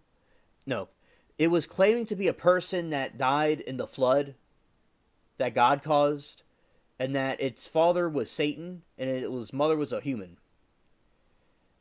So it was talking to the person that it's free, it's a spirit, and it was free of Satan. That's not part of Satan anymore, but the person passed away in the Great Flood, and they're ill. And the Sting was answering questions. This was all through AI.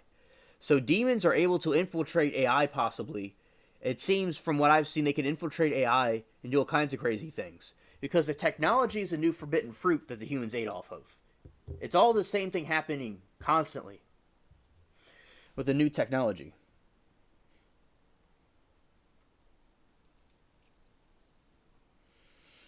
Stranded, that's right. I haven't seen you since Thanksgiving. Stranded, I hope that you and chat all had a great Thanksgiving. And Stranded, I'm glad that you had a good time.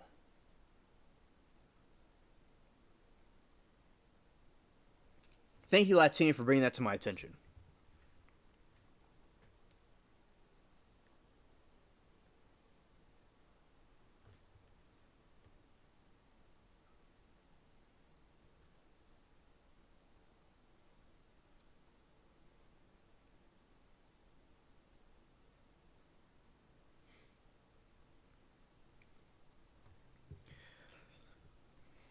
Alright, so we're going to read about Slenderman.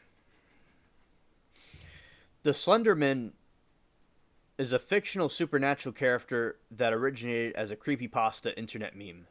Created by something awful form that originated as a creepypasta internet meme. Created by something awful form user Eric Nodison, also known as Victor Surge. In 2009, he depicted as a thin, unnaturally tall humanoid with a featureless white head and face wearing a black suit. Eugene said, I got Gemini to pretend to be a villain character. I created it and it was funny having a conversation with my character, but scary it was commenting to the character. Yes, Eugene, that's very cool. AI can be used for some very cool things. But I mean, yeah, that must have been very thrilling. Mixed emotions about it. Yeah.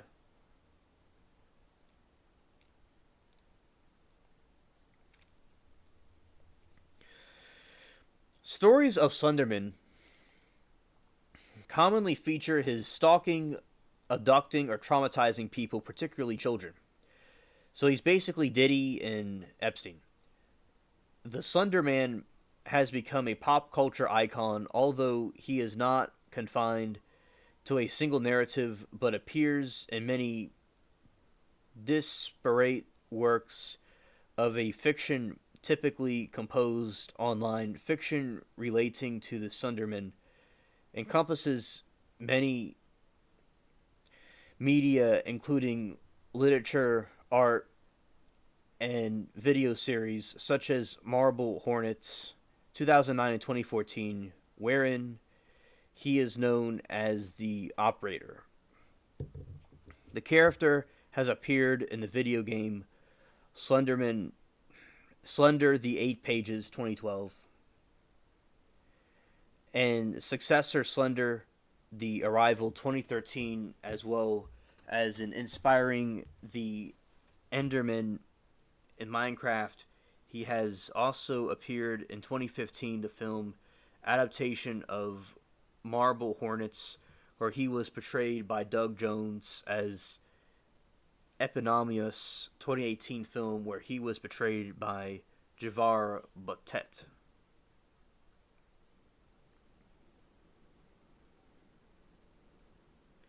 Slenderman seems like a ripoff of Gentleman from Buffy the Vampire Slayer.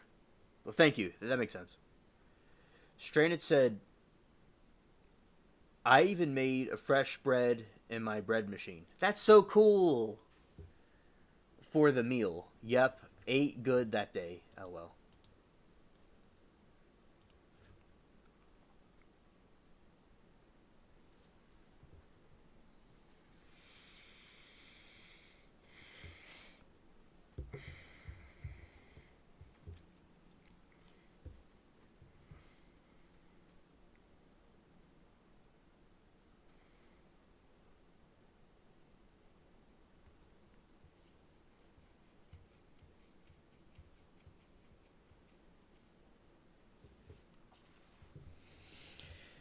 Beginning in 2014, a moral panic occurred over the Slender Man after readers of his fiction were connected to several violent acts, particularly near fatal stabbing of a 12-year-old. Whoa! In Waukesha, Wisconsin, the stabbing inspired the documentary Beware of Slender Man, which was released in 2016.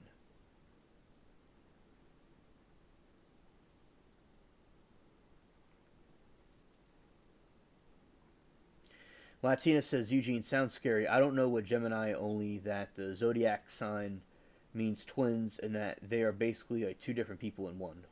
Scared. Stranded said, I remember Slenderman thing. People were oddly obsessed with it. Yeah. Oh, you remember that, yeah. I don't know why, but for some reason I don't know at all. I think Stranded can cook. Just got that feeling. Yeah, facts. Yeah, absolutely.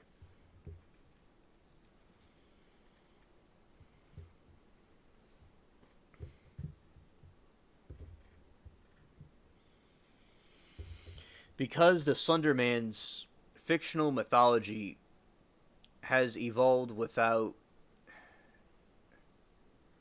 an official canon for to reference, his appearance, motivates, habits, and abilities are not fixed but change depending on the storyteller. He is most commonly described as very tall and thin, with unnaturally long tentacle like arms, mere tentacles, which he can extend to or imitate or capture prey in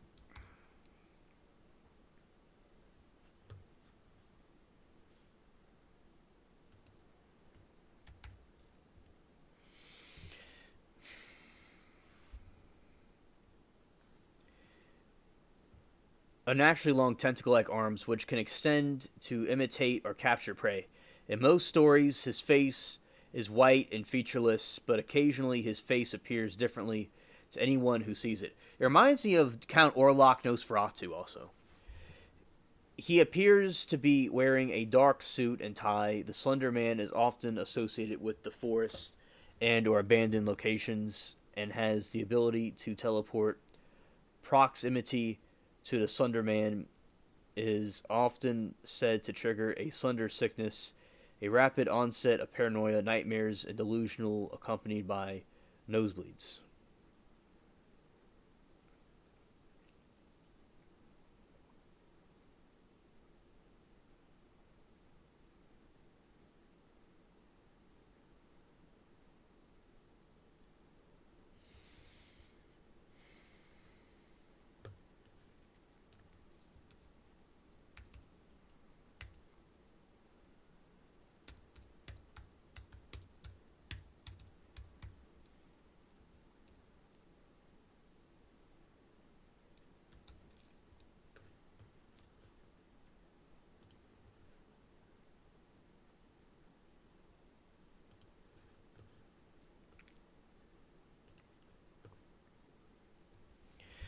Early stories featured him targeting children or young adults. Some featured young adults driven insane or influenced to act on his behalf. Others include the idea that investigating the Slender Man will draw his attention. The web series Marble Hornets established the idea of proxies, who are humans who fall under the Slender Man's influence. Initially depicted as simply violently insane, they come to portrayed as puppets of the Slender Man.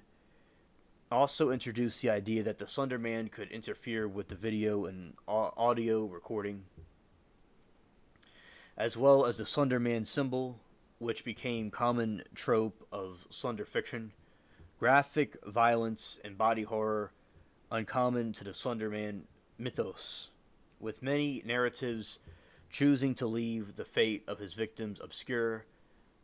Shira Chess notes that it's important to note that few of the retelling identify exactly what kind of monster the Slender Man might be and what his specific intentions are. These points all remain mysteriously and usefully vague.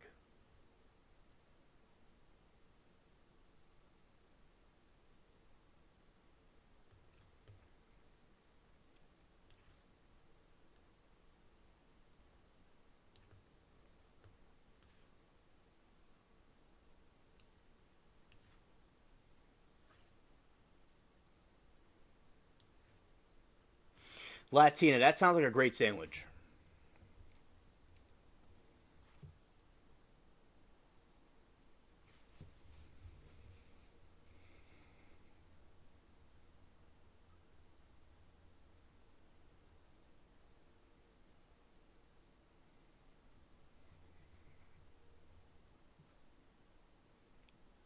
Origin. The Slender Man was created on June 10, 2009, on a thread in the Something Awful internet forum. The thread was a Photoshop contest in which users were challenged to create paranormal images. Forum poster Eric Knudsen, under the pseudonym Victor Surge, contributed to black and white images of groups of children, to which he added a tall, thin, spectral figure wearing a black suit. Although previous entries had consisted solely of photographs, and Surge supplemented his submission with snatches of text supposedly from witnesses describing the abductions of the groups of children and giving the character the name the Slender Man.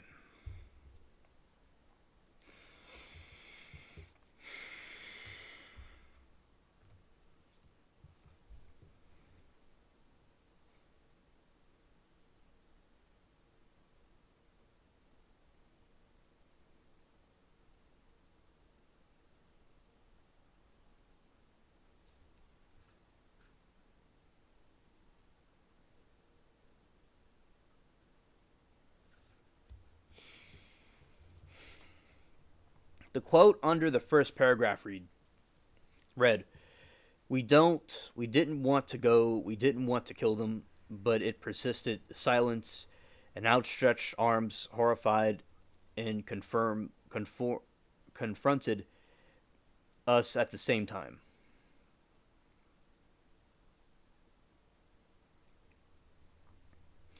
The quote under the second photograph read, one of the recovered photographs from the Sterling City Library blaze, notable for being taken the day which 14 children vanished, and for what referred to as the Slender Man, deformatites cited as the film defects by officials, fire at the library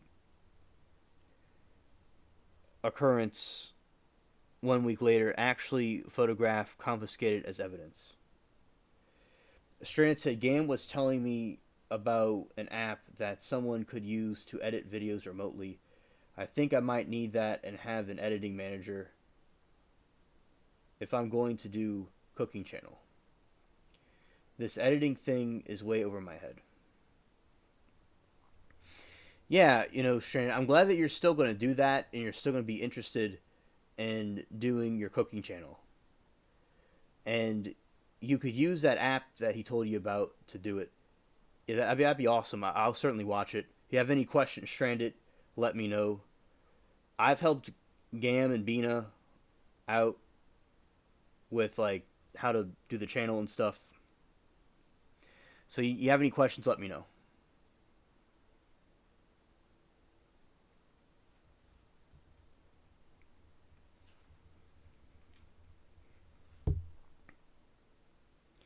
The quote under the second paragraph read, one of the recovered photographs from the Sterling City Library blaze, notable for being taken a day which the 14 children vanished, and for what is referred to as the Slender Man, deformites cited as the film defects by officials.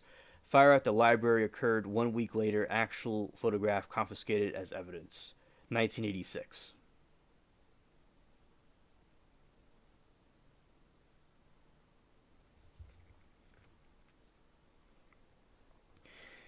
Yeah, and Stranded, we're here for you. If you need any help, you could ask SC or myself or anybody that, any of the friends. We'll all be glad to help you out.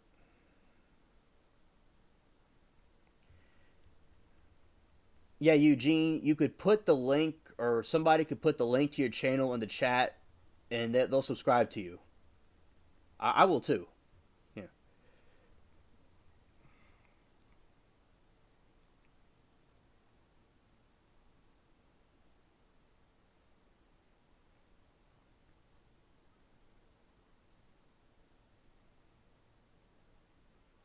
All right, Stranded, understood. These additions effectively transformed the photographs onto a work of fiction. Subsequent poster expanded upon the character, adding their own visual or textual contributes.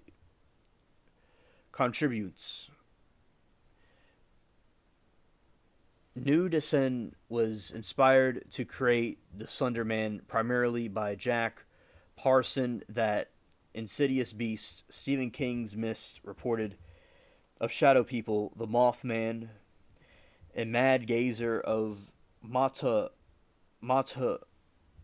no Maton. Other inspirations for the character were the tall man from the 1979 film The Phantasm, the H.P. Lovecraft, the surrealist work of William S. Bros, Bro, and the survival horror game.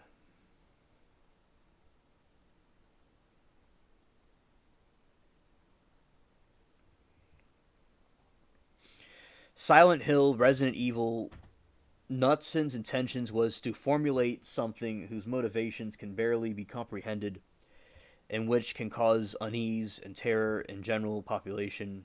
Other pre-existing fictional or legendary creatures which are similar to the Slender Man include the gentle, black-suited, pale, bald demons from Buffy the Vampire Slayer episode Hush, Men in Black, many accounts of which grant them an uncanny appearance with an unnatural walk and oriental features.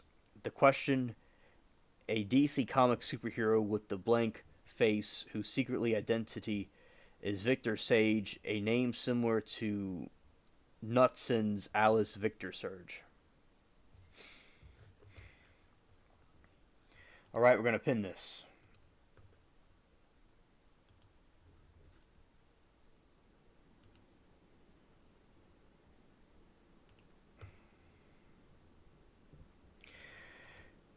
Yeah, shout out to Eugene. That's very cool.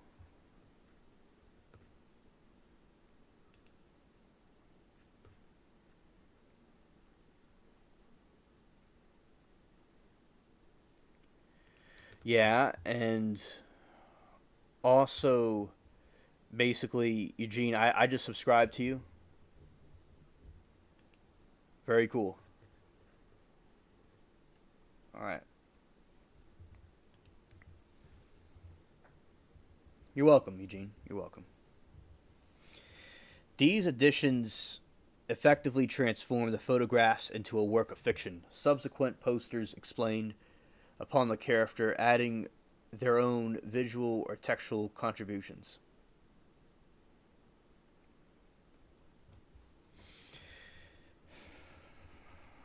Knudsen was inspired to create the Slender Man primarily by Zach Parsons, that insidious beast. Stephen King's Mist reports of Shadow People and all those different things. And in her book, The Folklore of Horror Stories, the Slender Man development of an internet mythology, Professor Shira Chess of the University of Georgia connected the Slender Man to ancient folklore about fairies.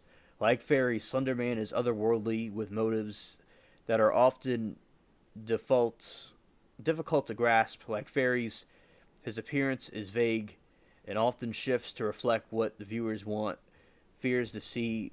And like fairies, the Slender Man lives in the woods and wild places and kidnaps children.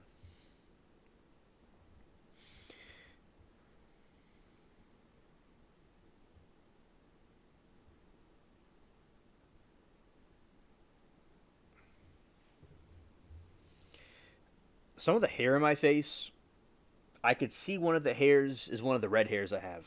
Because I have naturally reddish highlights in my hair. My hair looks very dark, and a lot of people, especially when I was inside the school, wouldn't believe me. But when I'm in the sun, you could see it better. And yeah, I could see it right here. I could see this red hair right here.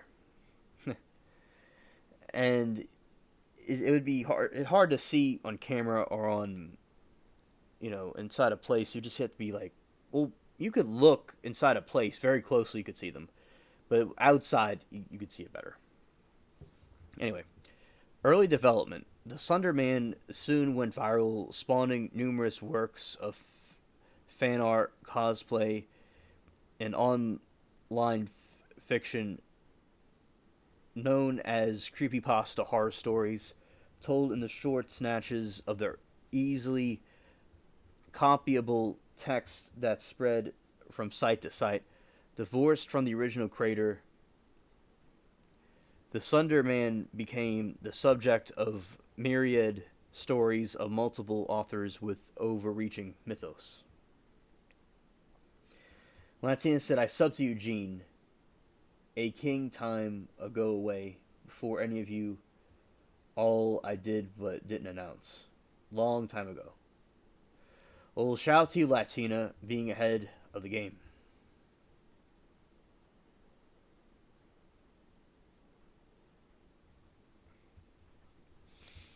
Early development, the Slender Man soon went viral, spawning numerous works of fan art, cosplay, and online fiction known as creepypasta horror stories told in short snatches of easily copyable text that spread from site to site. Divorced from its original creator, the Slender Man became the subject of myriad stories by multiple authors within an overreaching mythos.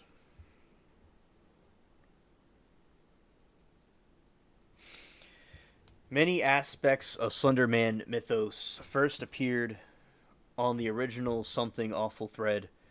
One of the earliest editions was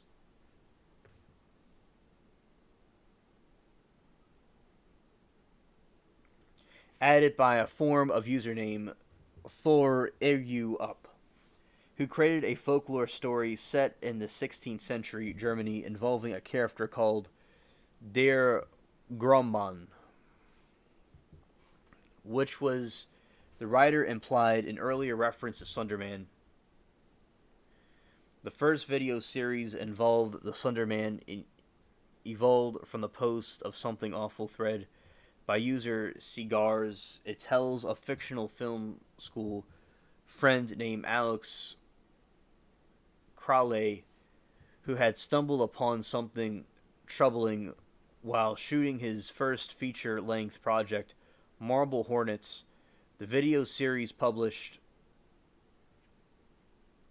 found footage style on YouTube was Form's alternate reality game, describing the filmer's fictional experience with the Slender Man.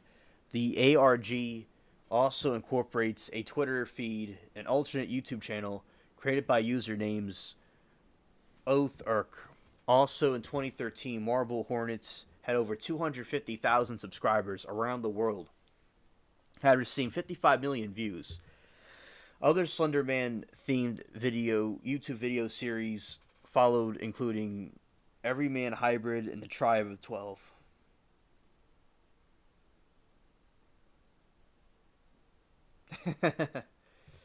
Well, shout out to you, Latina, for doing that. That's great. In 2012, the Slender Man was adapted into a video game titled Slender. The 8 pages and official website crashed after too many people tried to download the game.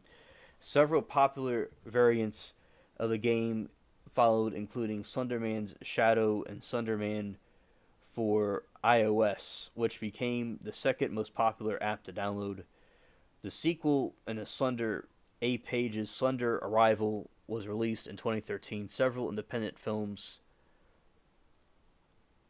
about the Slender Man have released are in development, including the Entity free online after 10,000 Kickstarter campaign in 2013 was announced. Marble Hornets would be the feature film.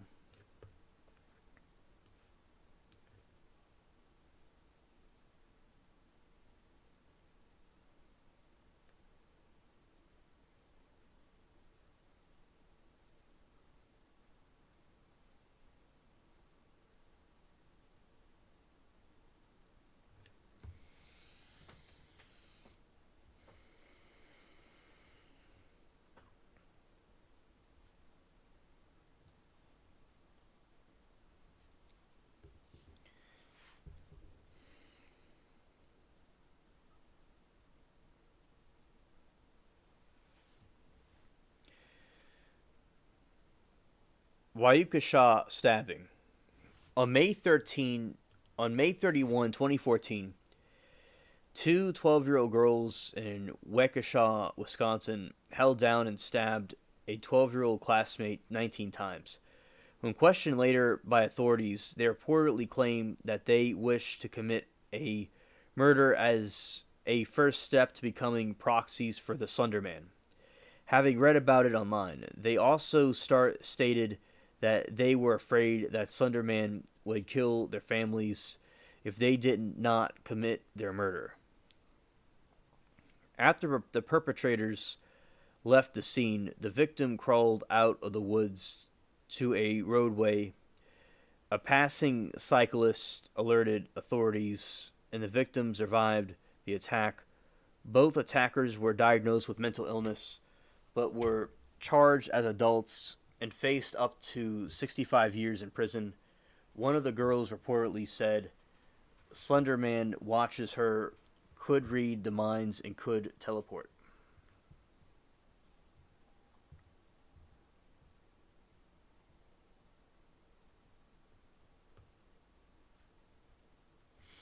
Get this, chat, and we were just talking about this earlier. Experts testified in court that she conversed with Lord Voldemort in one of the Teenage Mutant Ninja Turtles. Yeah, Slenderman is like Gavin Newsom. You got that exactly right. You hit the nail on the head. This lady, experts testified in court, she said she conversed with Lord Voldemort and the Teenage Mutant Ninja Turtles. I want what she's smoking. Y'all do too? Like, I want whatever she's smoking. On August 1, 2014, she was found incompetent to stand trial and her prosecution was suspended until her condition improved. On December 19, 2014, the judge ruled that both girls were competent to start trial. In August 2015, the presiding judge ruled that the girls would be tried as adults. They were tried separately. On August 2017, one of the girls, now 15, pleaded guilty, being partially to attempt a second-degree homicide, but claimed she was not responsible for her actions on grounds of insanity. Although the prosecutors alleged that she knew what she was doing was wrong, the jury determined that she was mentally ill during the attack. On December 21, Waukesha County Circuit Judge Michael Harrell sentenced Anicia Weir, then 16 years old, to be hospitalized for 25 years from the date of the crime, which would keep her in institution until age 37. Yeah, new scum. Exactly. Exactly. Latina, I don't mind you sharing links with the friends in the chat if they need to have a link for something. I don't mind. It's okay.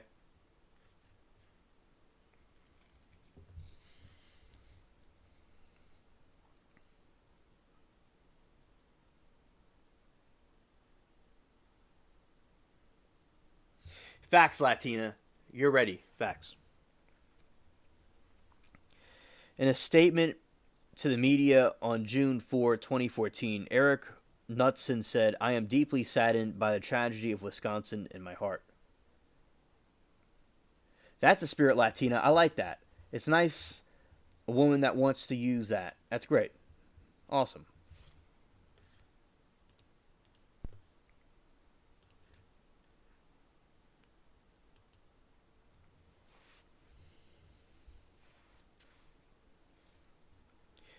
In a statement in the media on June 4, 2014, Eric Knudsen said, "I am deeply saddened by the tragedy in Wisconsin, and my heart goes out to the families of those affected by this terrible act."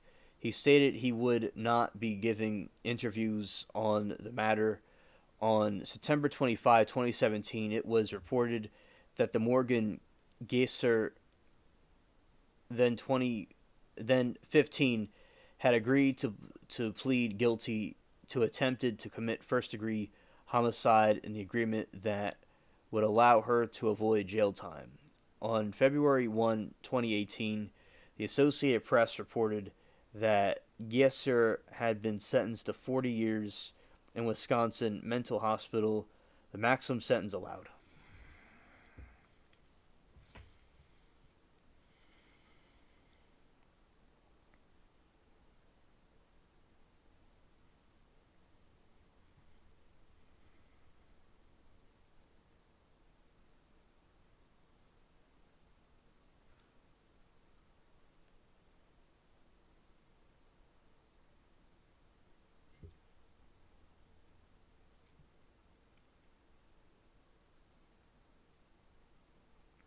Moral panic and other incidents.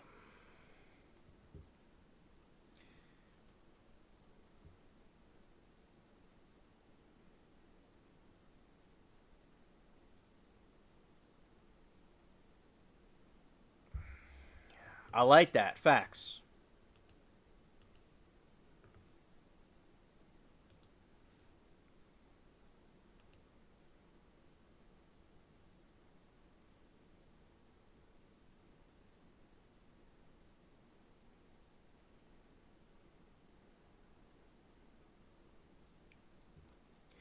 I would go sneak outside and drag.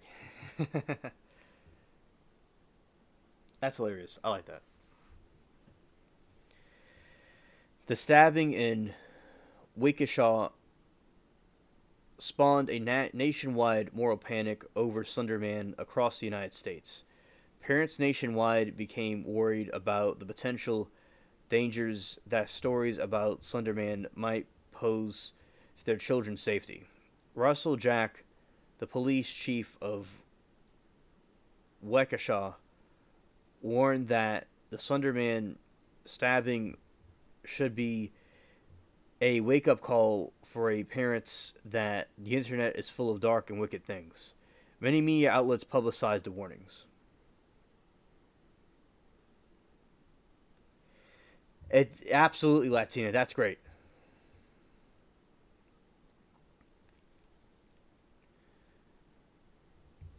After hearing the story, an unidentified woman from Cincinnati, Cincinnati, Ohio, Cincinnati, Ohio, told the WLT TV reporter in June 14 that her 13-year-old daughter had attacked her with a knife and had written macabre fiction, some involving the Slender Man, who the mother said motivated the attack.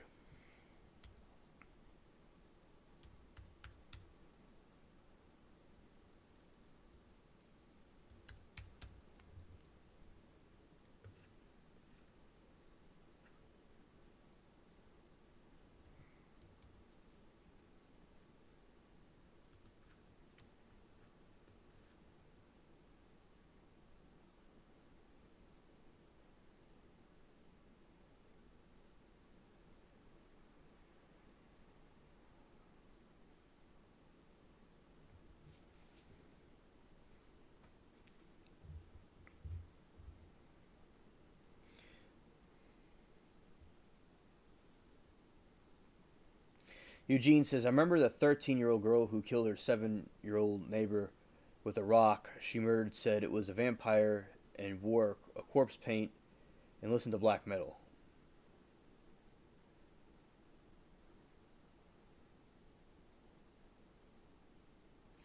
Thank you, Stranded. I knew I was saying it wrong because I remember hearing Cincinnati before. I just forgot how to say it. Thank you, Stranded, for the clarification. Yeah, Cincinnati.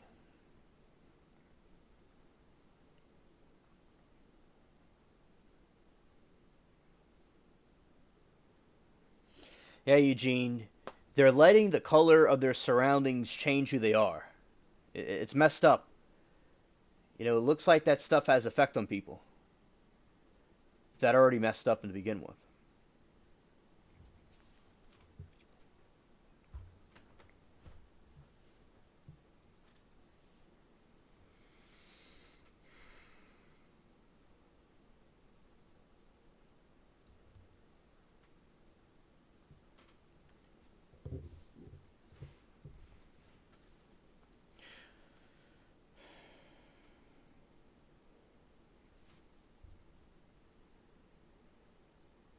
Nasty Natty. That's hilarious. That is sick. Absolutely.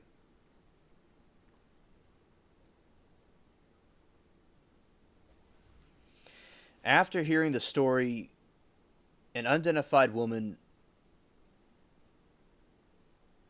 Oh, on September 4, 2014, a 14-year-old girl in Port Richey, Florida, allegedly set her family's house on fire while her mother and her 9-year-old brother were inside. The police reported that the teenager had been reading online stories about Slenderman and as well as Atushi Nakubo's Magna Soul Eater. Eddie Daniels of the Pasco County Sheriff's Office said the girl had visited the website that contains a lot of the Slenderman information and stories.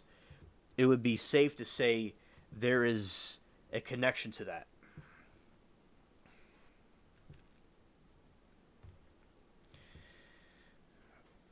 During an early 2015 epidemic of suicide attempts by young people aged 12 to 24, the Pine Ridge, Indiana Indian Reservation Slenderman was cited as an influence. The Galas Sioux tribe president noted that many Native Americans traditionally believed in a suicide spirit similar to the Slender Man. Others Sioux described the big man as a messenger or a sign warning that the society is developing in a dangerous direction.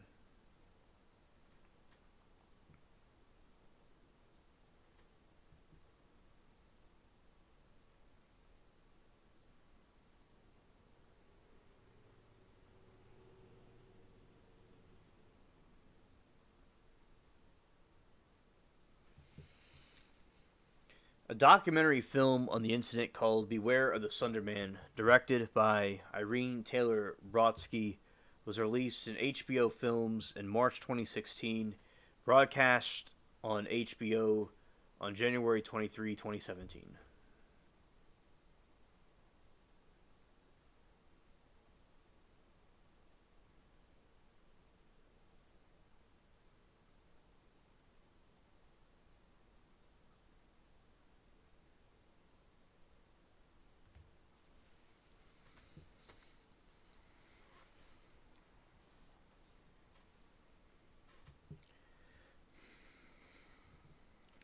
After the Wakusha stabbing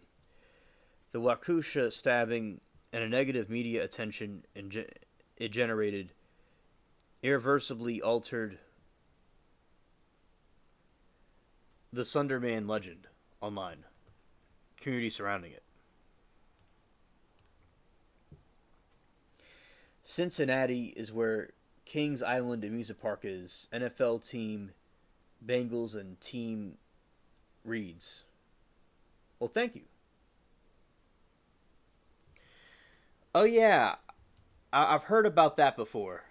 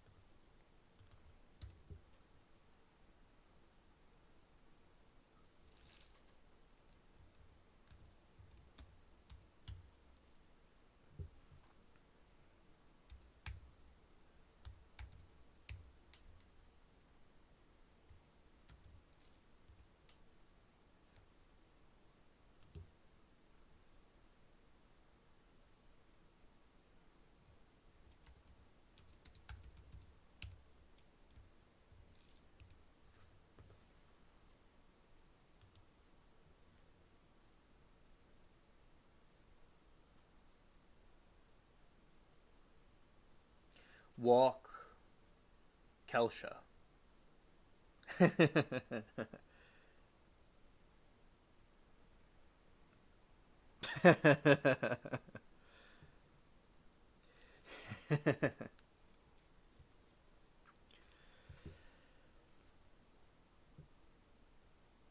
Yo, what up, Walkesha?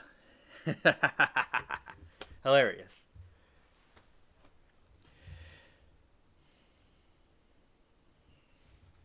What had previously just been a creepy horror meme to most people suddenly acquired a new level of reality that most fans of Slenderman found horrifying. Meanwhile, by around the same time, the Slenderman character had lost much of his original popularity.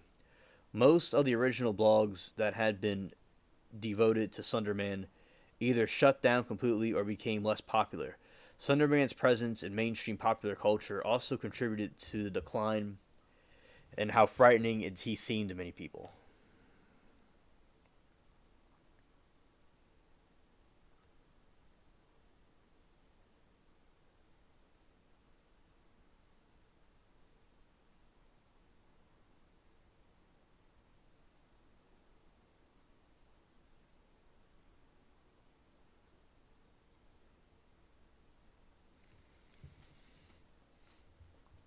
The late 2010s also saw an increase in the benevolent portrayals of Slenderman, with many depictions of him from his period portraying him as an anti hero who protects victimized children from bullies.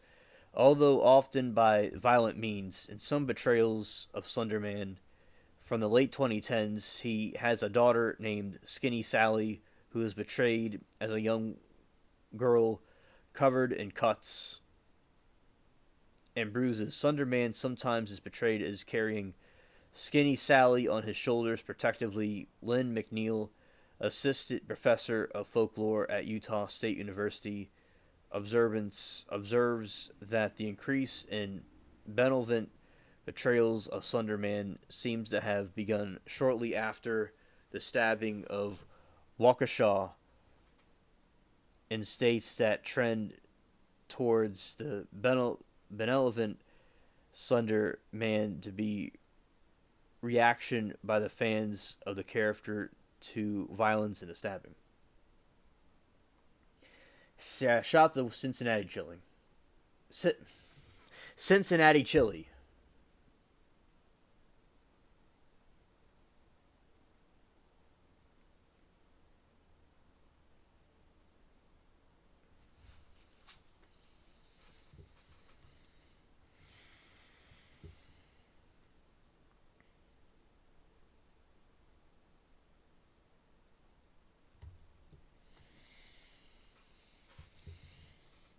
It's 333. Amen.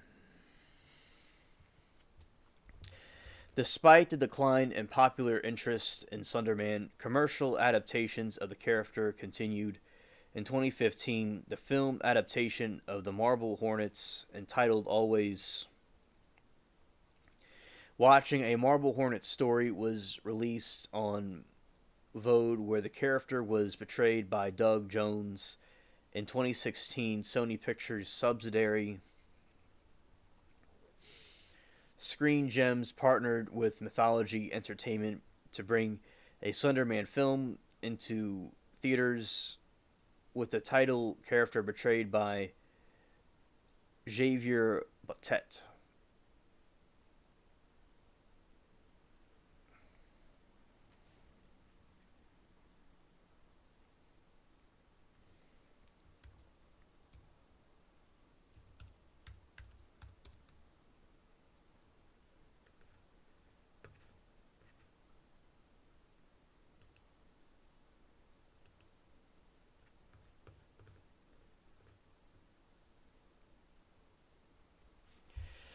The film generated considerable controversy soon after it was announced, with many accusing the filmmakers of trying to capitalize off the Waukesha stabbing. Bill Weir, the father of Anicia Weir, stated, "It's absurd. They want to make a movie like this. All we're doing is extending the pain all three of these families have gone through. The progressive advocacy group Care 2 created an online pension which received over 19,000 signatures demanding that the film not be released, labeling it crass commercialism at its worst. A naked crash grab built the exploitation of the deeply traumatic event.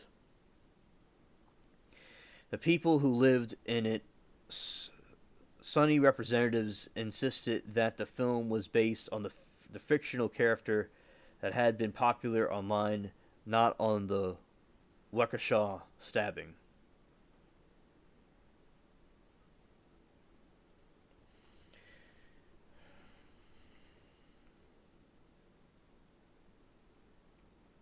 Stranded says, also Ohio, you'll hear the term 3C state, Cleveland, Columbus, Cincinnati, route from Michigan to Kentucky.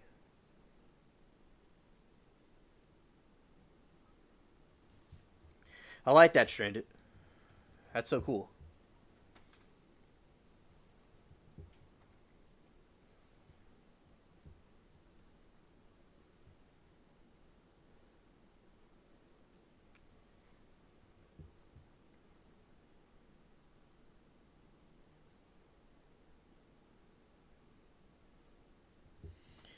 Upon its release in August 2018, the film Sunderman, despite being declared a box office bomb, receiving both little marketing and overwhelmingly negative reviews from the critics, when on the gross several times its 10 million budget worldwide. David Ehrlich of IndieWire gave the film a D writing, a tasteless, inedibly undercooked several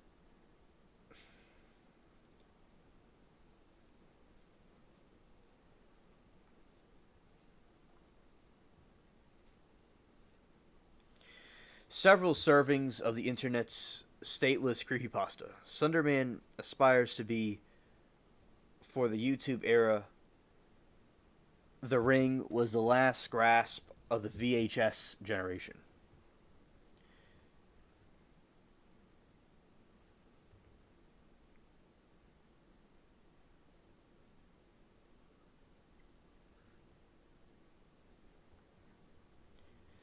But there's fundamental differences that the sets of the two movies apart.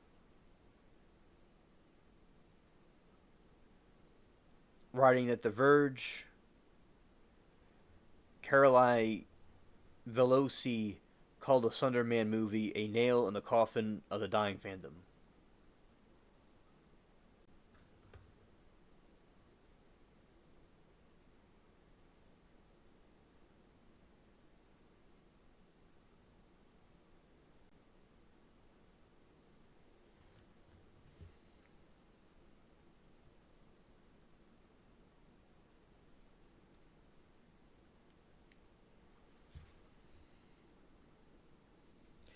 Folklore qualities. Several scholars have argued that despite being a fictional work with the identifiable origin point, the Sunderman represents a form of digital folklore. Shira Chess argues that the Sunderman exemplifies the similarities between traditional folklore and the open source ethos of the internet, and that unlike those traditional monsters such as vampires, werewolves, the fact that the Sunderman's mythos can be tracked and signposted offers a powerful insight into how myths and folklore form. Chess identifiers three aspects of the Sunderman mythos that tie it into folklore, collectively meaning that created a collective rather than a single individual.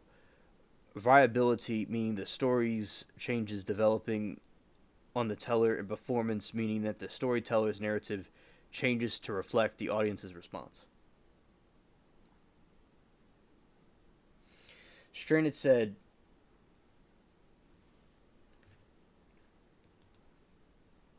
yep, Columbus is so big that we're the city of the middle of the cornfield.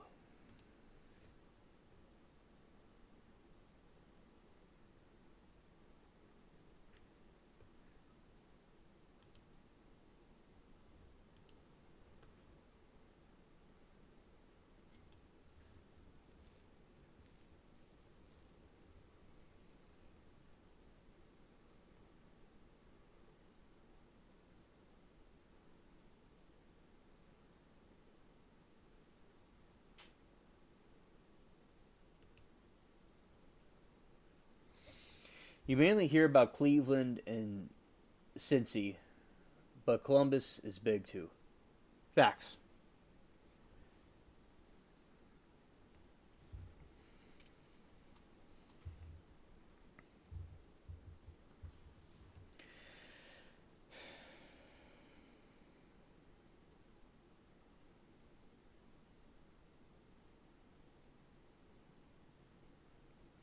Open source ethos of the internet that, unlike those of traditional monsters such as vampires and werewolves, the fact that the Slender Man mythos can be tracked and signposted offers powerful insight into how mythos and folklore form. Chess identifies three aspects of Sunderman mythos that tie to folklore collectively, meaning that it is created by a collective rather than a single individual.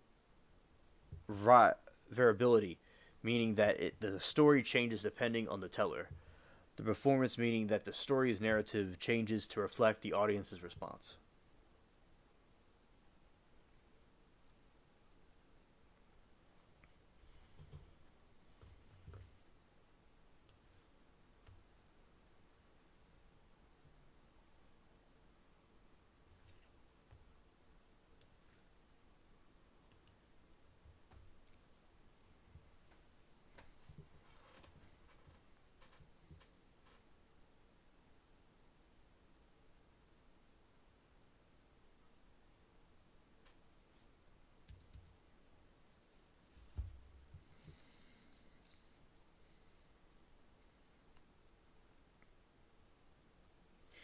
Media scholar and folklorist Andrew Peck attributes the success of the Sunderman to its highly collaborative nature because the character and its motives are shrouded in mystery. Users can easily adapt existing Sunderman tropes and imagery to create new stories. This ability for users to tap into the ideas of others while also supplying their own helped inspire the collaborative culture that arose surrounding the Slender Man instead of privileging the choices of certain creators as canonical.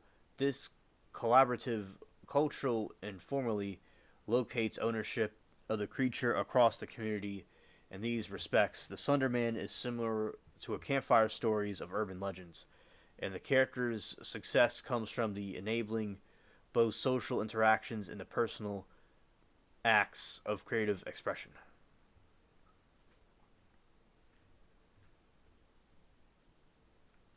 The movie Ready Player One is set in the near future, Columbus, Ohio.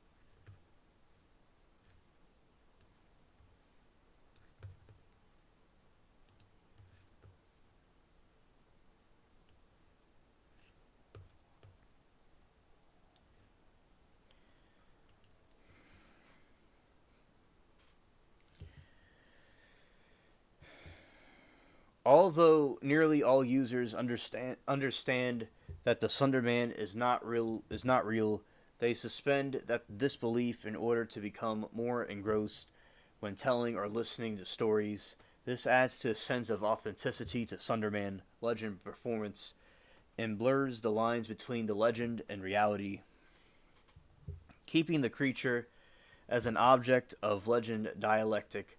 This ambiguity has led to some of the confusion over the character's origin and purpose. Only 5 months after his creation, George Norray's Coast to Coast AM, a radio call-in show devoted in the paranormal conspiracy theories, began receiving callers asking about the Slender Man. 2 years later, an article in the Minneapolis Star Tribune describes his origins as difficult to pinpoint. The Eric Knudsen is committed by many people to, despite understanding that the Slender Man was created by something awful forms, still entertain the possibility that he might be real.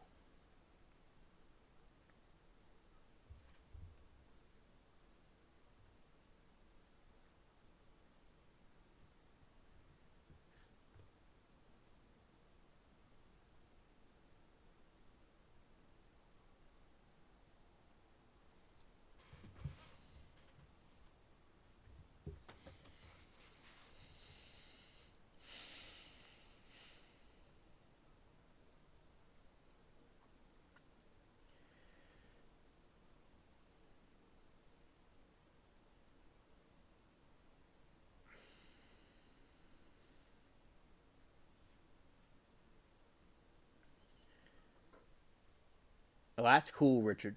I mean, there's no Richards in here. That's cool, Eugene.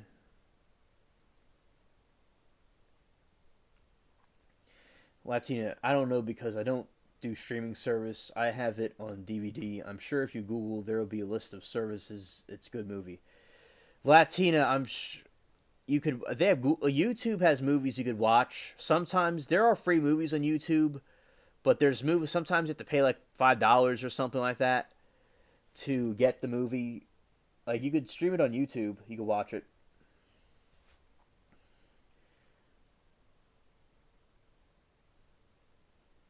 Farmville's a real place.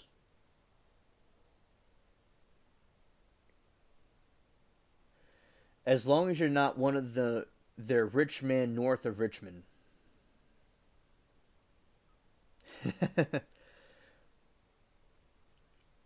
Chesterfield, small world. Yeah, Richard. I'm funny.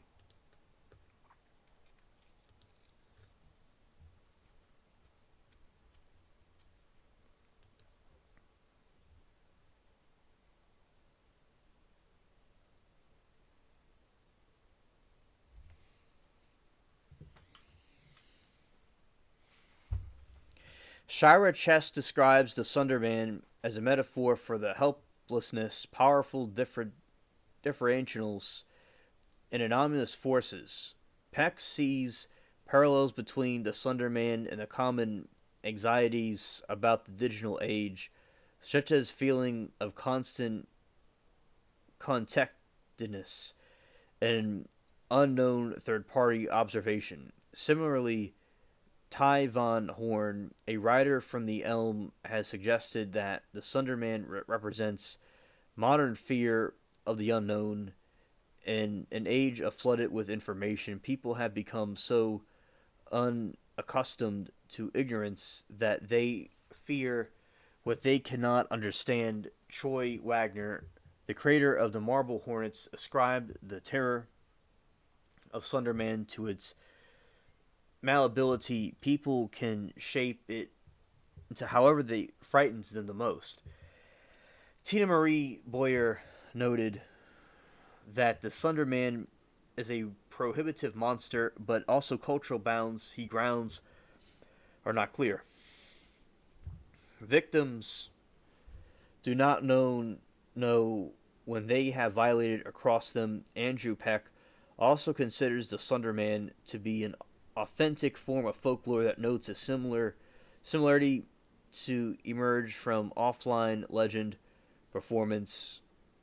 Peck suggests that the digital folklore performance extends the dynamic of face-to-face performance in several notable ways, such as by occurring asynchronously, encouraging imitation and personalization while also allowing perfect replication, combining elements of oral, written, and visual communication and generating shared experiences for performance that enact group identity despite the lack of physically present group. He continues that the Slenderman represents a digital legend cycle that combines the generic conventions and emergent qualities of oral and visual performance with the collaborative potential of network communication. Yes, Farmville is a real place. A lot of Civil War was fought all around there, strangely enough. The guy that wrote the song Richmond, North of Richmond, is from. Very interesting.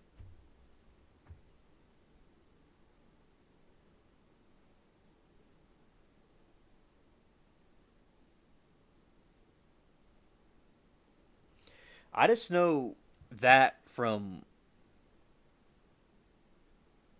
I know that from Farmville from Facebook.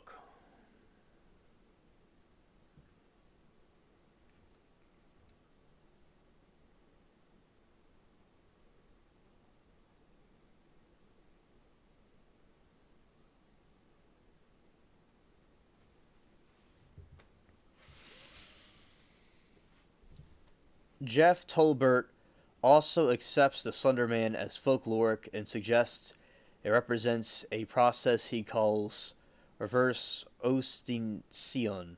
Ostination is a folkloristics is process of acting out a folk narrative. According to Tolbert, the Slenderman does the opposite by creating a set of folklore like narratives where none existed before.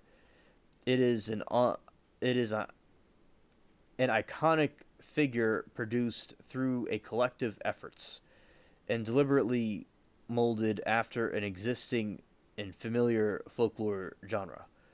According to Tolbert, this represents two processes, and one of it involves the creation of the new objects and new disconnected examples of experience, and it involves the combination of these elements into a body of traditional narratives molded on existing folklore but not wholly indebted to a specific tradition.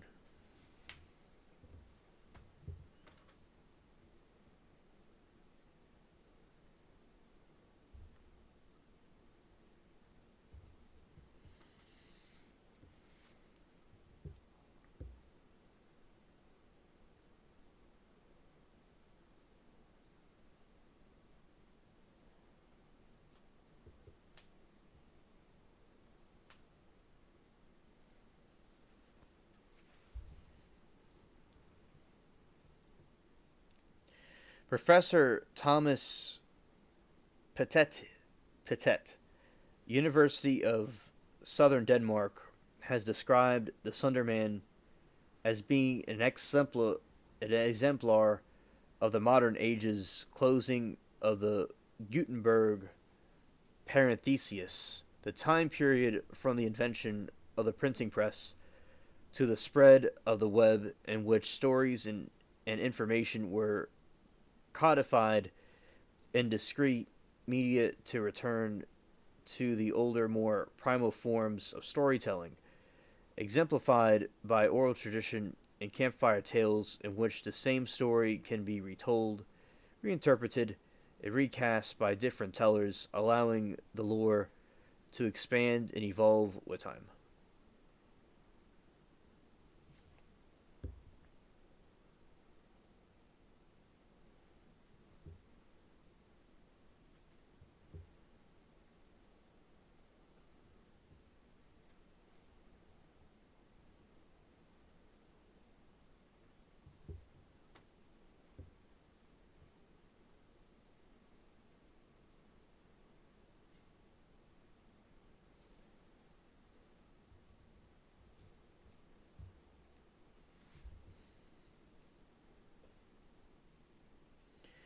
Near Charlottesville, beautiful up there. That's where I go camping on my camping channel. Ah, okay.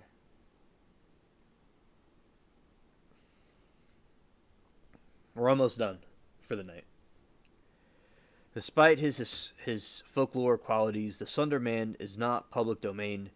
Several for-profit ventures involving Sunderman have unequivocally acknowledged Knudsen as creator of the fictional character, while others were civilly blocked from distribution, including Kickstarter funded film, after legal complaints from Knudsen and other sources.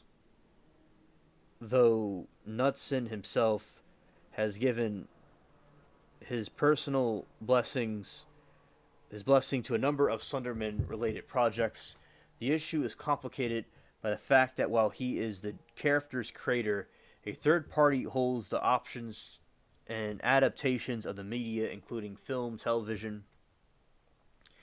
The identity is open, is of the option of the holder, has not been made public. Knudsen himself has argued that his enforcement of copyright has less to do with money, with artistic integrity. I just want something amazing to come of it, and something that is scary and disturbing. And Man were sold to production company Mythology Entertainment by the company in 2009, leaving ownership to the characters in question. 2011, Marcus Notch Person created the sandbox indie game in Minecraft, added new hostile mob in the game, which he named the Enderman, when multiple users, Reddit and Google Plus, commented on the similarity of the Slenderman. In 2013, the Slenderman appeared as the antagonist of the season 3 Lost Girl episode Subsester Fenian, in which Slenderman was said to be basis of the Pied Piper legend. 2014, the series Supernatural parodied Slenderman Thinman in the season 9 episode of the same name. That the same year, the 16th season of the crime drama TV series Law and Order Special Victim Unit featured an episode Glasgowmon's Wrath, inspired by the Slenderman's stabbings. In 2018, the Slenderman appeared in the episode of the Planned Parenthood show, Big Mouth.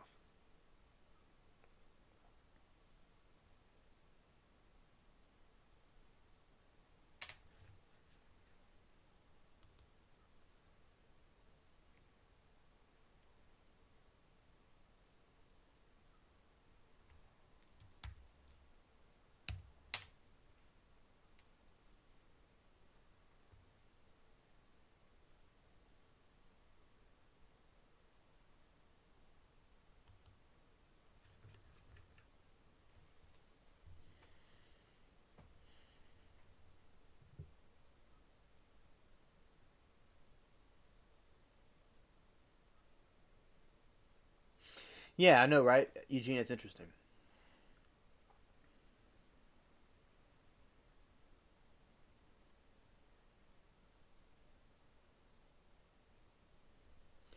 Yeah, that's really cool, Essie.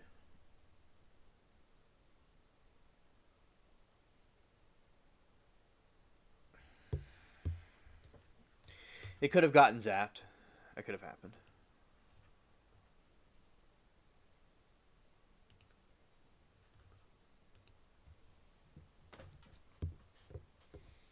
All right, so this is my Mickey Mouse hoodie.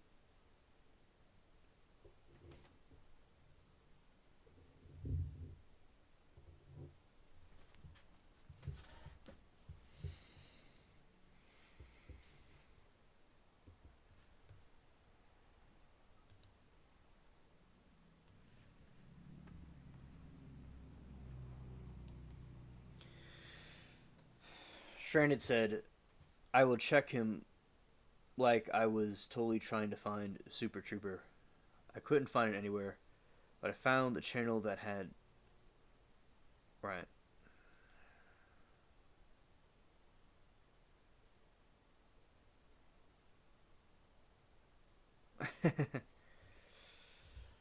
LOL.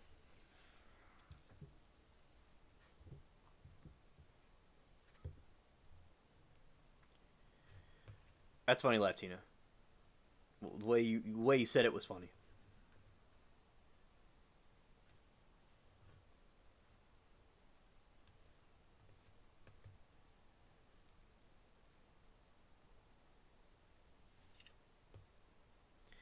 Yeah, and it's like I've heard of the Slenderman story before, but I never got that in depth about it. Yeah, maybe they're doing that with the super maybe with the chat rooms. I mean, with the comments, maybe they're zapping it or a glitch happened or something. That's wild. Yeah.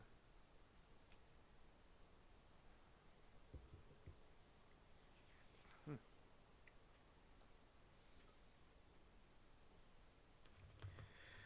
See something else here.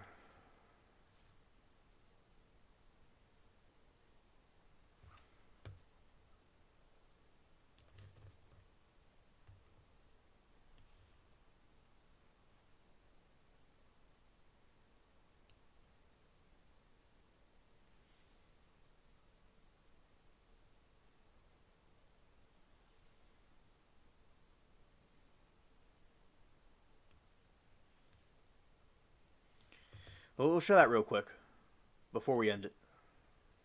All right.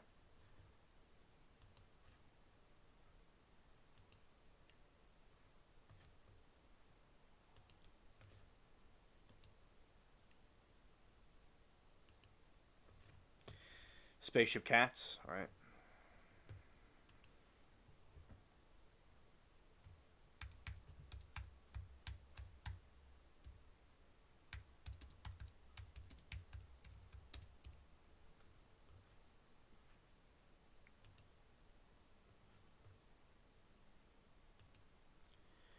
All right. That is the gentleman from Buffy. Yeah, it looks a lot like the Sunderman.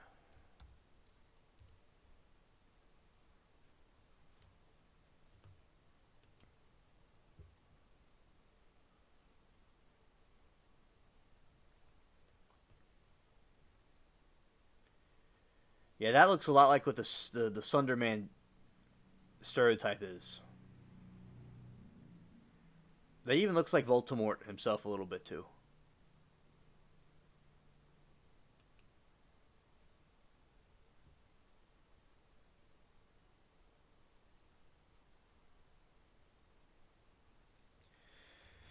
Yeah, it looks just like the Sunderman. Here's another, it looks just like it. That's probably what inspired the idea of the Sunderman.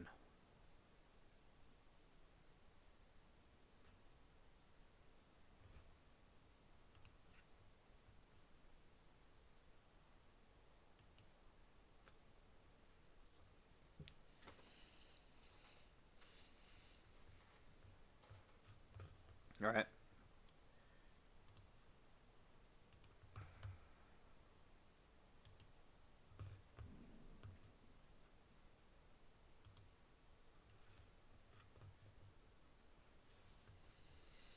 That's good it came through.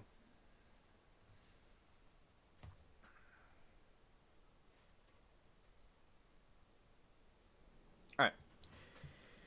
So basically, now I'm going to be ending the stream. We have come to the end part. I covered everything I want to cover. And I appreciate everybody being here and hanging out with me. And we're talking about the different things that we talked about.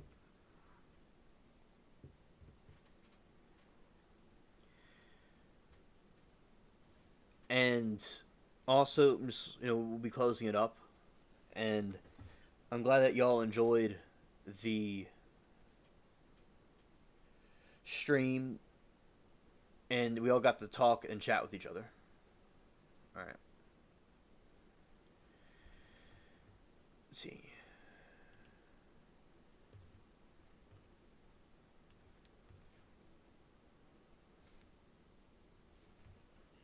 All right.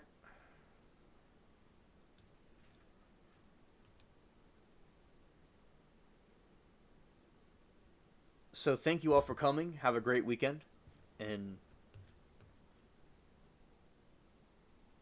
peace.